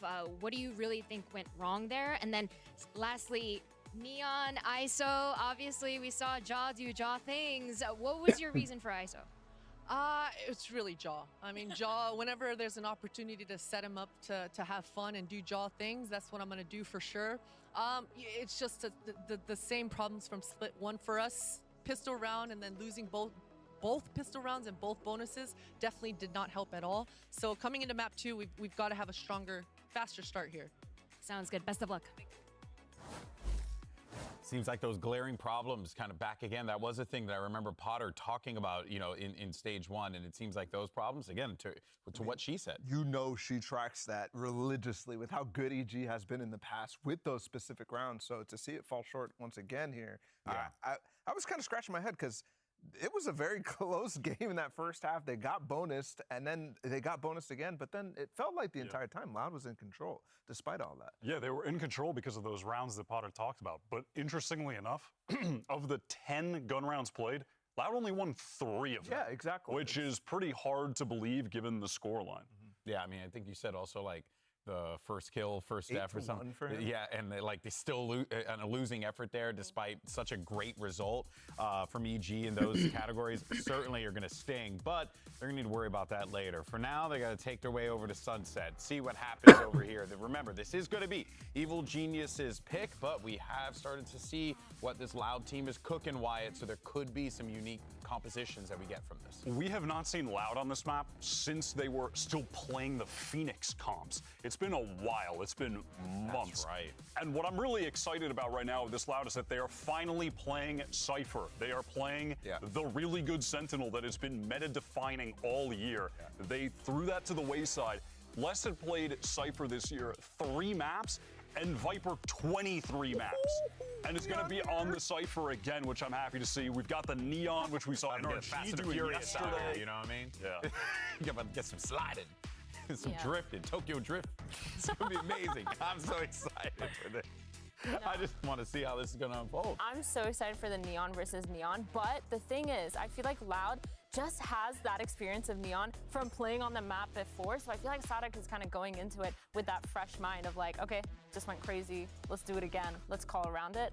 But now when you have Jog kind of on it, we've seen him go crazy before just in general on the Duelist, but are they going to be able to set him up? We saw the Breach not really being that utilized as much, but I don't know. I'm excited, but we'll see. Well, it's going to be the last match that we have between these teams. And we went the distance last time we saw them take the stage. Is it going to happen again? Let's find out. Send it back over to your casters, Brent and Sideshow. We'll certainly see heading into Sunset. Yeah, it's going to be EG's map pick. They made only the one change, right? It's Jogamo over onto the Neon. And, you know, some major adjustments overall, I guess. You know, Rays falling out of favor into the meta. But they have to do it here if they want to try and extend their play in the series overall. And it's an important one. Been mentioning it. 2 and 3 is where both of these teams stand so far in their season. And really, you need a win on the board at this point. We're getting into that middle section. Beyond that point, 5 weeks away from champs. It all really leads to that. And every win counts. You have to, if you're either of these teams, you have to make your way into Stage 2 playoffs. Yeah. You've got to at least get a good enough record, probably somewhere around the 500 mark, to be able to get into playoffs and then prove yourself to have a run towards champions. And that is going to be very difficult for both of these teams. Though, of course, with the talent on the roster, most people would be expecting Loud to do it if only one of the orgs did. But EG surprised last year. EG getting their way into B, a fairly free site. Both of these team compositions are going to be really happy retaking. Hello. This is going to be broken there. Really fighting over this one, Jogamo. He's not willing to let them get even a foothold in. Double dash going to be used here with a sliding glide, man. This guy is on fire right now. The movement abilities just fit Jogamo so well. Yeah. Good start. ISO a dash, I'm sure he would have farmed even harder in. But to me, when I think about Jogamo, I think about a player who takes unexpected, aggressive timings, pushes, and tries to turn one advantage into a huge advantage. And I think this Neon is going to be very different to the way that Sadak plays it. I think we're going to get to see the full range of what this agent is capable of, playstyle-wise. Bit of a contrast between the two. It's an easy orb over towards A. EG just taken up over towards market control. Second wave of things there as well, making sure to try and take that fight. Lesto caught tucked into the corner, won't be able to escape any of those bullets. So EG will be able to get that plant down. And focusing all of these ult orbs into Nature as well, who's almost halfway to that first ult being online. And the fact that EG are getting a pistol under their belt, getting set up to, you know, run one of their bonus round strategies rather than have to fend off one of Loud's. These are all great starts and exactly what Potter was talking about. It is baffling, absolutely baffling, that Loud only won 3 out of 10 of the like true gun rounds. Those that weren't bonuses, weren't that is bizarre. Gun versus a half-buy kind of setups. But a lot of those EG had big ultimates for. Or they came towards the end of the first half. Clean, execution-style finish to the round from Apoth. And 3 of those guns, all that were invested, kept into the bonus. So what you were saying, right? Yeah, some really good firepower coming into this. What we watched when we were watching Victor play on this map for NRG, he brought the attack side all the way back into overtime playing against Sentinels, because these tight areas on Sunset, it is so tough to hit a Neon sliding in. And when you've got aim as good as Jorgamo, if he's sliding in front of you, you're probably already dead. I'd like to see them try to put him in position to go for kills like that. Set up for a B split here, maybe on the bonus. There's a lot of danger here, at least for Loud, going up against this bonus round. You know EG are going to be putting in the time into a map like this here, and already you're seeing it, man! Fully accurate, glides forward, does not give a damn about the trips! So good. His aim is so clean. Sadak's trying to do what he can on the opposite side of the map. Cleans up Apoth. Maybe they don't have to worry about the mid lurk too much. But guess what? Jorgamo's already reflanking in that spot. You'd expect the Neon to still be trying to challenge Market. Backside. Jorg's already there. He's rapid. He's just playing with the man. Look at him. He could leave. He could go back in. He doesn't know what he wants to do. He's 7-1 already. He can do what he likes. The decision's made for them. And Loud's saving away at his 3 rifles. And Sadak low enough there. Yeah, they've won some 3v5s so far in this match, but this is not going to be one of them. Trying to get back into the site. Everybody in B main, these kind of post plants are very difficult to break at the best of times. So it's ridiculous, honestly, that you're looking at the stats. If you only looked at the stats page of map 1, and you see, you know, 13 first kills for EG on Lotus, and then you've seen Jorgamo 8-1 in first kill to first death, 300 ACS on the ISO. You would expect that the scoreline would be closer and Jorgamo would have felt like he dominated the game, but he really didn't. They held the ISO down to only having stats impact, whereas now he's on the Neon, he's unleashing devastation upon Loud and creating so much space with what he's doing as well. Important final kill as well, that he managed to wrangle the rifle out of the hands to one Loud player. Only got the 2 to work with in this one, the rest of it a bit weaker with the weaponry. See a standard taker market. EG been doing this with the fault line, a Prowler. It's all going to be accompanying Jorgamo. He's quick to really just evade that one as well, with a one-way and a flash heading his way. Still got another slide. Can afford to use them on stuff like that. Now Sadak's just trying to play this in a more standard, you know, reserved manner, where he's taking some space on the opposite side, playing an aggressive angle, giving his team information, not trying to dominate the game with his rifling. That's what I'm talking about when I say that both of these Neons are going to play so differently here on Sunset. That's just not with a crosshair placement in this one. It's open access over towards the B side. Jorgamo, just don't know which direction this guy's going to be moving in. Slowing it down, just walking. Ult's still out though, stunned up. My God, might be getting ahead of himself here. Up onto the flank with Apoth falling. Creates an opening now for Loud to really capitalize. Do they want to jump onto this one here again? Stun, locking him and rooted to the spot. Jorgamo, nowhere to run, nowhere to hide. Sadak. South now into the back of the site. And they've got less things to worry about with Apoth, who was cleaned up prior, as we were talking about. Fault line.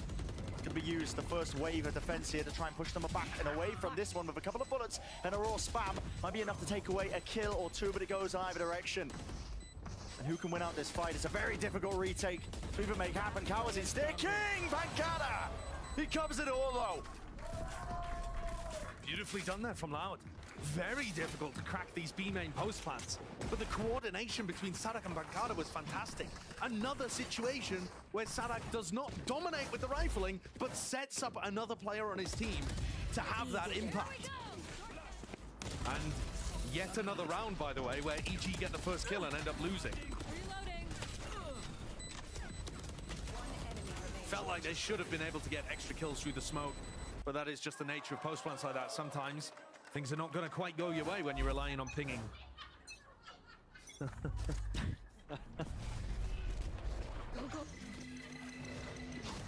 Does he see nothing, but phone line still set in Sadak. This guy is eager to draw blood. No one willing to stand and fight the guy though. That's a delayed paranoia. Will force out a lot of util on either side once more. 2 years spamming down a few stray bullets. Just catches onto that Cranium man. And they know exactly where Jorgamo is. Sadak, this guy, is galvanizing with his performance. And hopping in the spot. Superman with nowhere to run. That's a flawless finish to that round there. Loud finally getting their feet back underneath them with a second round here overall in the map. What was that prediction onto Jorgamo? Yeah. Perfection from Sadak as he just throws his lightning fingers through over to elbow.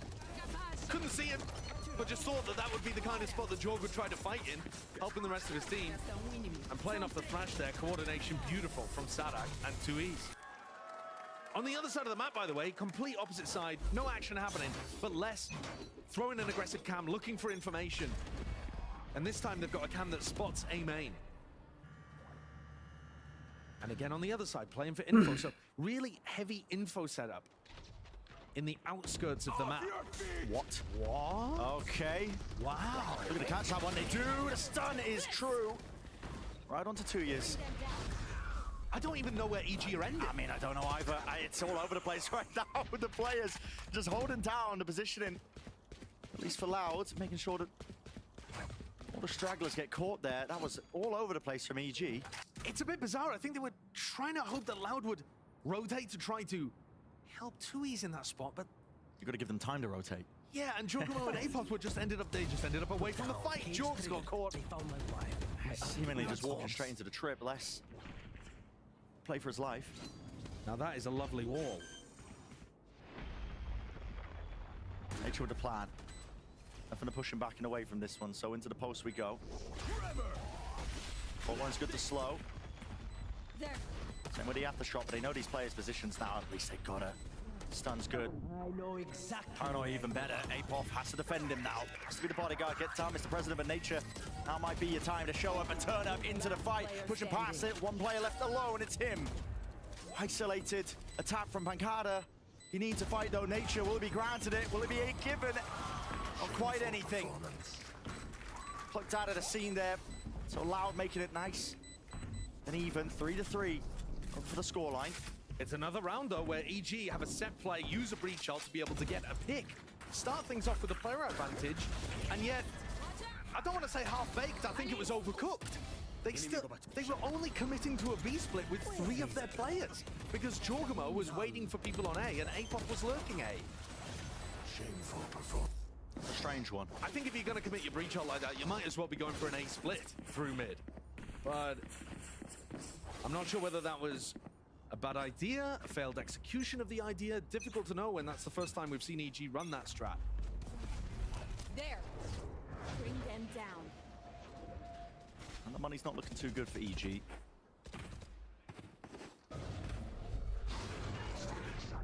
Prowler's good. Dizzy even better. Potentially there with the stuns. On either side, just seeking to defend these players who are caught. Really isolated. Popped down into the position. Derek is rattling away. Shot to the Sheriff, but finally brought down to his knees. Plan from Nature, though. That space given. Jorgamo. Oh, not with a crosshair placement. I'm expecting the player was going to be there. Nature obtains the upgrade, but the plan position is not good for him if he wants to play this angle here. Unless he gets this kill, the Pancada is sharp. It's on point today with a lot to prove. And he's looking great. He hasn't been the player that's taken over the game necessarily, but just so solid in his positions. Every time he's asked to do something, he delivers on it. Very stable player, Pancada, and that was exactly how he was when he was up at the top of the scene with Loud. Now on map 1, the frag differential was massive between these two squads. EG only had 2 players that were popping off, and that was Jorgamo and Superman. Superman's down now at the bottom of the scoreboard, only 1 and 5. The other players are turning up a bit more, finding their moments. You just saw a 2K from Derek in that round. You know, they're trying to find their footing. The more supportive elements of the 2 initiators and the Cypher, but they're not really getting that extra firepower coming from another player, and it feels like EG's ideas, once they get the opening kill, are still not working. I mean, the 4v5 win rate from Loud has just been outrageous this match so far. Things that shouldn't be happening. They can't be letting them get away with it. Yeah, and it kind of fits a pattern that we've seen from Evil Geniuses all year, that I think a lot of people will be putting down to the fact that it's an inexperienced roster. They have good ideas to set themselves up for wins, but then it crumbles when the pressure is applied to them. Maybe that's just a factor of time to hone those issues out, but time's ticking. 2 and 3, staring down 2 and 4. That's a difficult record to recover if they can't win here on Sunset. Yeah, I mean, I'm not going to get into the fancy numbers, the projections. A lot of players just seemingly misinterpreting numbers, thinking that they've been eliminated already, but... I mean, I think that was a joke. It was a joke from last year with Cryo, yeah. I mean, it tripped a lot of people up, myself included. Unless Boostio really thinks he was playing against MIBR, in which case that's even more disrespectful. Yeah. We wait in his retirement eagerly. Jorgamodo. We're close to that status. Nightfall being used to supplement. I'm not sure if that tagged onto the corner, but the Prowler, well, it just doesn't quite land it. Really just sliding straight to Pancada, not able to gleam anything more out of the round. Still, with him dropped. Side with the op. That's just a contact play to get back up onto the angle. What a committal by 2 years. Yeah, Loud are finding these opportunities where they feel incentivized to go for the info peak, to go for a play because they're down at a spot. And that's where EG have been finding success, is by adding these pauses, the slower pace into the game like this, and then punishing Loud for going for the stuff like that. Apot's wiggling his way through on the other side of the map, trying to find out where these players are, playing for information. The only disaster here for EG would be if Les is not spotted, but the spike is headed over towards B. Yeah. Now, if both of the initiators die, though, on A, that would be bad. Would be dire. Les. Hello, this guy's catching it. Apov, though, surely. He's going to be hearing Sadak, but Sadak does have the operator. Les is clearing him up, man. You said it could be bad. You got to be worried in this spot. The time, though, is off massively no on way. EG's side. The patience. He's missed it. Surely he doesn't get punished No, for it. Yeah, okay. I thought Sadak had full-on run into sight there. Les knows where one of them is, though. There's the cam. Spike's ticking, though. So goes the chances. Cage doesn't quite cover the spike either, so is no problem. Superman going to be aware that nobody's on this one, and already that's going to be the win into the round, so... EG. Do want to keep these guns, I believe. Money's not looking too hot. Yeah, it would be nice to keep the weaponry. Not completely necessary, but good for them. Only Superman's able to be carried into the next. I think, though, that kind of round is what they need to be going for. Map control at the beginning, try to take fights. We've seen how good Neon is over towards Elbow. And then slow it down. Do I agree with Derek and Nature hanging around in Elbow for that long? No, I think they should have doubled up and left, but they still had the round secured at that point, basically. So I don't really need to nitpick. Is Kalanzine going to think about ulting into A lobby if Sadak gets pressure? Oh, that's a lot of util. The aftershock mats, I mean, slows Paranoia. It's all use. It's a foul combination once more. And they want to send the roll in front on top of it. Superman, it's way ahead of it. Forwards and around. Just tripping them out, I think, with the Prowler in their faces. Jorgo now floating it with the overdrive in his hand. No one in sight. Rapid start and basically finish the round. Still a 2v3 for Loud. They might see if they can maybe get a kill, maybe make a go of things, but it's a hard ask. Reload, Herd, Superman has to reposition. Neurotheft going to be revealing that position. Doubled up now. Side by side through market. The swing needs to be good, and it is. Movement and shot even better from Les. Same needs to be set though for these EG players, and they do take the fights together in kind. Nothing slips. 2 years dropped to just 30. It won't take much to really topple this guy. Cage dropped. Doesn't know where the player is. Only 7 bullets now. An impossibility. Just got to back away. Maybe force them to just stick around. Maybe take a few guns away. Go, go, go!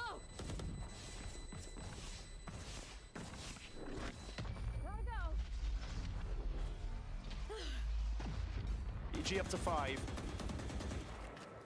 And despite losing a player over towards B lobby at the very beginning of that round, They just carve their way in through market. Superman with a really nice play as well. Just crossing up loud over there. This is how Nature died at the very beginning of the round. I mean, that's where our attention was, right? Yeah. But this is what was occurring over towards mid and market. Yeah, and the market pressure just ended up being way too much, and Apoth actually slipped through top mid as well and ended up coming around behind. And I love the idea of doing that. Apoth getting a bit more aggressive on the lurk. Off the back of that distraction is a great idea. Oh my goodness, I mean, Sadak's ahead of all of it. I think that's only Jorgamo's second first death all match. He's been dominating. I think he's 13-2 right now, if I've been, you know, if we're keeping track correctly. But that is monstrous. Huge to get him out of the round early on for Loud. That's been that sticking point for Loud to be able to get those rounds on the board. Aftershock should force the fight out into the open. Still, Apoth gets the one. It's good on him before being traded. High ground from Superman. Dodging most of the util going their way, and it's just bullets flying forwards into these smokes. All the angles that they're expecting these players. Les will maybe take a timing. Looking to get ahead of this one. Rolling Thunder just going to be pushing him back into safety. Quick hops. Nice moves all around, and he is being defended. Overzealous by Nature. It's 2v2.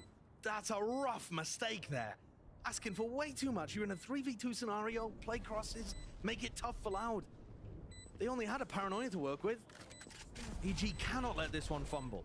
Already swept through and used. Playing inside the smoke now. Derek. Great kill to find. Pancada is left alone. 1v2. Jump spots. Or from Derek just seeking to buy a bit of time here. Superman is nowhere in sight, but Pancada surely got to be worried about this one. Setting up a bit of a smoke in the one way. Still Derek's buying that time. He's such a nuisance and annoyance. No way, Pancada. Absolutely no shot. Ticking. I believe the opportunity slips away. Touch and go just for a moment. But EG managed to win a round without Jorgamo getting the first kill. Yeah. Maybe that's the key. Jorgamo, maybe throw your life away. It's not like they've been converting many of their 5v4 rounds. But this map's been a bit better. It's again another fairly competitive first half. But EG is starting to pull out into the lead with 3 rounds in a row.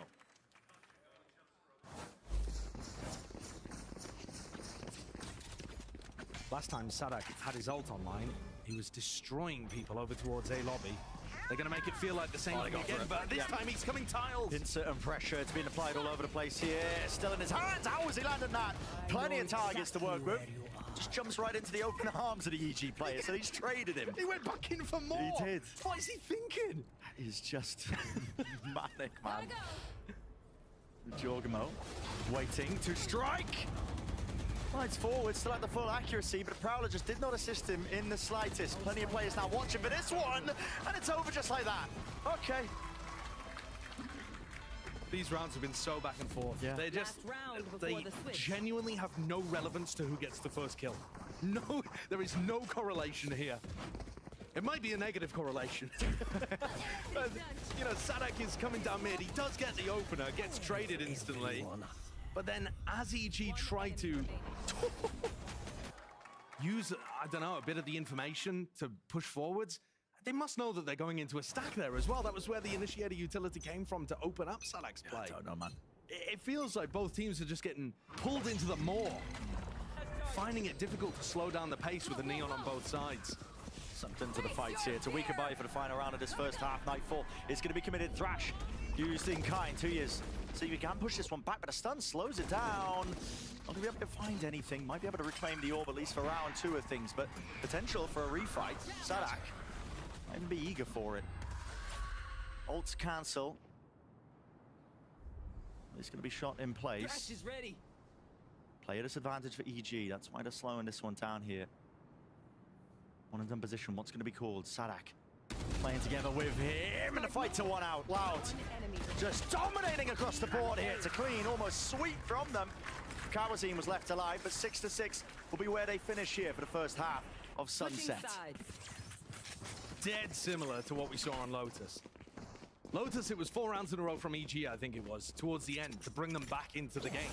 This time it's Loud with a bit of a recovery, but it's so brawly. Yeah, they just opted into the fights. Yeah, I like the idea of slowing the round down when you're up a player because it forces Loud to make something happen, but EG really getting sucked into the game in a way that they couldn't control. Yeah, well, my brain is being reformatted from the Valorant we've seen so far. So let's send it down to the desk. Maybe they can explain things for us.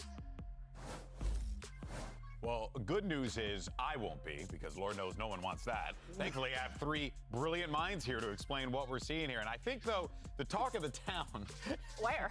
The Talk to Bear, actually, is one of them. Okay, gotcha. And then I'll let you guys fight to the death to figure out who the other two are. All right, well, let's go ahead and do a little check-in with our Neons, shall we? Because that definitely seems to be the thing that is dictating, Balla, the pace of this matchup, how things are shaping out. Yeah, absolutely. I think this Neon for Jog looks way better than the ISO, and he, in my opinion, has the best movement we've seen out of any Neon so far. Which isn't shocking in terms of mechanics. No, not shocking at all. But Sonic is still playing so well, and it's crazy to me that this guy is IGLing while playing Neon on such a fast-paced map and running down mid half of the rounds. Yeah, I feel like we're seeing like this crazy like. He's gonna lose his mind. Yeah, he's losing. But I have a conniption over You there. should while the game was going on, Balla was just like, "What are you doing?" No, but I feel like we're seeing this crazy crossover of like the strategic Neon. For the most part, except for like a couple rounds. And then we have Jogamo on like this fast-paced Neon, ready to take aggressive space and kind of pushing forward and making sure that the team kind of gets on site all fine. So I feel like we're seeing that crossover, and I agree. I think his movement is insane. But on the other side, like Sadok's util is also insane. Like I feel like they're both playing great. Yeah, you can definitely see the difference in their early engagement kind of style just based on the fact that Jogamo has like 5 first kills right now. Yeah. And Sadok has, I think, only maybe 1 or 2, if I remember correctly. But just taking way less first engagements. Now that the sides are swapped, though, and he'll be on attack, I'm interested to see if Sadok is going to be able to step up to the level Jogamo has in regard to getting entries. Yeah, I mean, well, we saw what happened in map 1 when they flipped sides there and Loud just ran away with it. Could history repeat itself? Send it back over to Brendan's Sideshow. We'll see. I mean, much more even now, isn't it? Like 6-6. Don't really, like, you've said it, right? We're keeping up to date with kind of the first kills and the correlation there. But to be honest, just because the first kills, like, you know, the gun rounds are going even and the rounds are even, doesn't mean that, you know, the teams that are getting the first kills are winning those rounds. Could be that both of these teams are losing people and winning the rounds still. It's very true. I mean, towards the end of that half, though, it was a little more correlated. I'm interested to see what Loud have got cooked up on their attack side, though, because I think Sadok called a really nice game from Duelist on Lotus. That's a rarity. We used to have quite a lot of Duelist IGLs at the very beginning of the game. Repeat, Sadok, what are you doing there, man? Pulling out the sprint, seeing if you could escape, potentially, with the glide, but no. Trusting heavily in Pancada's paranoia that it was going to push people off the line. And just not quite getting that priority when he wanted it. It's a pretty standard kind of map control play, but this time EG disrespect it. And I think that's what you get from Jogamo. You get a lot of disrespecting of opponent's utility and unconventional timing. Whew. That shot lands, but EG quick to shore up the defenses. It's a great beginning for the pistol around here. It's slow and steady, but enough to get the job done. Fault line forwards. Derek. A lot of damage returned to him towards the top section of mid. Tap, tap, tap going to Ghost, but again, no casualties. It's Loud are the ones who need to find them. Jogamo is on the flank here. And I think he's got really nice timing. 2E's is taking it slow. 2 players ready to go. He knows everything. Inside the smoke as well. So anti-flash being played. 2 years, a bit of spam. He seems to be aware of it. Instinctual, but yeah, from behind. Wrap around, snap around. It's 2 years. Quick 180. There's a lot more to do where that came from. So pistol round win for EG. They're taking the lead now in this map. So both pistols go the way of Loud on Lotus. Both pistols now going the way of EG here on Sunset. So that's one of the ticks in the box in terms of the things that Potter was trying to pay attention to and reinforce within the team. And just in case you're wondering, Jogamo 8-1 on Lotus in first kills to first death, 6-1 at the moment here on Sunset. Man. 14-2 total first kill to first death. Utterly, utterly dominant at setting his team up for advantages. Quick pre-fire for the Dizzy. Around like this. Risk to be taken by Loud. G do have, you know, going for the 3 rifle buy, 2 pistols, keeping it in, seeing if they can get something really healthy and dangerous going for the bonus, but it does open up a bit of a danger zone. If he gets another first kill here, he's going to be 7-1, which would be quite fitting against the Brazilian team. Yeah. Almost going down to that spam. defensive setup, though, is pretty concrete, at least for EG's side of things. Les does take away a nice easy kill there onto Superman, but it's evened out. Jorgamo once more going walkabouts. But the kill onto Superman, it's forcing EG to make a call to try and re-clear something. They're seemingly unaware of this. And they've got an open, open avenue all the way up towards the B side. Damn. Oh, he's so fast at this one. He's sprinting right onto him with the spike drop down and the door in your face. They did. They're just, I mean, locked out of position, locked away from any chance of winning the round. Karanzine usually has the spike. He's playing breach. I think he thought for a moment there that he'd got through with the spike. I believe it was him who just closed the door, locking himself off from the play. Go, go, go. EG not going to have a huge amount of weaponry here on the bonus. Not expecting this one to be particularly dangerous. But, you know, if Jorgamo can land a ridiculous kill with the Guardian, then, of course, it still could be. But this is where Loud have an opportunity to stabilize. It was double bonus rounds that set up Loud so well on Lotus. EG would love for something like that. It just doesn't look likely. 2 sheriffs. They've given a rifle over to Jorg. Yeah, that's a nice idea. Yeah. If there's anyone that's going to make it happen, it would be him. Holding down the A main chokeholds. Side by side, him and Derek. If there was ever a round to run a slow default, it would be this one. Prowler detects the trip, breaks it, so now bodies are going to have to stay. Ooh, a stun as well. This move. Damn. Jorgamo, good. Almost a hack middle, but no, yeah, it just fades all of it. Those fucking Neon versus Neon, like... Flicked behind a 180 as he's moving away to stop any It's so fucking close. I feel like Neon is gonna be the new Eyes. Right there. This trip's gonna be a bit of a nuisance as well, Apoff. It's gonna be like one aftershock, the best movement versus the best movement. Yeah, okay, so well. Still locked into the corner. The Dizzy a little bit delayed there. Saturday not able to play over this, and it hasn't been called correctly. Still, the classic Kawazine is there. Superman even better with that sheriff. Might be golden for it. Cover going out. Smoke dropped. So one way onto the top of the box. Derek ensuring the mid is cleared out before he really commits into this one with a full retake. They do have time on their side to go slow and steady onto the approach, and it would be that bonus round conversion for EG. They'd love for it. Smoke though.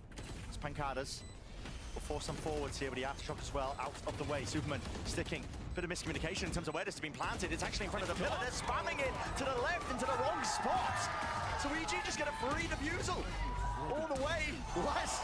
Listen, it's Damn. at the end, but a bonus They lose the round win freaking for EG. bonus though. They planted in a different spot. Yes. That might be a lack of experience from Tui's playing Gecko. It's not a normal spot to plant there. The meta spots to plant are on the corners, kind of on the ramp, where all of your spam is going to land on the diffuser. Instead, he pointed it straight at the pillar. Wingman went over and planted in a spot where you can be on a full half circle. And also, it looked like the pings were off. I feel like the pings were off, yeah. But that's just, I mean, it shows you the spike on the minimap. Yeah. So I don't know. I don't know. Shouldn't be missing the pings. Maybe I'm wrong. Maybe the smokes were in my face. You know, I couldn't quite tell the depth of it, but it looked like they were. It looked like it was off. Now, I said that bonus round was going to be really difficult to convert. And we're dwelling a lot on the, you know, the misplay towards the end of Loud, because it did look winnable in the post plan. But what are those shots from Superman? 2 sheriff shots to open things up as he's defending the site, flooding in. That's the kind of impact that he was giving you on Lotus. That's the kind of performance you need from some of these other players that aren't Jorgamo, that aren't defending champions from last year, kept together on the roster. You need a bit of that from some of these others to win you around here or there, and EG, they've got that round 15 looking pretty. On the other side of things again, I think the KD was 20-9 from less on Lotus, and it's still looking fearsome here. He's got the hero rifle. Gotta go. And I think that's who you really want to have it in their hands. It's been performing. But so is Jorgamo. He's relentless right now. in the series, in the map. No clearance into the corner. Apof's going to be covered there. Wolf just to get him out of dodge. And Paranoia to supplement. Jogamo, he's hunting even further. This guy, man! He can't be stopped! It's so nice. God, the utility is brilliant. Apoth has pushed down mid. He throws the wall for Apoth to escape. Dashes so that he avoids the utility coming his way. Stuns so he can follow up. Dizzy in his face, doesn't even bother. Uses the second slide. He's operating on a different level, man. He's actually, his brain moves faster than the average human. I'm watching him do it. I can't think that fast. The orders of operations, man, that he's having to do. It's so nasty good. Get him on the full-time Neon. I mean, the ISO was fun. It was cool, but he's cooking. Yeah, movement agents, he's cooking. So Loud had absolutely no chance in that round. Eco and Jogamo masterclass. So, wait, what is this? He's up again. He's pushing them in. He's up again. They just can't get a handle on where he is and what he's doing. It's another first kill to add to the list. The disrespect is crazy. The wall, though, it's propped up, seeking that engagement. Sada gliding, and at least there is that follow-up, so it's traded. Loud, not quite with the advantage, but at least it is a 3 versus 3. No backside control again. That plant, it's going to be going towards the pillar. Nature, do you really just let this one go straight past? Seeking the timing. Dizzy connects. He's missed his opportunity and his chance. He was hoping the player would walk in front of him. He's still alive for the retake, and that's what matters now. Same plant position, by the way, so that 2Es can play off it in market. In front of the pillar, with him going down, it's going to be much more difficult to play this post plan. A lot's going to be asked for from Les and Kawazine. Util in their hands. Big tap, Kawazine, fault line, Sprez. That's going to be an aftershock, and it should clear them off, but Apov gets half anyway. It's not what it missed. Just slightly ajar. Again, this man plant positioning EG up to 11. Well, Loud took a tag timeout to talk about their post-plant setup, so you've got to imagine, and that is just another disaster. It's hard to tell exactly where the mistake is there. Is it slightly off in terms of the plant spot when he's throwing in the Gecko, throwing in the Wingman, sorry? Or is it Kawazine who's just missing the aftershock in that position? Either way, disaster. Yeah. And yeah, that plant position is, it's good for market, but it isn't as good for the B main post-plant. Loud are getting ruined in this spot. They were dominating post-plant situations on Lotus. That was primarily one of the reasons why they were winning in that map. And here, 2 massive ones have fallen away from them. Couldn't be more important. Round 15, the anti-bonus, and round 17, the next rifle round, both lost in a very similar fashion. These pivotal rounds that are just escaping them. Forced to take a timeout on Loud's end. I mean, they took a timeout, I'm pretty sure. Just a few moments ago. Yeah. Like 2 rounds ago, they took a timeout. And they're making the same mistake, so I can't imagine they've got too much new to discuss with their... Holy shit. There is 1% of people who are like Leviathan, Sentinel, and then Furia. I have no idea what these teams are going to be playing on Icebox. What to expect. Could be absolutely anything. In their fucking PKMs. But Loud desperately need That's 169 people. So 2 stingers, one of which is on Sadak, and Sadak has his ult, so it's really not that bad of a buy. Less danger there, but he's going to... And a lot of them are fucking Brazilian, of course. For a way into the site, looking almost for a kill as well. Hey, Pop! Pointed directly towards him, he knew where to pre-aim.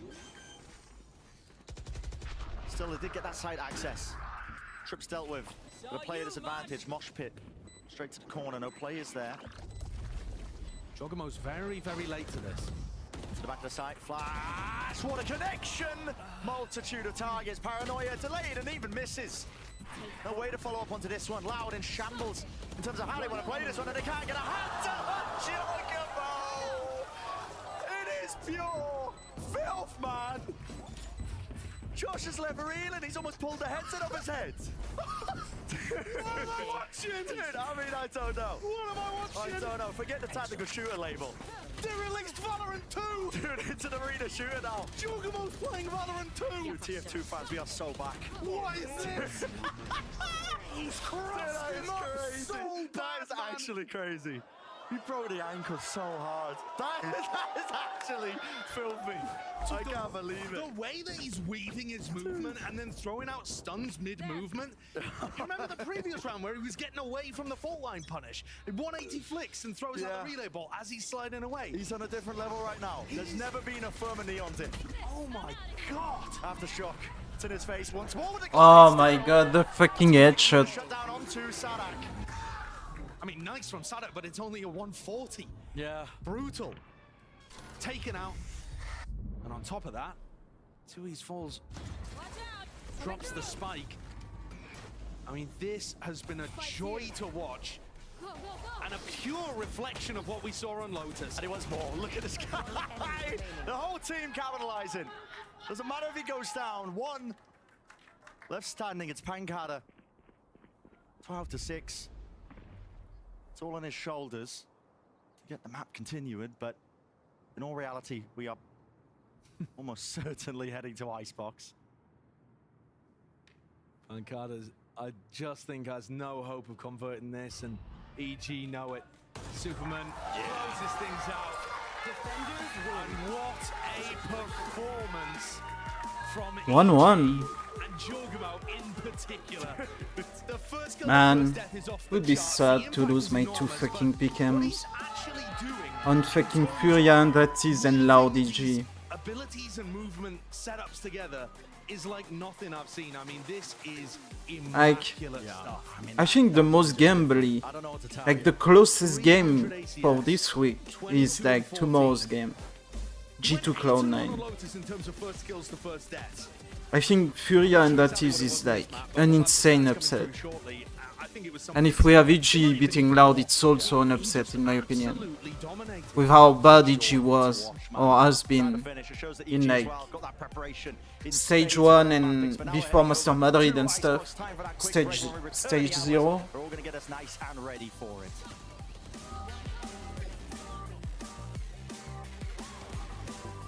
Compared to a team that was like very similar, which is G2. Like G2 popped off a lot and EG was like very disappointing.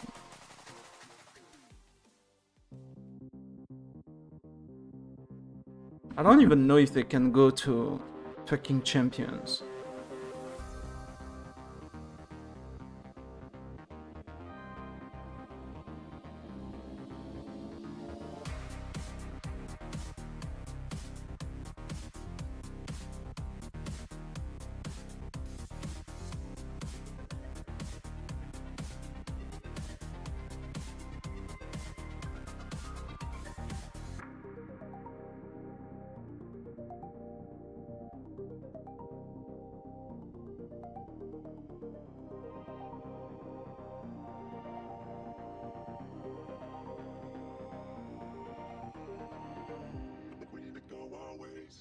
Don't you see the mess you made? Yeah, I'ma hit the road, babe. Yeah, I'ma hit the road, babe. I think we need to go our ways. Don't you see the mess you made? Yeah, I'ma hit the road, babe. Yeah, I'ma hit the road, babe. I think we need to go our ways. Don't you see the mess you made? Yeah, I'ma hit the road, babe. Yeah, I'ma hit the road, babe.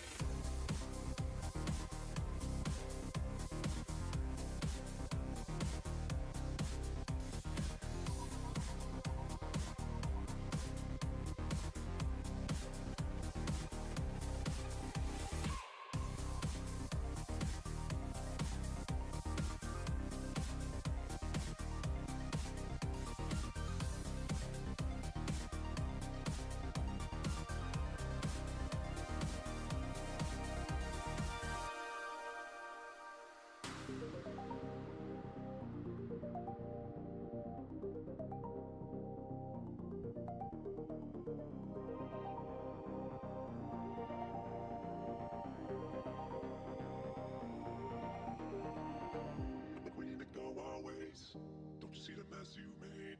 Yeah, I'ma hit the road, babe. Yeah, I'ma hit the road, babe. I think we need to go our ways. Don't you see the mess you made? Yeah, I'ma hit the road, babe. Yeah, I'ma hit the road, babe. I think we need to go our ways. Don't you see the mess you made? Yeah, I'ma hit the road, babe. Yeah, I'ma hit the road, babe.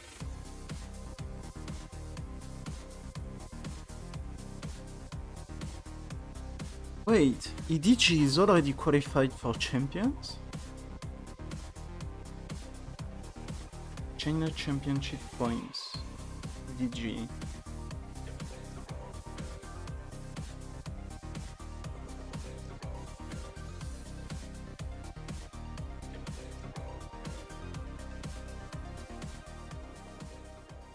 Oh, they have 14 points, and the second team has like 8. And the third has 6.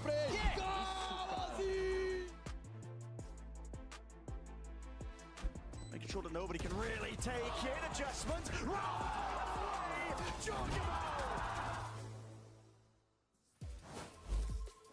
Welcome back, everyone. And Evil Geniuses have tied things up 1-1 off the back of. Well, Sentinels has 10 points. Sentinels is the number 1 fucking team for America. Seconds ago, before you intro this, you go, I'm playing Neon on console. And then the stinger hits, and then we get into it. So, I mean, that really just... Dude, They have 10 points. 100 Thieves, they have 9. Dev has 7. G2 and Crew, they have 6. Crazy talented. Look at the movement. Yeah, Evil Geniuses, they have 2 fucking points. Loud, well, they actually have the same amount of points as Loud. Because of the 2 win in fucking stage 1. We'll see it. Like, Yeah, because both teams are like 2 and 3. From here it just gets crazy. Right here, he gets another slide kill in tiles while full blind. Like, it's ridiculous. Yeah, he came around, hit him with the Palpatine fingers. There's no one that I've seen so far be as good with the slides. In EMEA, it's Fnatic with 10 points. 9 points from stage 1. So much more predictable. Yeah. And his is so varied, it's constantly throwing people off. And then it's like Foot and KC with 8 points. Defense, which technically shouldn't make sense. But I feel like Foot has the momentum. Being super aggressive, like it worked out perfectly. Yeah, like you said, that tiles play And was for insane. Pacifics, probably, yeah, it's Genji. Genji 13 points, Paper X 12 points. And then it's DRX, Koei 7 points. And Talon Esport and Team Secret with 5 points. You know, we talked about it before, right? He's the type of player that thrives with those movement agents. One of the best raises in the world, Yes, right? exactly. Guy can do whatever he wants. Paper X had like 10 points in stage 1, and they have 2 points in stage 2. But Genji had like 3 points in kickoff, 6 points in stage 1, 3 points at Masters 2, and 1 point at stage 2. So they are the more consistent team. Like standard Valorant, you know, just like across the board. By far. Louder still running the double controller. Here comes your Honestly, they could win Champion too. Like, yeah, there's no way. they won't fucking master Shanghai, but they could win fucking champs too. Everyone is, you know, pretty much on pins and needles wondering what the hell we're going to get on this one. With the EG at the beginning of this year, they brought out the deadlock on Icebox. They're one of the first teams that, if not... Yeah, it was complete dog shit though. Yeah, with Jaw playing. All I'm going to say is, because I recall at the pre-show, there was a... It was a fucking Viper, Killjoy, Deadlock, Gecko comp with a jet. And there was someone really smart, really bald who said that. Who was it? Athena, was it? Couldn't have been Josh. It wasn't Sideshow. Who was it? I think it was me. It was this guy. EG defines the meta. I don't know. I mean, you were Talking out of cooking. my I'm butt. just saying, it was mild. We already knew it was going to happen. You knew it was going to happen. It's like... it's like predicting it when you see it already. Yeah. Well, listen. All right. Defining what meta though? A broken clock could be right. Like fucking Miniboo has been playing fucking Neon on Sunset, and Heretics is like probably the best fucking team on Sunset. But yeah, so now we're going into Since for fucking ever. I know you were talking about this like during the Since break, you were fucking mentioning how, kickoff like, you know, almost. you're seeing people do crazy stuff. I'm gonna early on check. the map.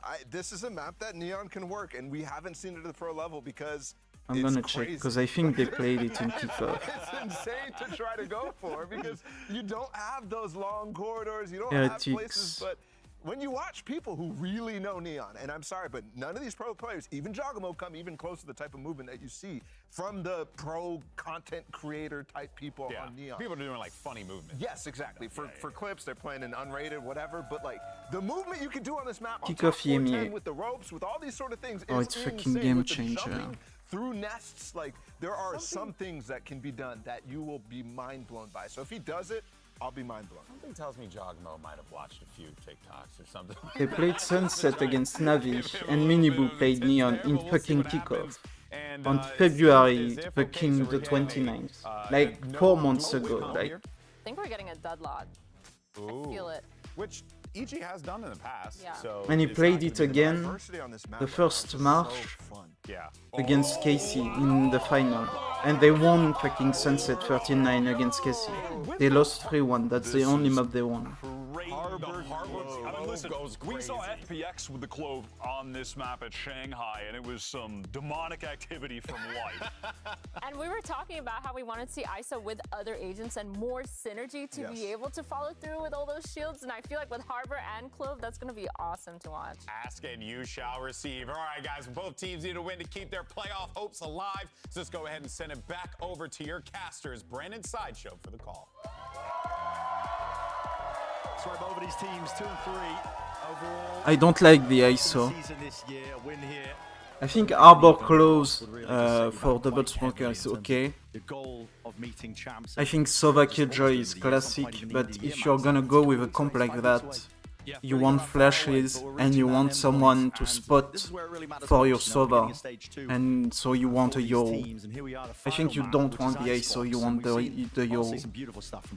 Because you can like rotate super fast with his TP, you can like hope with his TP too, and shit like that. You can like hunt the fucking Viper in her pit. I think if you put Jogomo on a Yoru in that team comp is like super strong. And you could also have an Omen instead of a Clove. Because I think Omen has more utility, but I don't think Superman is like the best smoker to put on fucking Clove.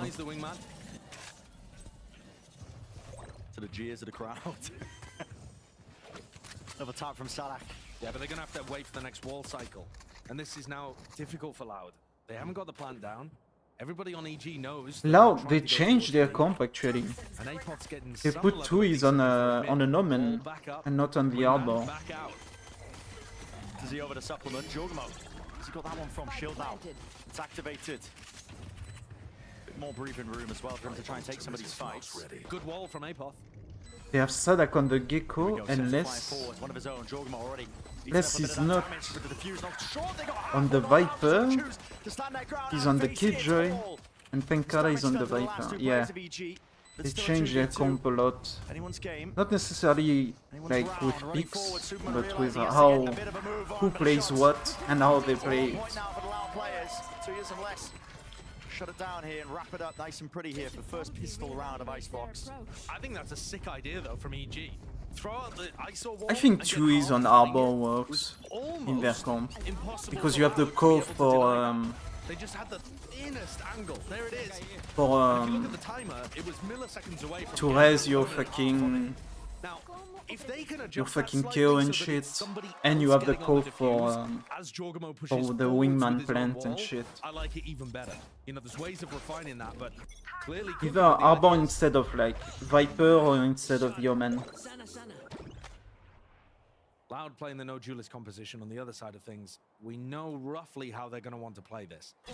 Both teams, though, are going to have these smokes from. I also don't like ISO for EG because you already have a wall that pushes with the Arbor.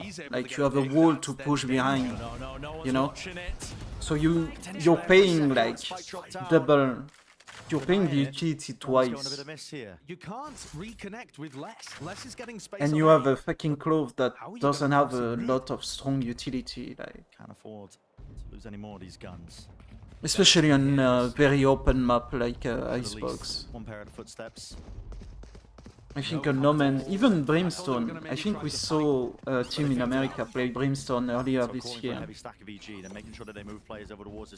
I think it was 100 Thieves that played fucking Brimstone on Icebox, and I remember not liking it in a double smoke setup. His raw aim, his crosshair placement, and how calm he is. But yeah. There's definite chances for EG, or at least there were, but now I really don't like the ISO. I think a Yoru is way better for like EG's team comp. Damage to the economy of Loud. Only 2 of the rifles getting saved. See if it makes a difference. They only came into the round with 3. An ISO and a Norman instead of the Clove. We're gonna see EG fighting all over the place. And certainly when you look at the team composition, Or even heavy hitters from map 1, Jogamo and Superman for Evil Genius. even a kill, and then you have a very close team.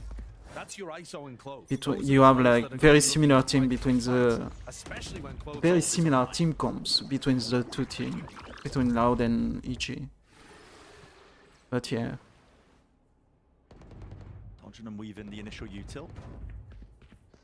The high tide is going to be just separating them away from the A site. Slow and steady though. Looks like that's the game plan for Loud. No overstepping themselves. Make sure that they watch it with some crossfire angles. Pulled people away over towards mid. They're looking for information, despite the fact that the turret and the alarm bot are both down, are both active, I should say. Yeah. Both been placed in. EG playing in front of their utilities. EG go through, break the turret, make it feel like they're in mid, and now they're back Interesting. over towards A. Just trying to mess with Sadak's understanding of what the defensive setup is.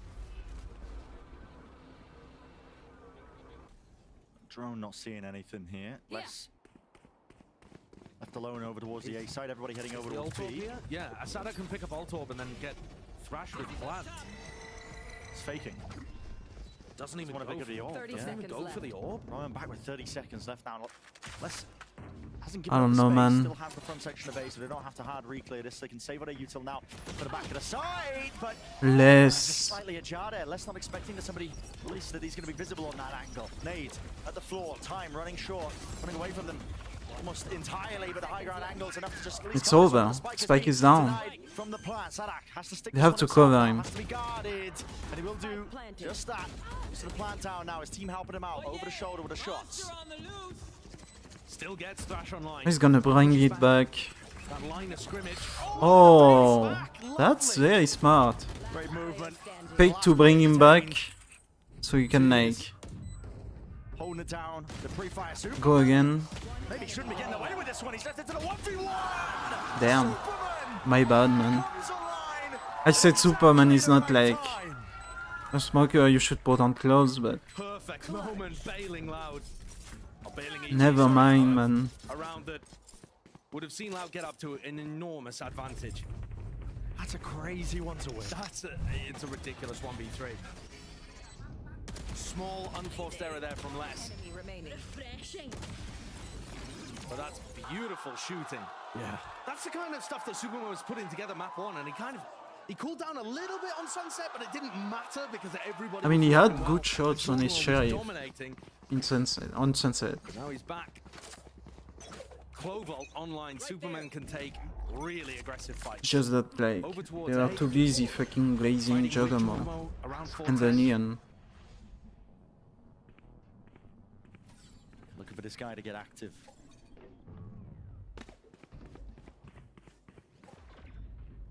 Bit of the util being used though, just posturing them away. Still with a heavy control and hold. Onto away by the EG players with the 4 players committed. Does leave Nature a little bit, wary. You can see this guy is just jiggling into mid because he doesn't have a turret or an alarm bot to watch that angle, so it's all being committed over towards the B side. Mid is a big avenue that's just open right now for Loud. Of course, Loud don't know this, man, this guy, it's on point. That's an ult that is not going to get value. Superman, It's just gonna hide, yeah. I mean, Les is actually still sticking around though. Close to the corner. Middle, misses. Out wide with a pre-fire.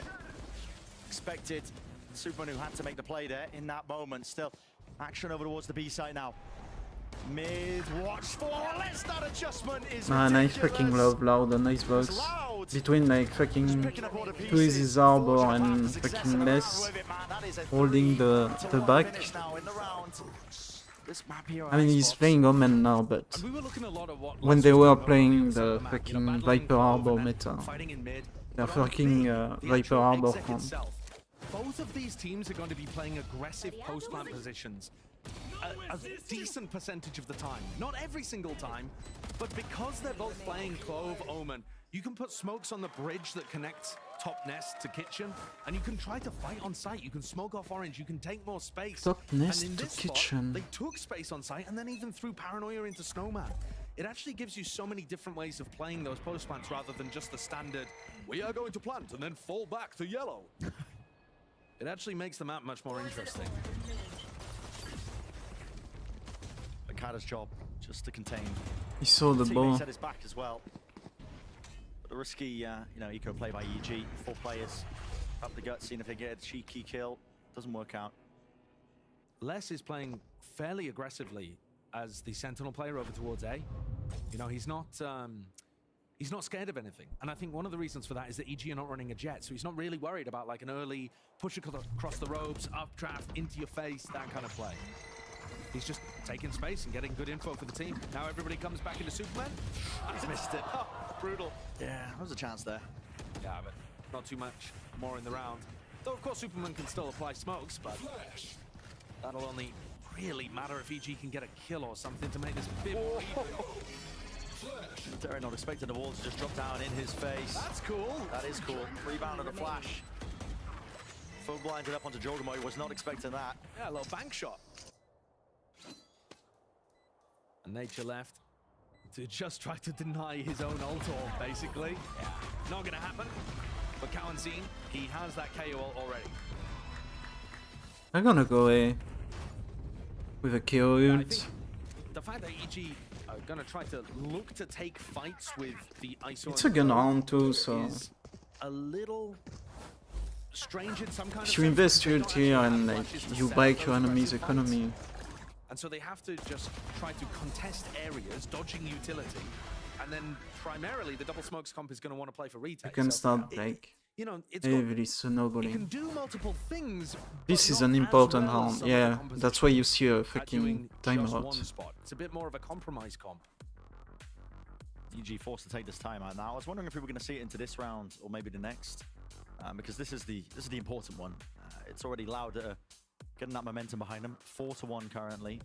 Because they use Purchase port online, they so use the County Gecko sitting on that ultimate top man. on fucking Just essentially round win the 3 round almost as on well, the to give bonus. you access to one of the sites. Right. So EG, it's their time to shine. It's a full investment. That Superman like won the only round they won.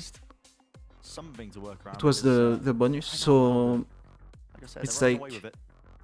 Yeah, I think a little bit third of pressure then round, dropping off the try to so play he retake is should be able probably to what get his ult EG are again gonna with look to all go the for. plants and the orb Honestly, farming. both of the sites, which is He's 3 points to be put away, in that so kind of 1 situation. orb, 1 plant and 1 kill. But we'll see what Nature's setup looks like. Right there. I would assume he's not even going for. Normally They you'll could see even, Nano like, Swarm on site to try to block that wingman plant. You know, no matter take- which site he's playing on. But here, I feel like if they Like they could try on A and then pick up the utility forwards, but it's a stack on the A, spike and back that's where Lauda with A. Omen's ultimate. I think just early pressure here and then playing around the harbor all is gonna be. And then the best chance rotate of towards success. B. But they don't have a lurker. Noise being made. Fights to be taken and one out by the Loud players instantly. So no command. That's a rip now, emanating out. Yeah, into the that's site, all. but it's not even necessary. It's over. Fucking nature, you can say, man. Cowanzine deliberately knocking himself so he can get res back up with full HP. Not that it really matters. It doesn't matter at all. No, it really doesn't. It's a 4v1 and Nature left again alone. Was on the opposite Less side of as the map. fucking His 8k. team had the correct stack, but Yeah, they I think they this are is a full trap that money. a lot of teams with the Clove can end up falling into. And we certainly saw this, as White was talking about with Life from FPX in Shanghai. Yeah, just Clove is actually not that great at playing aggressively before their ult is online. If you're gonna play that Crossfire in a super aggressive position, you don't actually have the... Oh, wow. What HP? A brutal way for Nature to fall. Holy Just trying to shit. keep the gun online. You are right. I mean, yeah, it feels like everything in Clove's kit leans itself to playing more aggressive, but Yeah, it's 5-1 and it could be like a fucking 6-0 yeah, start. I mean, you play aggressively up close. Like if you have some flashes available, at least you know you look at the comps that Lauda player now. Yeah, and not just the flash to go super aggro, but if you want to play an off angle like that, pick Reyna. Yeah. Like, I know that seems a bit silly. Nobody's really playing Reyna at the moment, but it is viable to play Reyna if you want to fight on unusual angles like that on icebox. And Clove is not Reyna. They are I don't fucking like EG's fucking setup All of your Reina mains are now playing Cloven, right? I guess with Yeah. Killjoy utility on B like that. Especially on a Nico, like, EG. you just want your info. Yeah, look. Yeah, they've kind of squandered their best opportunity. That's what I was saying before the timeout, right? It was the pivotal round. Oh. One that was going to make the most sense for them to try and win. They know, like, EG is on an eco, so they are safer to take space and to put pressure. Not able to get a refresh there. Omen TP, cancel. I don't know about that ultimate. I mean, I don't like the idea of going mid to A on an anti-eco round.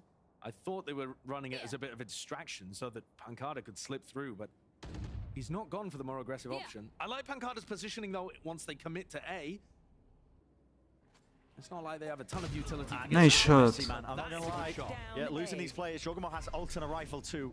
Very easily can turn the tide of all of this one. And he snaps him up. It's going to be a 1v1 that's occurring. I believe 2 years is going to be caught in it. And isolates the fights all over the place. 2 years. He does win his out. Jogamo dropping. But yeah, but Superman is here to pick up the kill. Getting all at once, so 12 seconds left. Unwinnable now for Loud. Just falls to pieces. At fucking 50. And Pancada will be Ooh. afforded a few of them, but They're gonna save two rifles, yeah. And their fucking guns. needed to happen. It did for EG, but I think that's a pretty horrible way of playing. Pancada can die here. I mean, anti-eco rounds, generally speaking, you want to be setting up some kind of like. They are one away from like Killjoy ultimate and Viper ultimate. You get ready to react into the opposite direction. You don't do something like. You should see EG and Loud both fight for the orbs. It's a cute idea to throw in on a rifle round where you need something unusual to happen, but I don't like this game plan from Loud. Wow. And they did end up getting punished for it. Keep it simple, Sadak.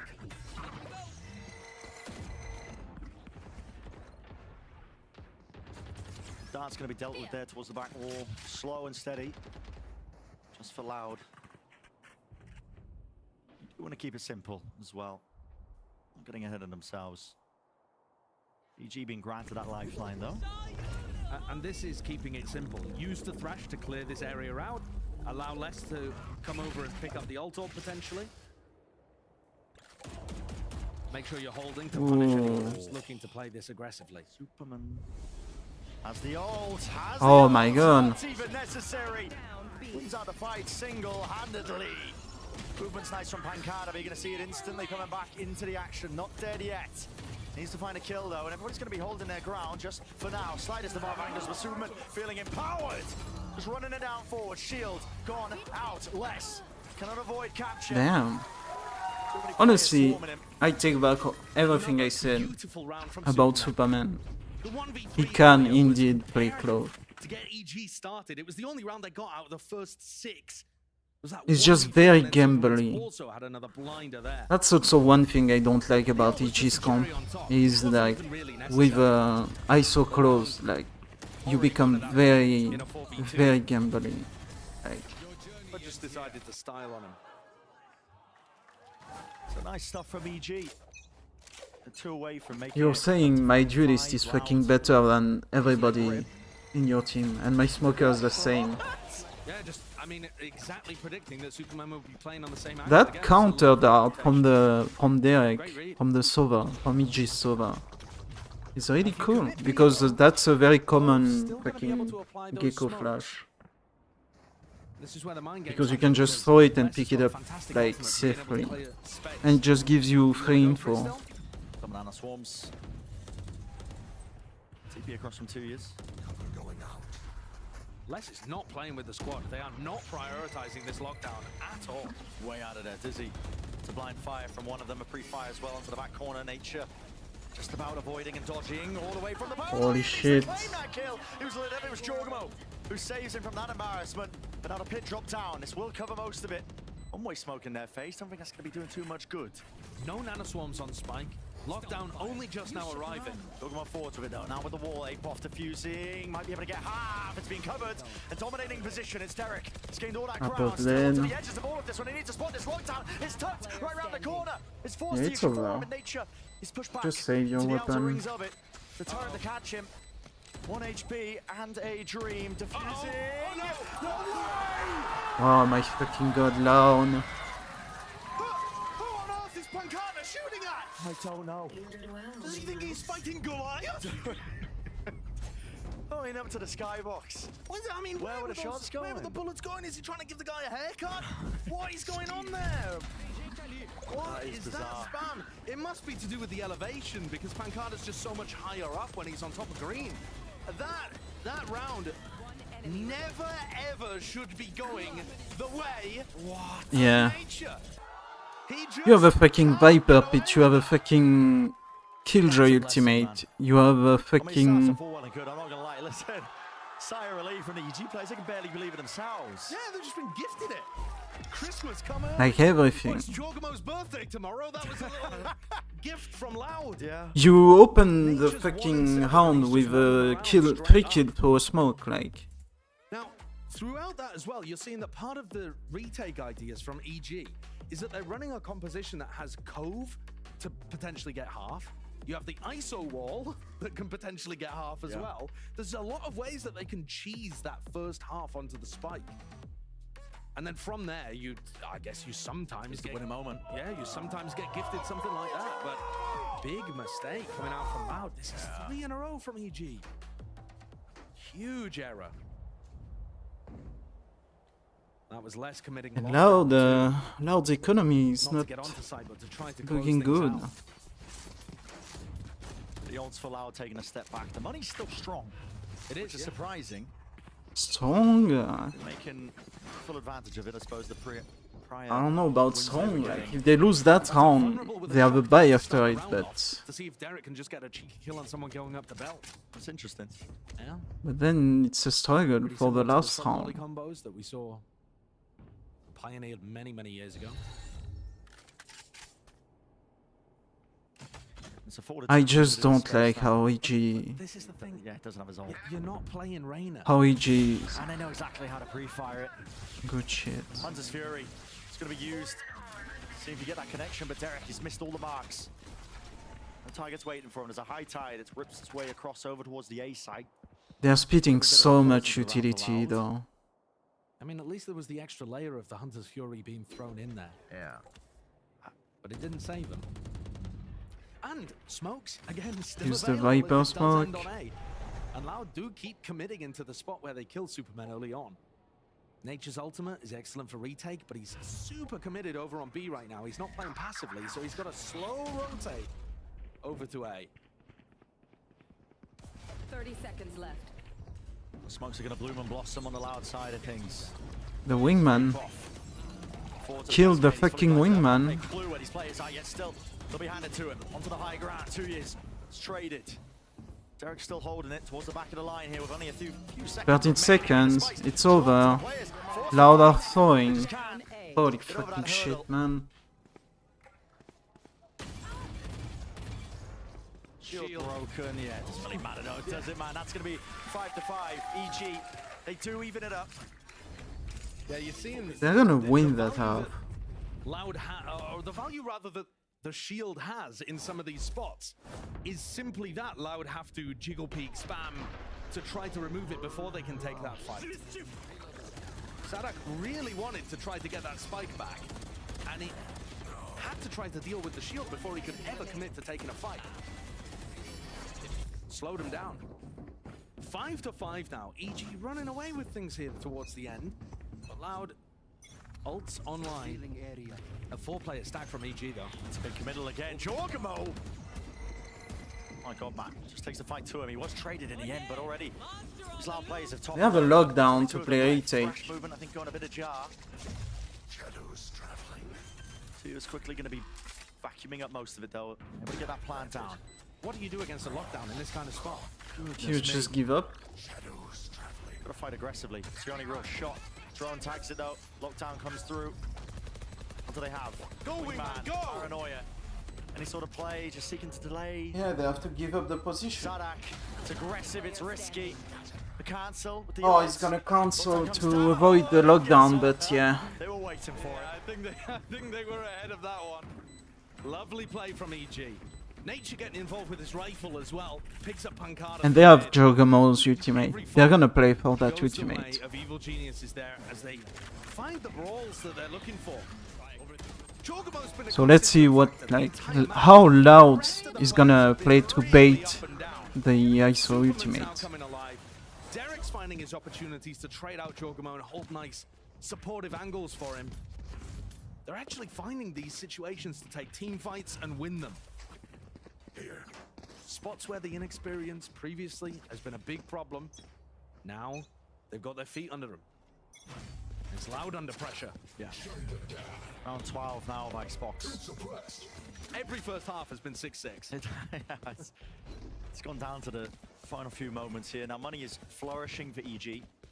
Derek's going to be able to pick up that operator. None of us going to be making too much of a difference. No players heading over towards the A site. Instead, all over towards B. This is a very committed position by Nature. He does get his Nanoswarms off. Couldn't avoid that one. He's going to be locked himself into that 1v1 Jogamo. Shield's gone. Removed, but snappy once more. The movement is nice. And Superman finds the lurk.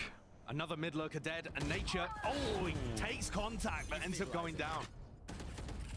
Right there. Loud made this a little bit more winnable. You smoke? Positioning just fully known right now. Loud are committed, waiting for the wall cycle. Finally, fuel in the tank, so we'll go up.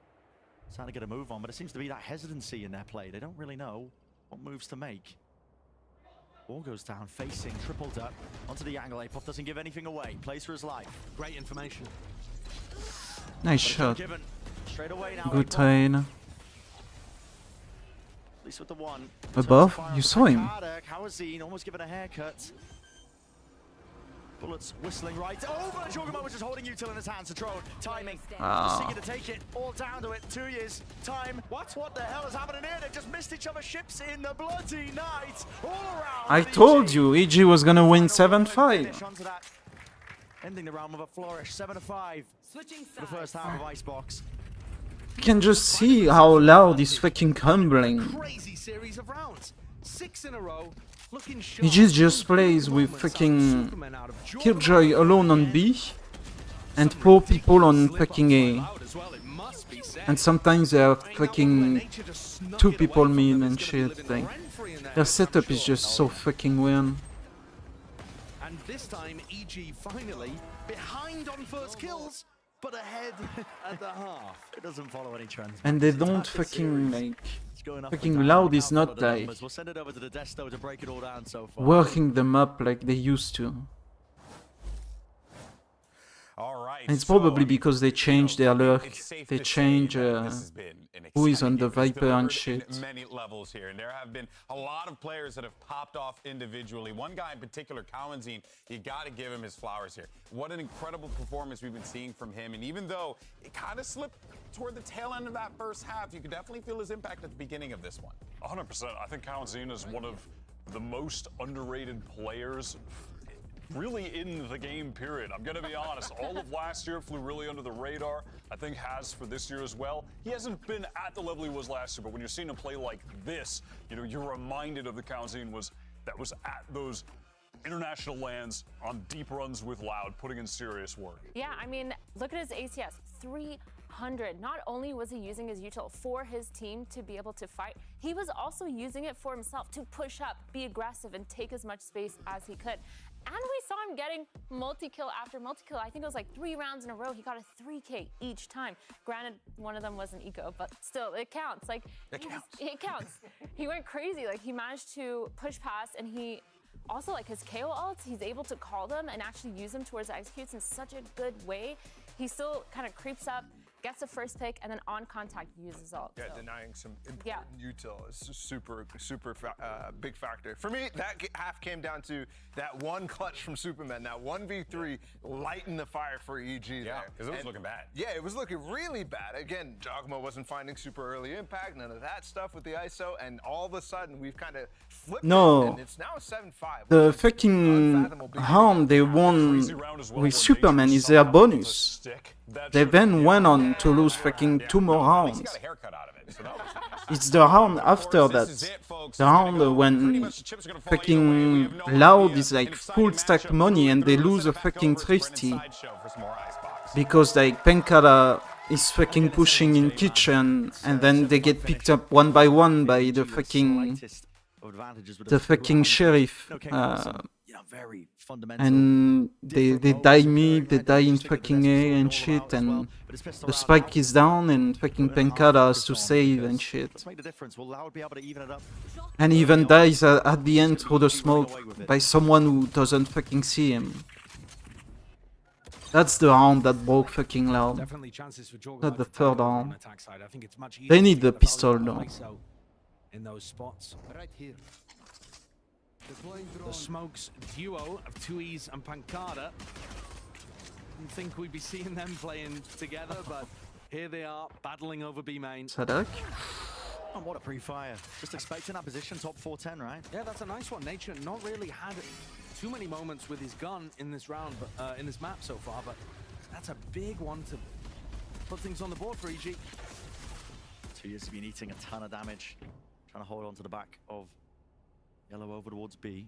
Big middle of his players. Nature didn't have the right crosshair placement for the job. Almost got it done anyway. He did. Just for the adjustment. Less now on 10 HP, and he is... Okay. Could have been a bit of a classic moment. I don't fucking like the fucking cascade by above. Be a bit of a raid boss, isn't he? Yeah. Got that pace injection, but he's going to be backing away with the rest of his team to make sure that they hold on to this. 2 players allowed. It's Pancada swarming, dropping down now into the site. Derek just tucks his head right round the corner. He's anticipating that nobody will account for him, and he'll be correct with that. Adjustments there as well from all of the guns and the pistols.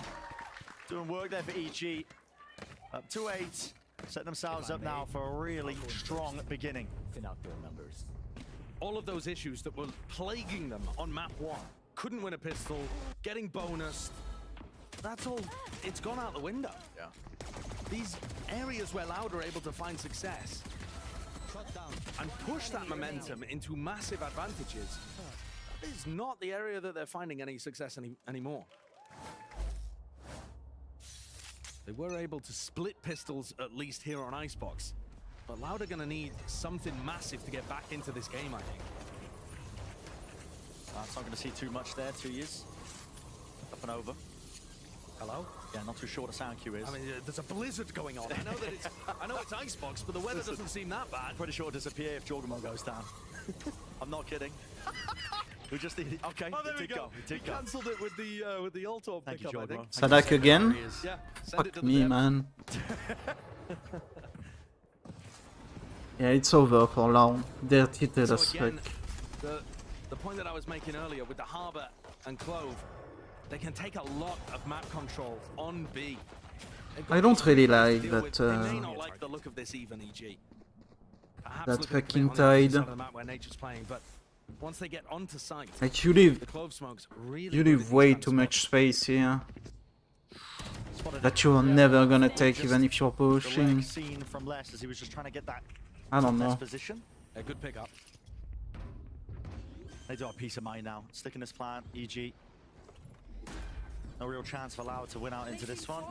Or just seeking to delay. But for EG, I mean, man, this team, you can highlight any one of the players as well, but he augurs well. I mean, a lot of parity being met, I think, with a almost to the same degree of their run last year. Don't want to call it just yet. I mean, that's getting... It's a storyline that we've been following, I'm not going to lie. Getting a little ahead of ourselves. But it's matching. I think they were at a similar point last year. They were at 4 and 5. Yeah, but they made it to Tokyo. And they had already been in the final. Okay, well, let's run another international event and give them a chance. Well, sure. But they've had their opportunities to make it to 2 international events. And they haven't, you know, the last chance is champs now. Okay. So my narrative has been ripped to pieces. Well, I think both of these teams, both of these organizations are like, they're on somewhat similar trends to the previous year, but almost like a step down. For example, Loud, they normally have that dip in the middle of the year, where they didn't play particularly well at Copenhagen a couple of years ago. They didn't play that well at Tokyo last year, but they were able to revitalize themselves, get ready, and perform pretty damn well at Champions in both situations, even winning one of them. But this time, they actually failed to even make Shanghai, which was the first time that org has ever missed out on an international event. Right here. Since signing the Brazilian super team led by Argentinian captain Sada. So, you know, both following parallel paths to their history, but just like a chunk lower. And reflected in their regular season record right now, both 2 and 3. Yeah. And this one, it matters so much. Exactly. That's why we've been highlighting the importance of this match. Turret Right here, smoked up. and now Loud. It's a good opener. Kawanzin's gonna get stabbed in the back. Yeah, there's that opener. Finally found. Fighting over it tooth and nail for the main choke point. Spike's been dropped down on top of it, so have to be a bit of a retrieval job. A lot of noise being made by these EG players. Even a Cove committed by Apoff just to make sure that he can get out scot-free. Reclear being caught by Loud, sending that Dizzy forwards. But Superman might have found a timing of his own. Timing's on timing. Oh, he hears it. Yeah, the footsteps fantastic there for the timing that he's got. He doesn't want to commit. But this is a great spot. I mean, you tuck yourself in here, you're shooting the back of people's heads. Oh, he's going to be catching. I don't... does he get spotted here? Yeah, I don't think like the this. spot's just a little bit awkward, isn't it? Ooh. It's all gone a little bit skew with, and now he's forced to try and take this fight. Loud. I don't know what you're gonna smoke if you die here, though. Banged and dropped. I think he had the round in the palm of his hand there. Definitive threw it away. chances, yeah, for sure. Not able to do it now. Left up to just Nature and Apoff. Jumping up. Damage already been done from these bullets. Loud to make sure that they stick together tightly. Discipline in play. Smoked off onto the spike. I really don't like Apoph's use of utility. I have to say it. Like the way he walls with his arbor is like just had so much freedom over towards the A side, and Superman had got a pretty sad. Maybe just overthought it a little bit. Like I really don't like the walls and like his usage of utility with arbor. Spotting him as they're rotating from screens to heaven, something like that, but like you can see it's someone who doesn't have a feel for the agent. It's not, it doesn't come to him like naturally. Rifles up in this one. But round 16 is going to be very important. That same idea of the vulnerable into the shock dart hasn't found a pick or really any massive chunk damage throughout the map, but hasn't stopped EG for going for it repeatedly. Right here. And it's, for example, denying Sadak, you know, access to ult orb, which would put Thrash online. Although I think it was Kawanzin that was going for it.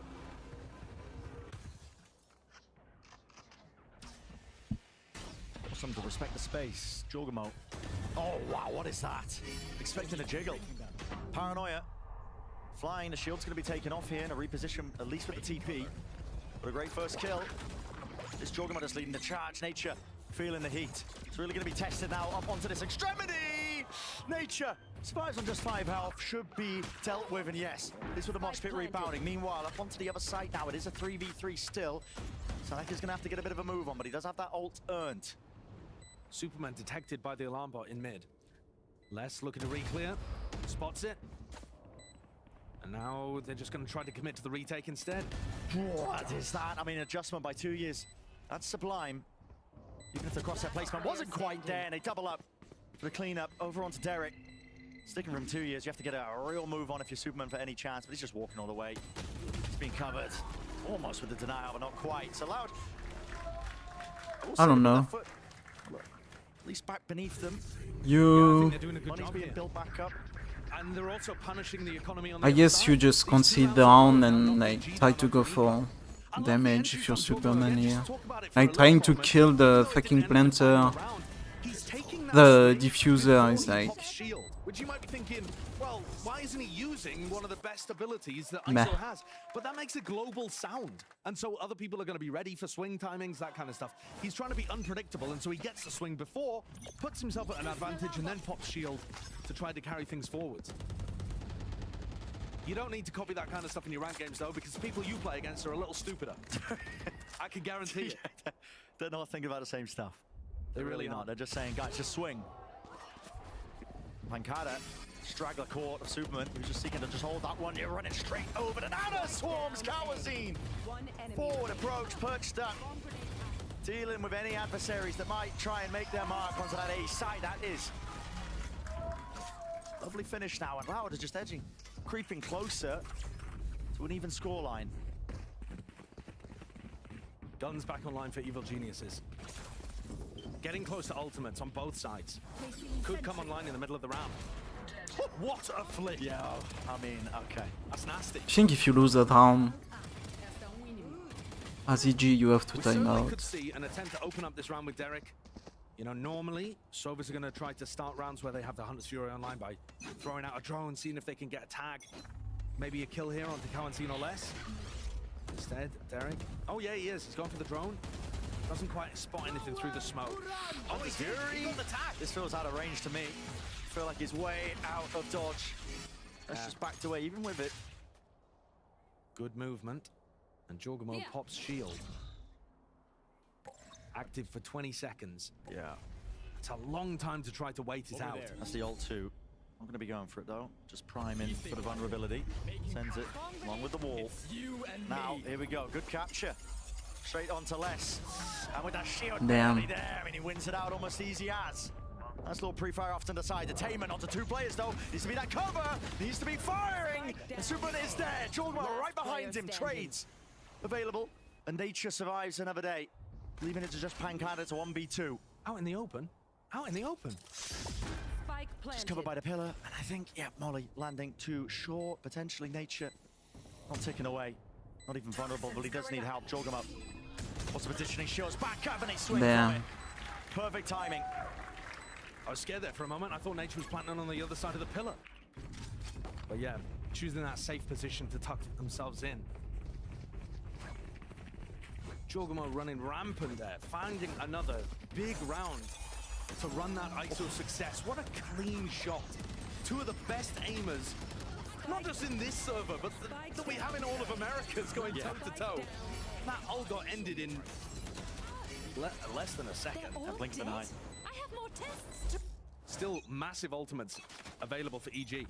Still stuff that they can make work. Bit of A control, lockdown, tons of opportunities for them to get onto site fairly freely. A bit of wind in their sails perhaps as well, like you were saying, with these ults. Definitely can cook something up.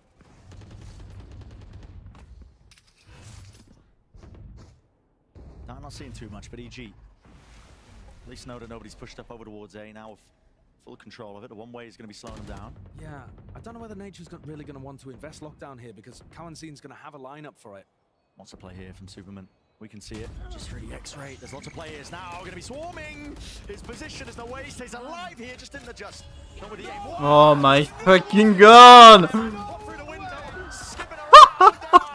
many players going to be seeking you out. Lockdown. Holy shit! They're all the way in there. Spawn back. Jorgamo. He's hunting them down. Detainment.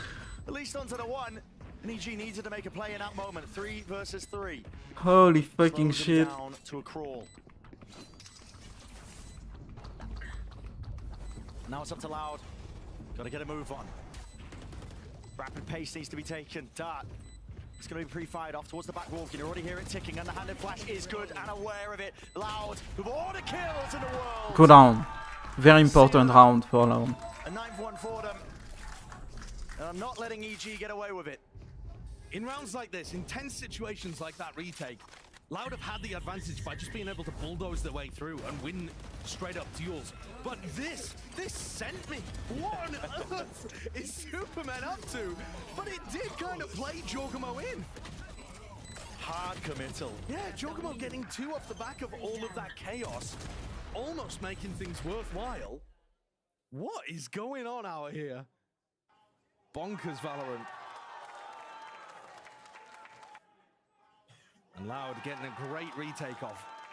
Like I said, barreling their way into backside and just trying to take fights. There's a flash peek over through Maze, but the others just swinging out through rafters and winning duels.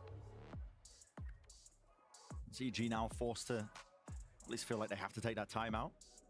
They have had a steady string of rounds, honestly, just been chaining them together aside from, excuse me, at least only just a one. It's Loud who've been stringing them together. Yeah. Maybe good timing for the timeout, but it kind of felt like EG had a good idea of what they wanted to do, but it was mainly just off the back of, you know, the pistol and the follow-up. Yeah. They've been close to getting things across the line, but they haven't quite been able to in this half. After they got, I think it was 6 in a row to finish out their defense. It's been quite streaky, this game.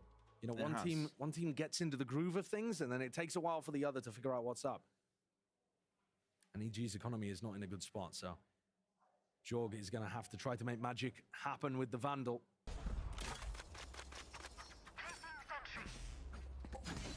He's been asked to step up from his team. Numerous points now over the course of this series, and he's definitely delivered. See if he can do it now when they really need it most. The wall doesn't really dodge and avoid most of that damage. In fact, spraying him through. Nature dropped down to half HP. Up top, though. 1 for 1, though. Jorgamo with that rifle. Yeah, I don't like the idea of that, really, because you just allowed Jorg to get up to an ult and shield online. Potential game changer. Here it is. Let it rip. Lays it down. Holding for the angle. Bit of a pre-fire. Up versus left. My god, like... Just wrangles the beast that is that rifle. To claim that kill. Good job, Jorgamo had the shield. Exactly. Made all the difference in the world, but still, he oversteps himself there. See if he can push the advantage even further. Pancada Superman. swats him down. Big timing. This is a difference maker with Superman. Off to the side here. Has to be that reposition of Pancada. He's left alone. He's alone. Spike is in the middle of nowhere. Fantastic from the initiator there. Catching the play with the spike in one of the worst positions over towards danger. What the fuck is he doing? Double tap is never real. No. Just a bit of a fumble on the input there from Superman. Screams of it being a bit of a fake. And look at the reposition. Kawazi making sure that he doubles up. Love the decision making there. So 10 to 10. Another round, honestly, where Jorgamo plays things as well as he possibly can to let EG back into things. I don't know about that. Wasn't quite there. And now most of the big ults have been invested for EG. Neutralized. So the economy gets evened out, but ult economy in favor of Loud, and I think that's going to be very difficult for EG to get through. The defending team has Thrash and Lockdown, and those are just amazing for stopping a sight from happening if you wanted to use Thrash like that, or enabling a flood defend, or even going for a set retake. There's so many ways of making it work. This utility designed to put pressure on the player that's playing aggro, as Pancada is. Almost there with a punish. EG forward. Jorgamo pick up the orb again. Yeah, please. My ears. Please. He's running it down now. Alongside the team. He's trying to take that one fight. Dizzy up and over. Knife dropped down to the floor. Superman also dropping down to the floor. Nice shot. Nice fucking shot. Does pick up 2 years. He's been doing a good job, actually, of giving EG opportunities in the round. He's opened up A again. He's been able to find less in some of these spots. This time finds twos. The ultimate. They have an ultimate, yeah, with the orb and the plant. Just to make sure nobody oversteps that mark and starts pushing into spawn. Jorgamo is miles away, man. He really is. And few with bullets might make the difference here for Sadak, but now he does have the ult. So you little Omi. Got to get a move on here. Time working against you and your team. But even if he can, even if he can just get in position to break the lockdown, he's got a good spot. Nah, he's not going to have the time. I think so. He's going to be pushed out of space and position, at least with a Hunter's Fury. That's a tap. Forced it out of range now, but the knife's going to be broken, but that's a wingman.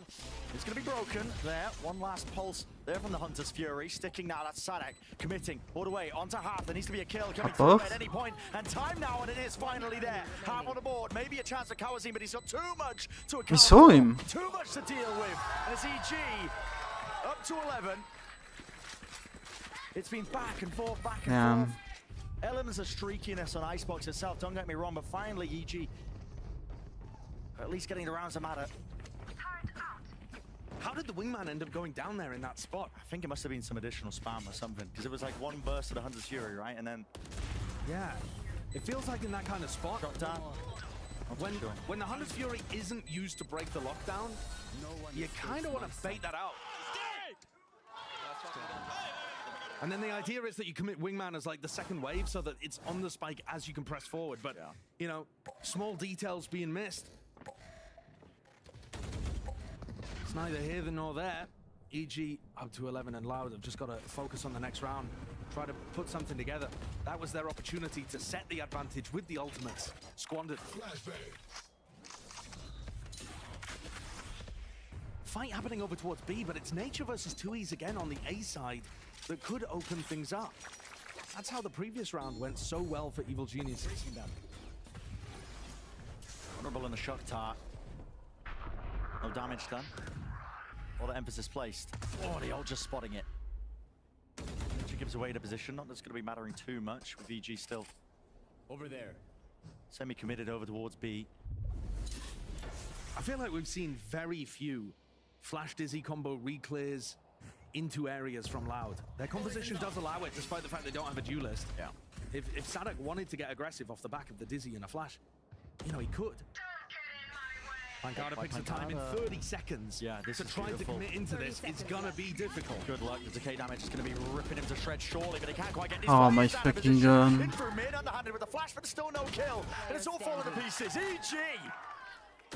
They worked their way to a magical win here, up to 12. Fucking Loud, man. And a final stepping stone as order stands between them and stealing away this series. Loud is like fucking liquid in EMA. Like, they have good players, they have like good thinking and shit, but like sometimes everything is just against them for some fucking reason. And they just fucking crumble on the fucking easiest round. This one's been brilliant. Yeah. What a treat it's been. The depth of ideas is so nice, but I really thought Loud had got the better end of that one. And Superman has had some fantastic moments here. Map 1 and Map 3. Oh, yeah. But I think, you know, a bit of an unsung hero, Derek, who hasn't had as much Another to OT? say, except here on Icebox, and he's finding really good timings to back people up. I think that the spacing has been the thing that's impressed me the most. He's so tight behind the people taking duels. Even if Jorgamo doesn't get value out of his fight, Derek's right there to be able to trade somebody out, or holding an angle to punish a Loud player who's getting a bit too aggro. And that, I think, is where you get the best out of a supportive player like Derek. He's been on point with the trades. He has. And I think that's put a lot of pressure on this Loud squad. 2 chances for EG to close out. And Derek 1 away from ult. I think he just used it. Yeah, it was almost, what, two rounds ago? Yeah, not too sure. Turns it back though, up to 12. And like we've been saying, one more round will do it. It's Loud. Left to simmer in the timeout of their own choosing. Maybe they can make something of the round. Still stand a chance. Comes down to these little differences. Jump spot of Jorgamo. Too much revealed. Pre-fire onto the corner of the drone, even with that tag on Pancada, will be pushing him out of the picture. And a re-clear's called by Loud. They are heavily committed. Lots of players up into mid. They've been doing this prior. Anti-flash played. Variety of players. EG are ready for it, but still Loud. They persevere. TP on top of the ball. Twiz? Twiz! Let's go Twiz. Jorgamo left reeling. Not expecting that type of angle. And why would you? Oh, that's a really bold play from Loud there. Nature's trying to make the timing happen. On the other side, caught by Les. Yeah. Beautiful angle from Les. Takes one to the temple. Loud. Staying alive in the series. And what a round to pull out. EG were ready for that play through mid. They were holding an anti-flash position, like you mentioned. But as they swung in to punish the mid push, Loud hit their shots better. And were already posted on the angle, ready to punish. Ended up backfiring there, EG. But they've still got another opportunity to close out Icebox.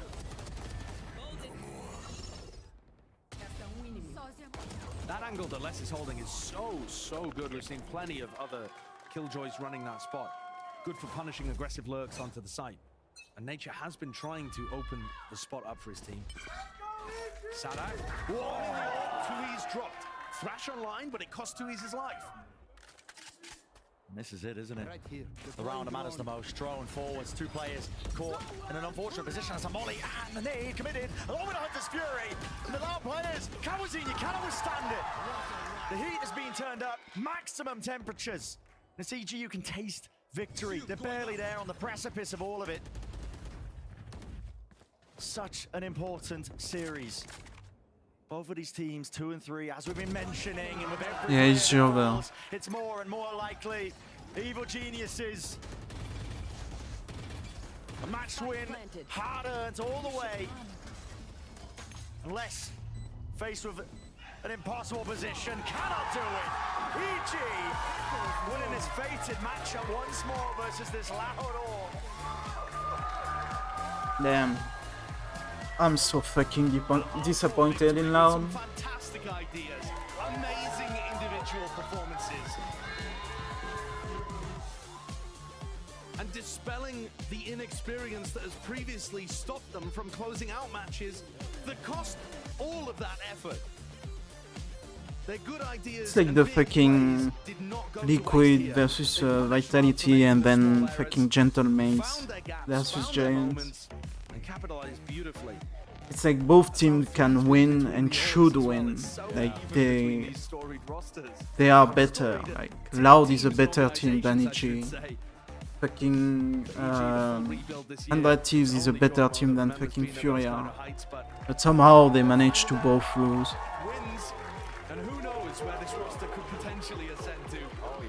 There's still, for teams in this group, there's still quite a few matches left to play.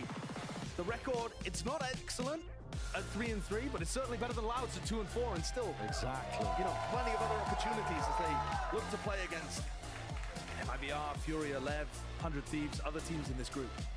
Oh, and then we have the Giga Week, of course. Week 2 is the fucking Giga Week. But with this win, they've made it just a little bit more likely. Yeah, for sure. I think these are the two teams that are kind of, you're looking at with the potential to EG Furia, I think EG. I mean, maybe alongside Sen Crew, I would say Crew. Was very unexpected. With how well they played. This group may end up being Loud and MIBR Loud. Leviathan and Red Thieves. I mean, sneaky good. I don't know if I got sleepy. That's a tough one. They were sleepy last stage. This group really was sleepy. Based on how they played against Furia, I would say Leviathan, but like it's like a fucking 51-49, you know. And they've taken the break and used it well. I think if there was anybody that I would call the MVP of this match, though, I know that Jordan. If Leviathan bind, I think it's Leviathan. I'm gonna, even though Breeze is not in the pool, I think it's Leviathan. Energy G2. G2. I mean, it is beautiful to see. Anyway, let's send it out. Sen Cloud9. We haven't seen Cloud9 in G2. Thank you very much, Bren, and congratulations to Derek. I have to see how informed they are, like how in shape, what's their shape right now. First and foremost, congratulations, of course, and a happy early birthday to Jaw as well with this victory. Did you not know it's his birthday tomorrow? I knew. You looked a little surprised. This was all planned. But going to the games, obviously. I would say Cloud9 still. Lev, EG, I would say Lev. Loud Furia, I say Loud. Maybe 100 Thieves, I say 100 Thieves. And Energy Crew, I say Crew. Yeah, I mean, I think we started super slow on first for the map. Giga Week, but we have to see like G2, C9. Taking like a month and a half break.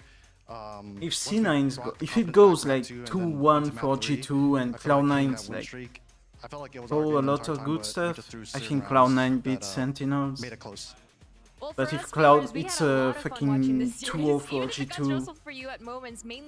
I think Sentinels could beat Cloud9. From both teams, but specifically, definitely for you guys. And obviously, if Cloud9 beats G2, then themselves as well. In the preparation for this match, how much did you have to take that into account as well? Probably wins against Sentinels. With all of these new patch changes. So we noticed that Sadak was playing a lot of Neon in ranked. Matter of fact, I played against it, and he was looking nice.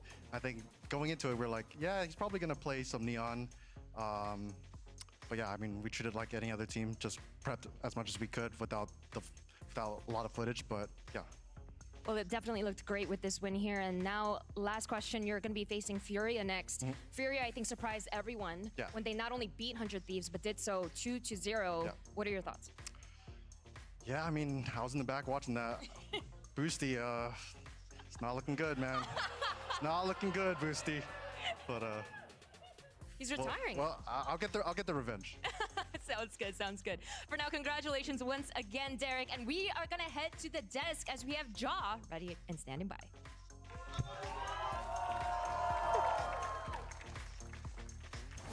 Thank you so much for that, Smix. That's right, we're joined by the one and only Jogamo here today.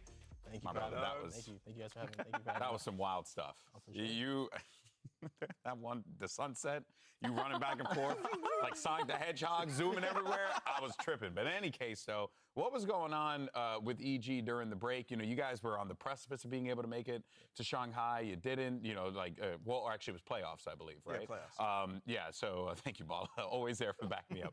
But yeah, you guys were on the precipice of being able to make playoffs. And, you know, I know that you guys felt like you were in a really strong spot coming out of stage 1. So what was the EG camp kind of working on during that time frame? Outside So of the EG stage camp, like, 1? we think we took like a few days off, maybe 3-4 days off. And, you know, we said, hey, we got to go right back into practice. We left off I don't know, man. beating NRG and Sentinels, and we're like, guys, this is where we could be. We just got to bring it to the next Yeah, stage. Energy and Sentinels bring it were today, last you know, of show their our teammates, fucking group. we didn't Like, lose any of that confidence. That's like the biggest like thing that we've been what? working on, just our confidence, practicing, trying these new comps, of course, you know, and Yeah. just kind of having fun with all of it. Because at the end of the day, we're playing a game. We want to have fun. We want to make sure that we're all confident playing the game that we love, of course. So that's what we've been practicing, you know? Okay. That's nice.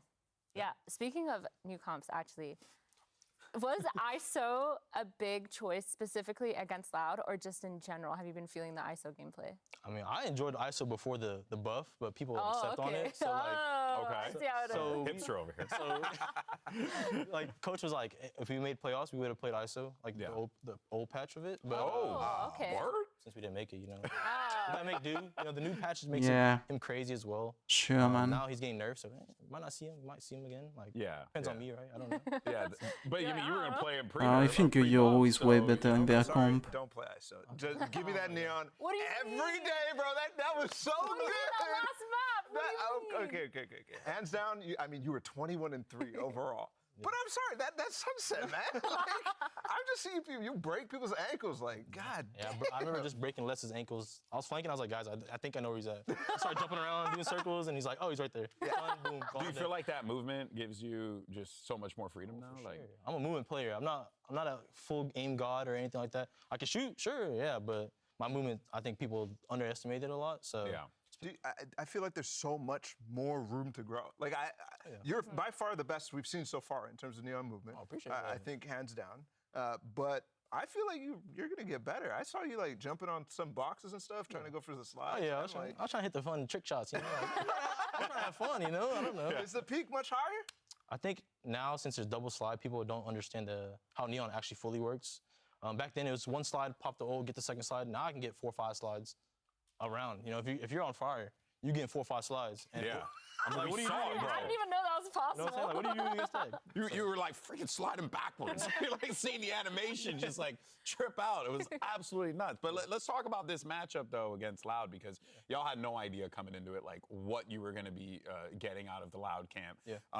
But you know that each match has a lot of weight to it, especially right now. Was there a little bit of that concern coming into this one against Loud? I think after we won our last 2 matches, we kind of were just like, guys, we're here to play, and we have only one goal left. Like, before it was Shanghai, now it's like, we got to make it the champs. Like, that's our end goal, right? Same thing was like last year. Like, guys, we didn't know if we were going to make playoffs last year. But same thing, like, we're like, hey, we're going to make it. If we make it, give it our all. Why not? So that's our goal right now. Hit the playoffs, or we have 2 goals. Hit playoffs, hit champs, and then see how the run goes from there. So yeah, no, I respect that, man. Yeah, when it comes specifically to Loud and how they played today, like, were you guys expecting that? Because I feel like it was really back and forth. But we also heard that Loud and you guys were like the most creative in the off season. So were you guys like kind of expecting the way they played today, or how did you prep kind of for it? I mean, we didn't expect Sadhawk on Neon, so we're just like, oh, okay. And ain't nobody expect that. I was like, okay. He looks good on it, to be honest. Like, I think he knows what he needs to do for his team to like, you know, be the bigger person and take that entry role that no one else could probably do on the team yet. I'm not sure though, right? Yeah. And then Tui's on, Gecko. Like, it's nice to see a change. Like, he was a good controller, so like, to see him like flex to other roles, I think that's hard for other players to like do in this level of franchise as well. So yeah, no, for it's sure. nice to see them like trying to be the best at what they can do. So. Yeah, like use the tools, do what you can. I mean, basically, it's what you guys are doing right now as well, right? Everyone, at this point in the season, this is it, right? It's go time. Yep. So, I mean, well, speaking of go time here, actually, this takes us over to our Twitch chat question. This was from Mr. Morg, said, what message do you have for Boostio following his impending retirement? You gotta wake wake up, man. Come on, man. We gotta win, man. We gotta make the champs, man, and then we can retire. Then you can retire, right? Make the champs, man. Dude is always getting himself in trouble. I'm sorry, the China beef, now this, like, oh God. Yeah, do you see that? Do you see him make those kinds of outlandish comments? You're like, yeah, I'm glad he ain't on my team anymore, bro. Oh my God, yeah. I don't want to deal with that right now. He's like, I'm literally not going to answer that. I'm not going to answer that. Yeah. I love my boy, but I can't say Oh, no, I know you love him. I can't say nothing. Still pain in the neck, though. You know what I mean? Of course, you know him. All right, we do have another question here. This one's a little nicer. We have, what does Jogamo want for your birthday? Because it's tomorrow, right? Wait, it's tomorrow? Wait. Is it? I don't know. Damn. I forget my birthday all the time. It's the 24th, and then the 25th is my birthday. Oh. Oh, wait, is your birthday coming up soon, Actually, too? he Googled it in the break. Out, brother. That's great. I'm going to sleep. Athena with no chill whatsoever. What do you want for your birthday, Jogamo? I'm not picky, man. Just, hey, can I get some Prime subs? Like, that's it. Like, I'm good, man. Like, Hook your boy up with some Prime subs. You know, I'll tell you what. Next time you stream, I'll come in, I'll drop 10 gifted. 20 gifted.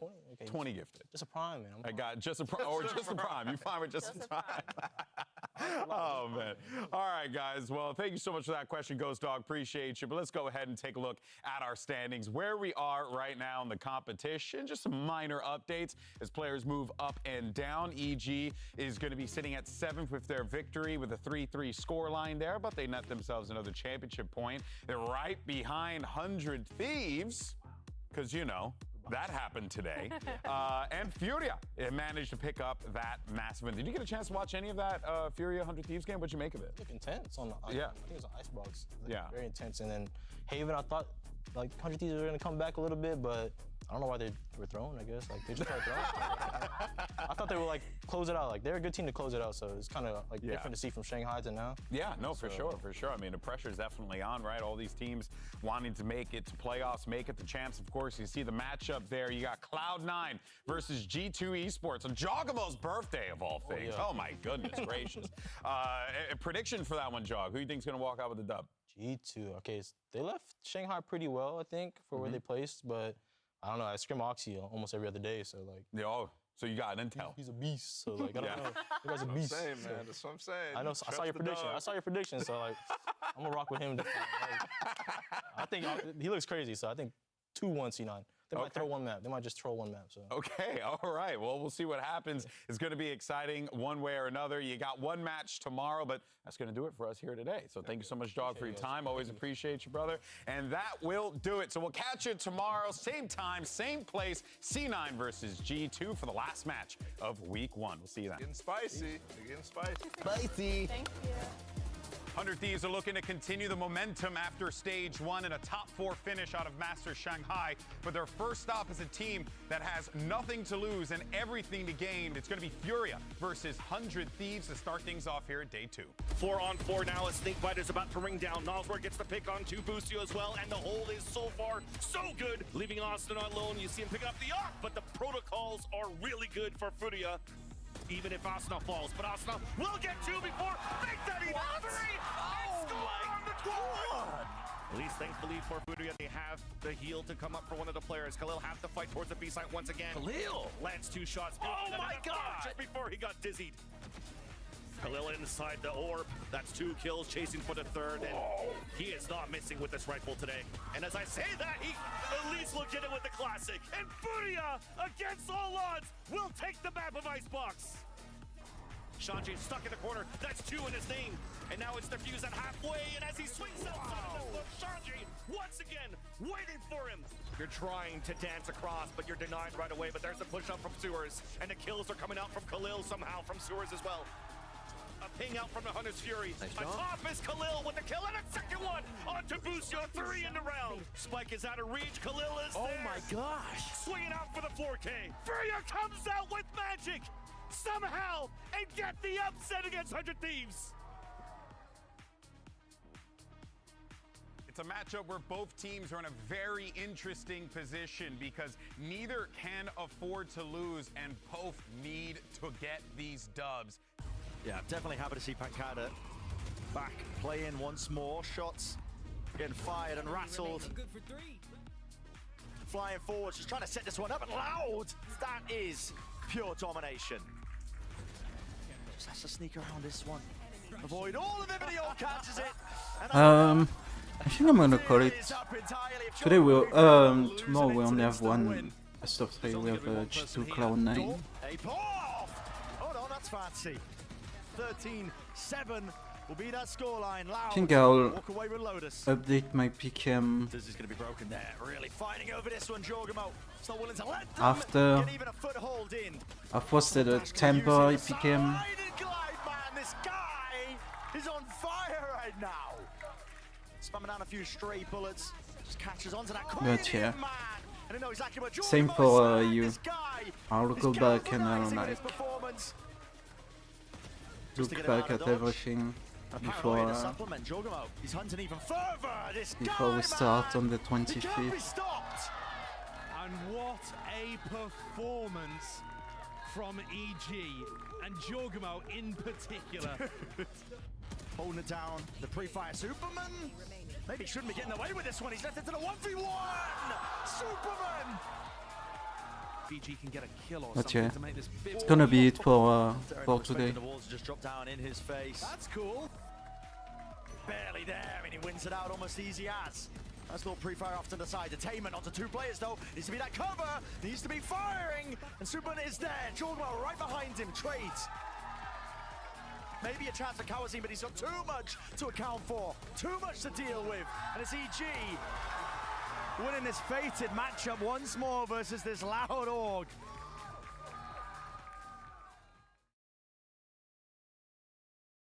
Anyways, it was fun, and see you tomorrow.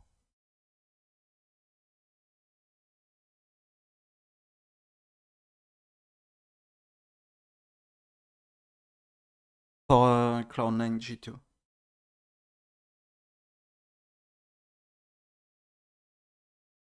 I'll probably live because the fucking season ends soon, so I'll probably live before.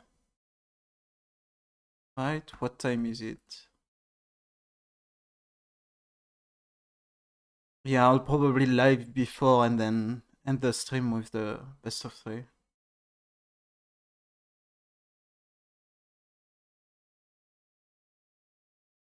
And grind for the end of the fucking act.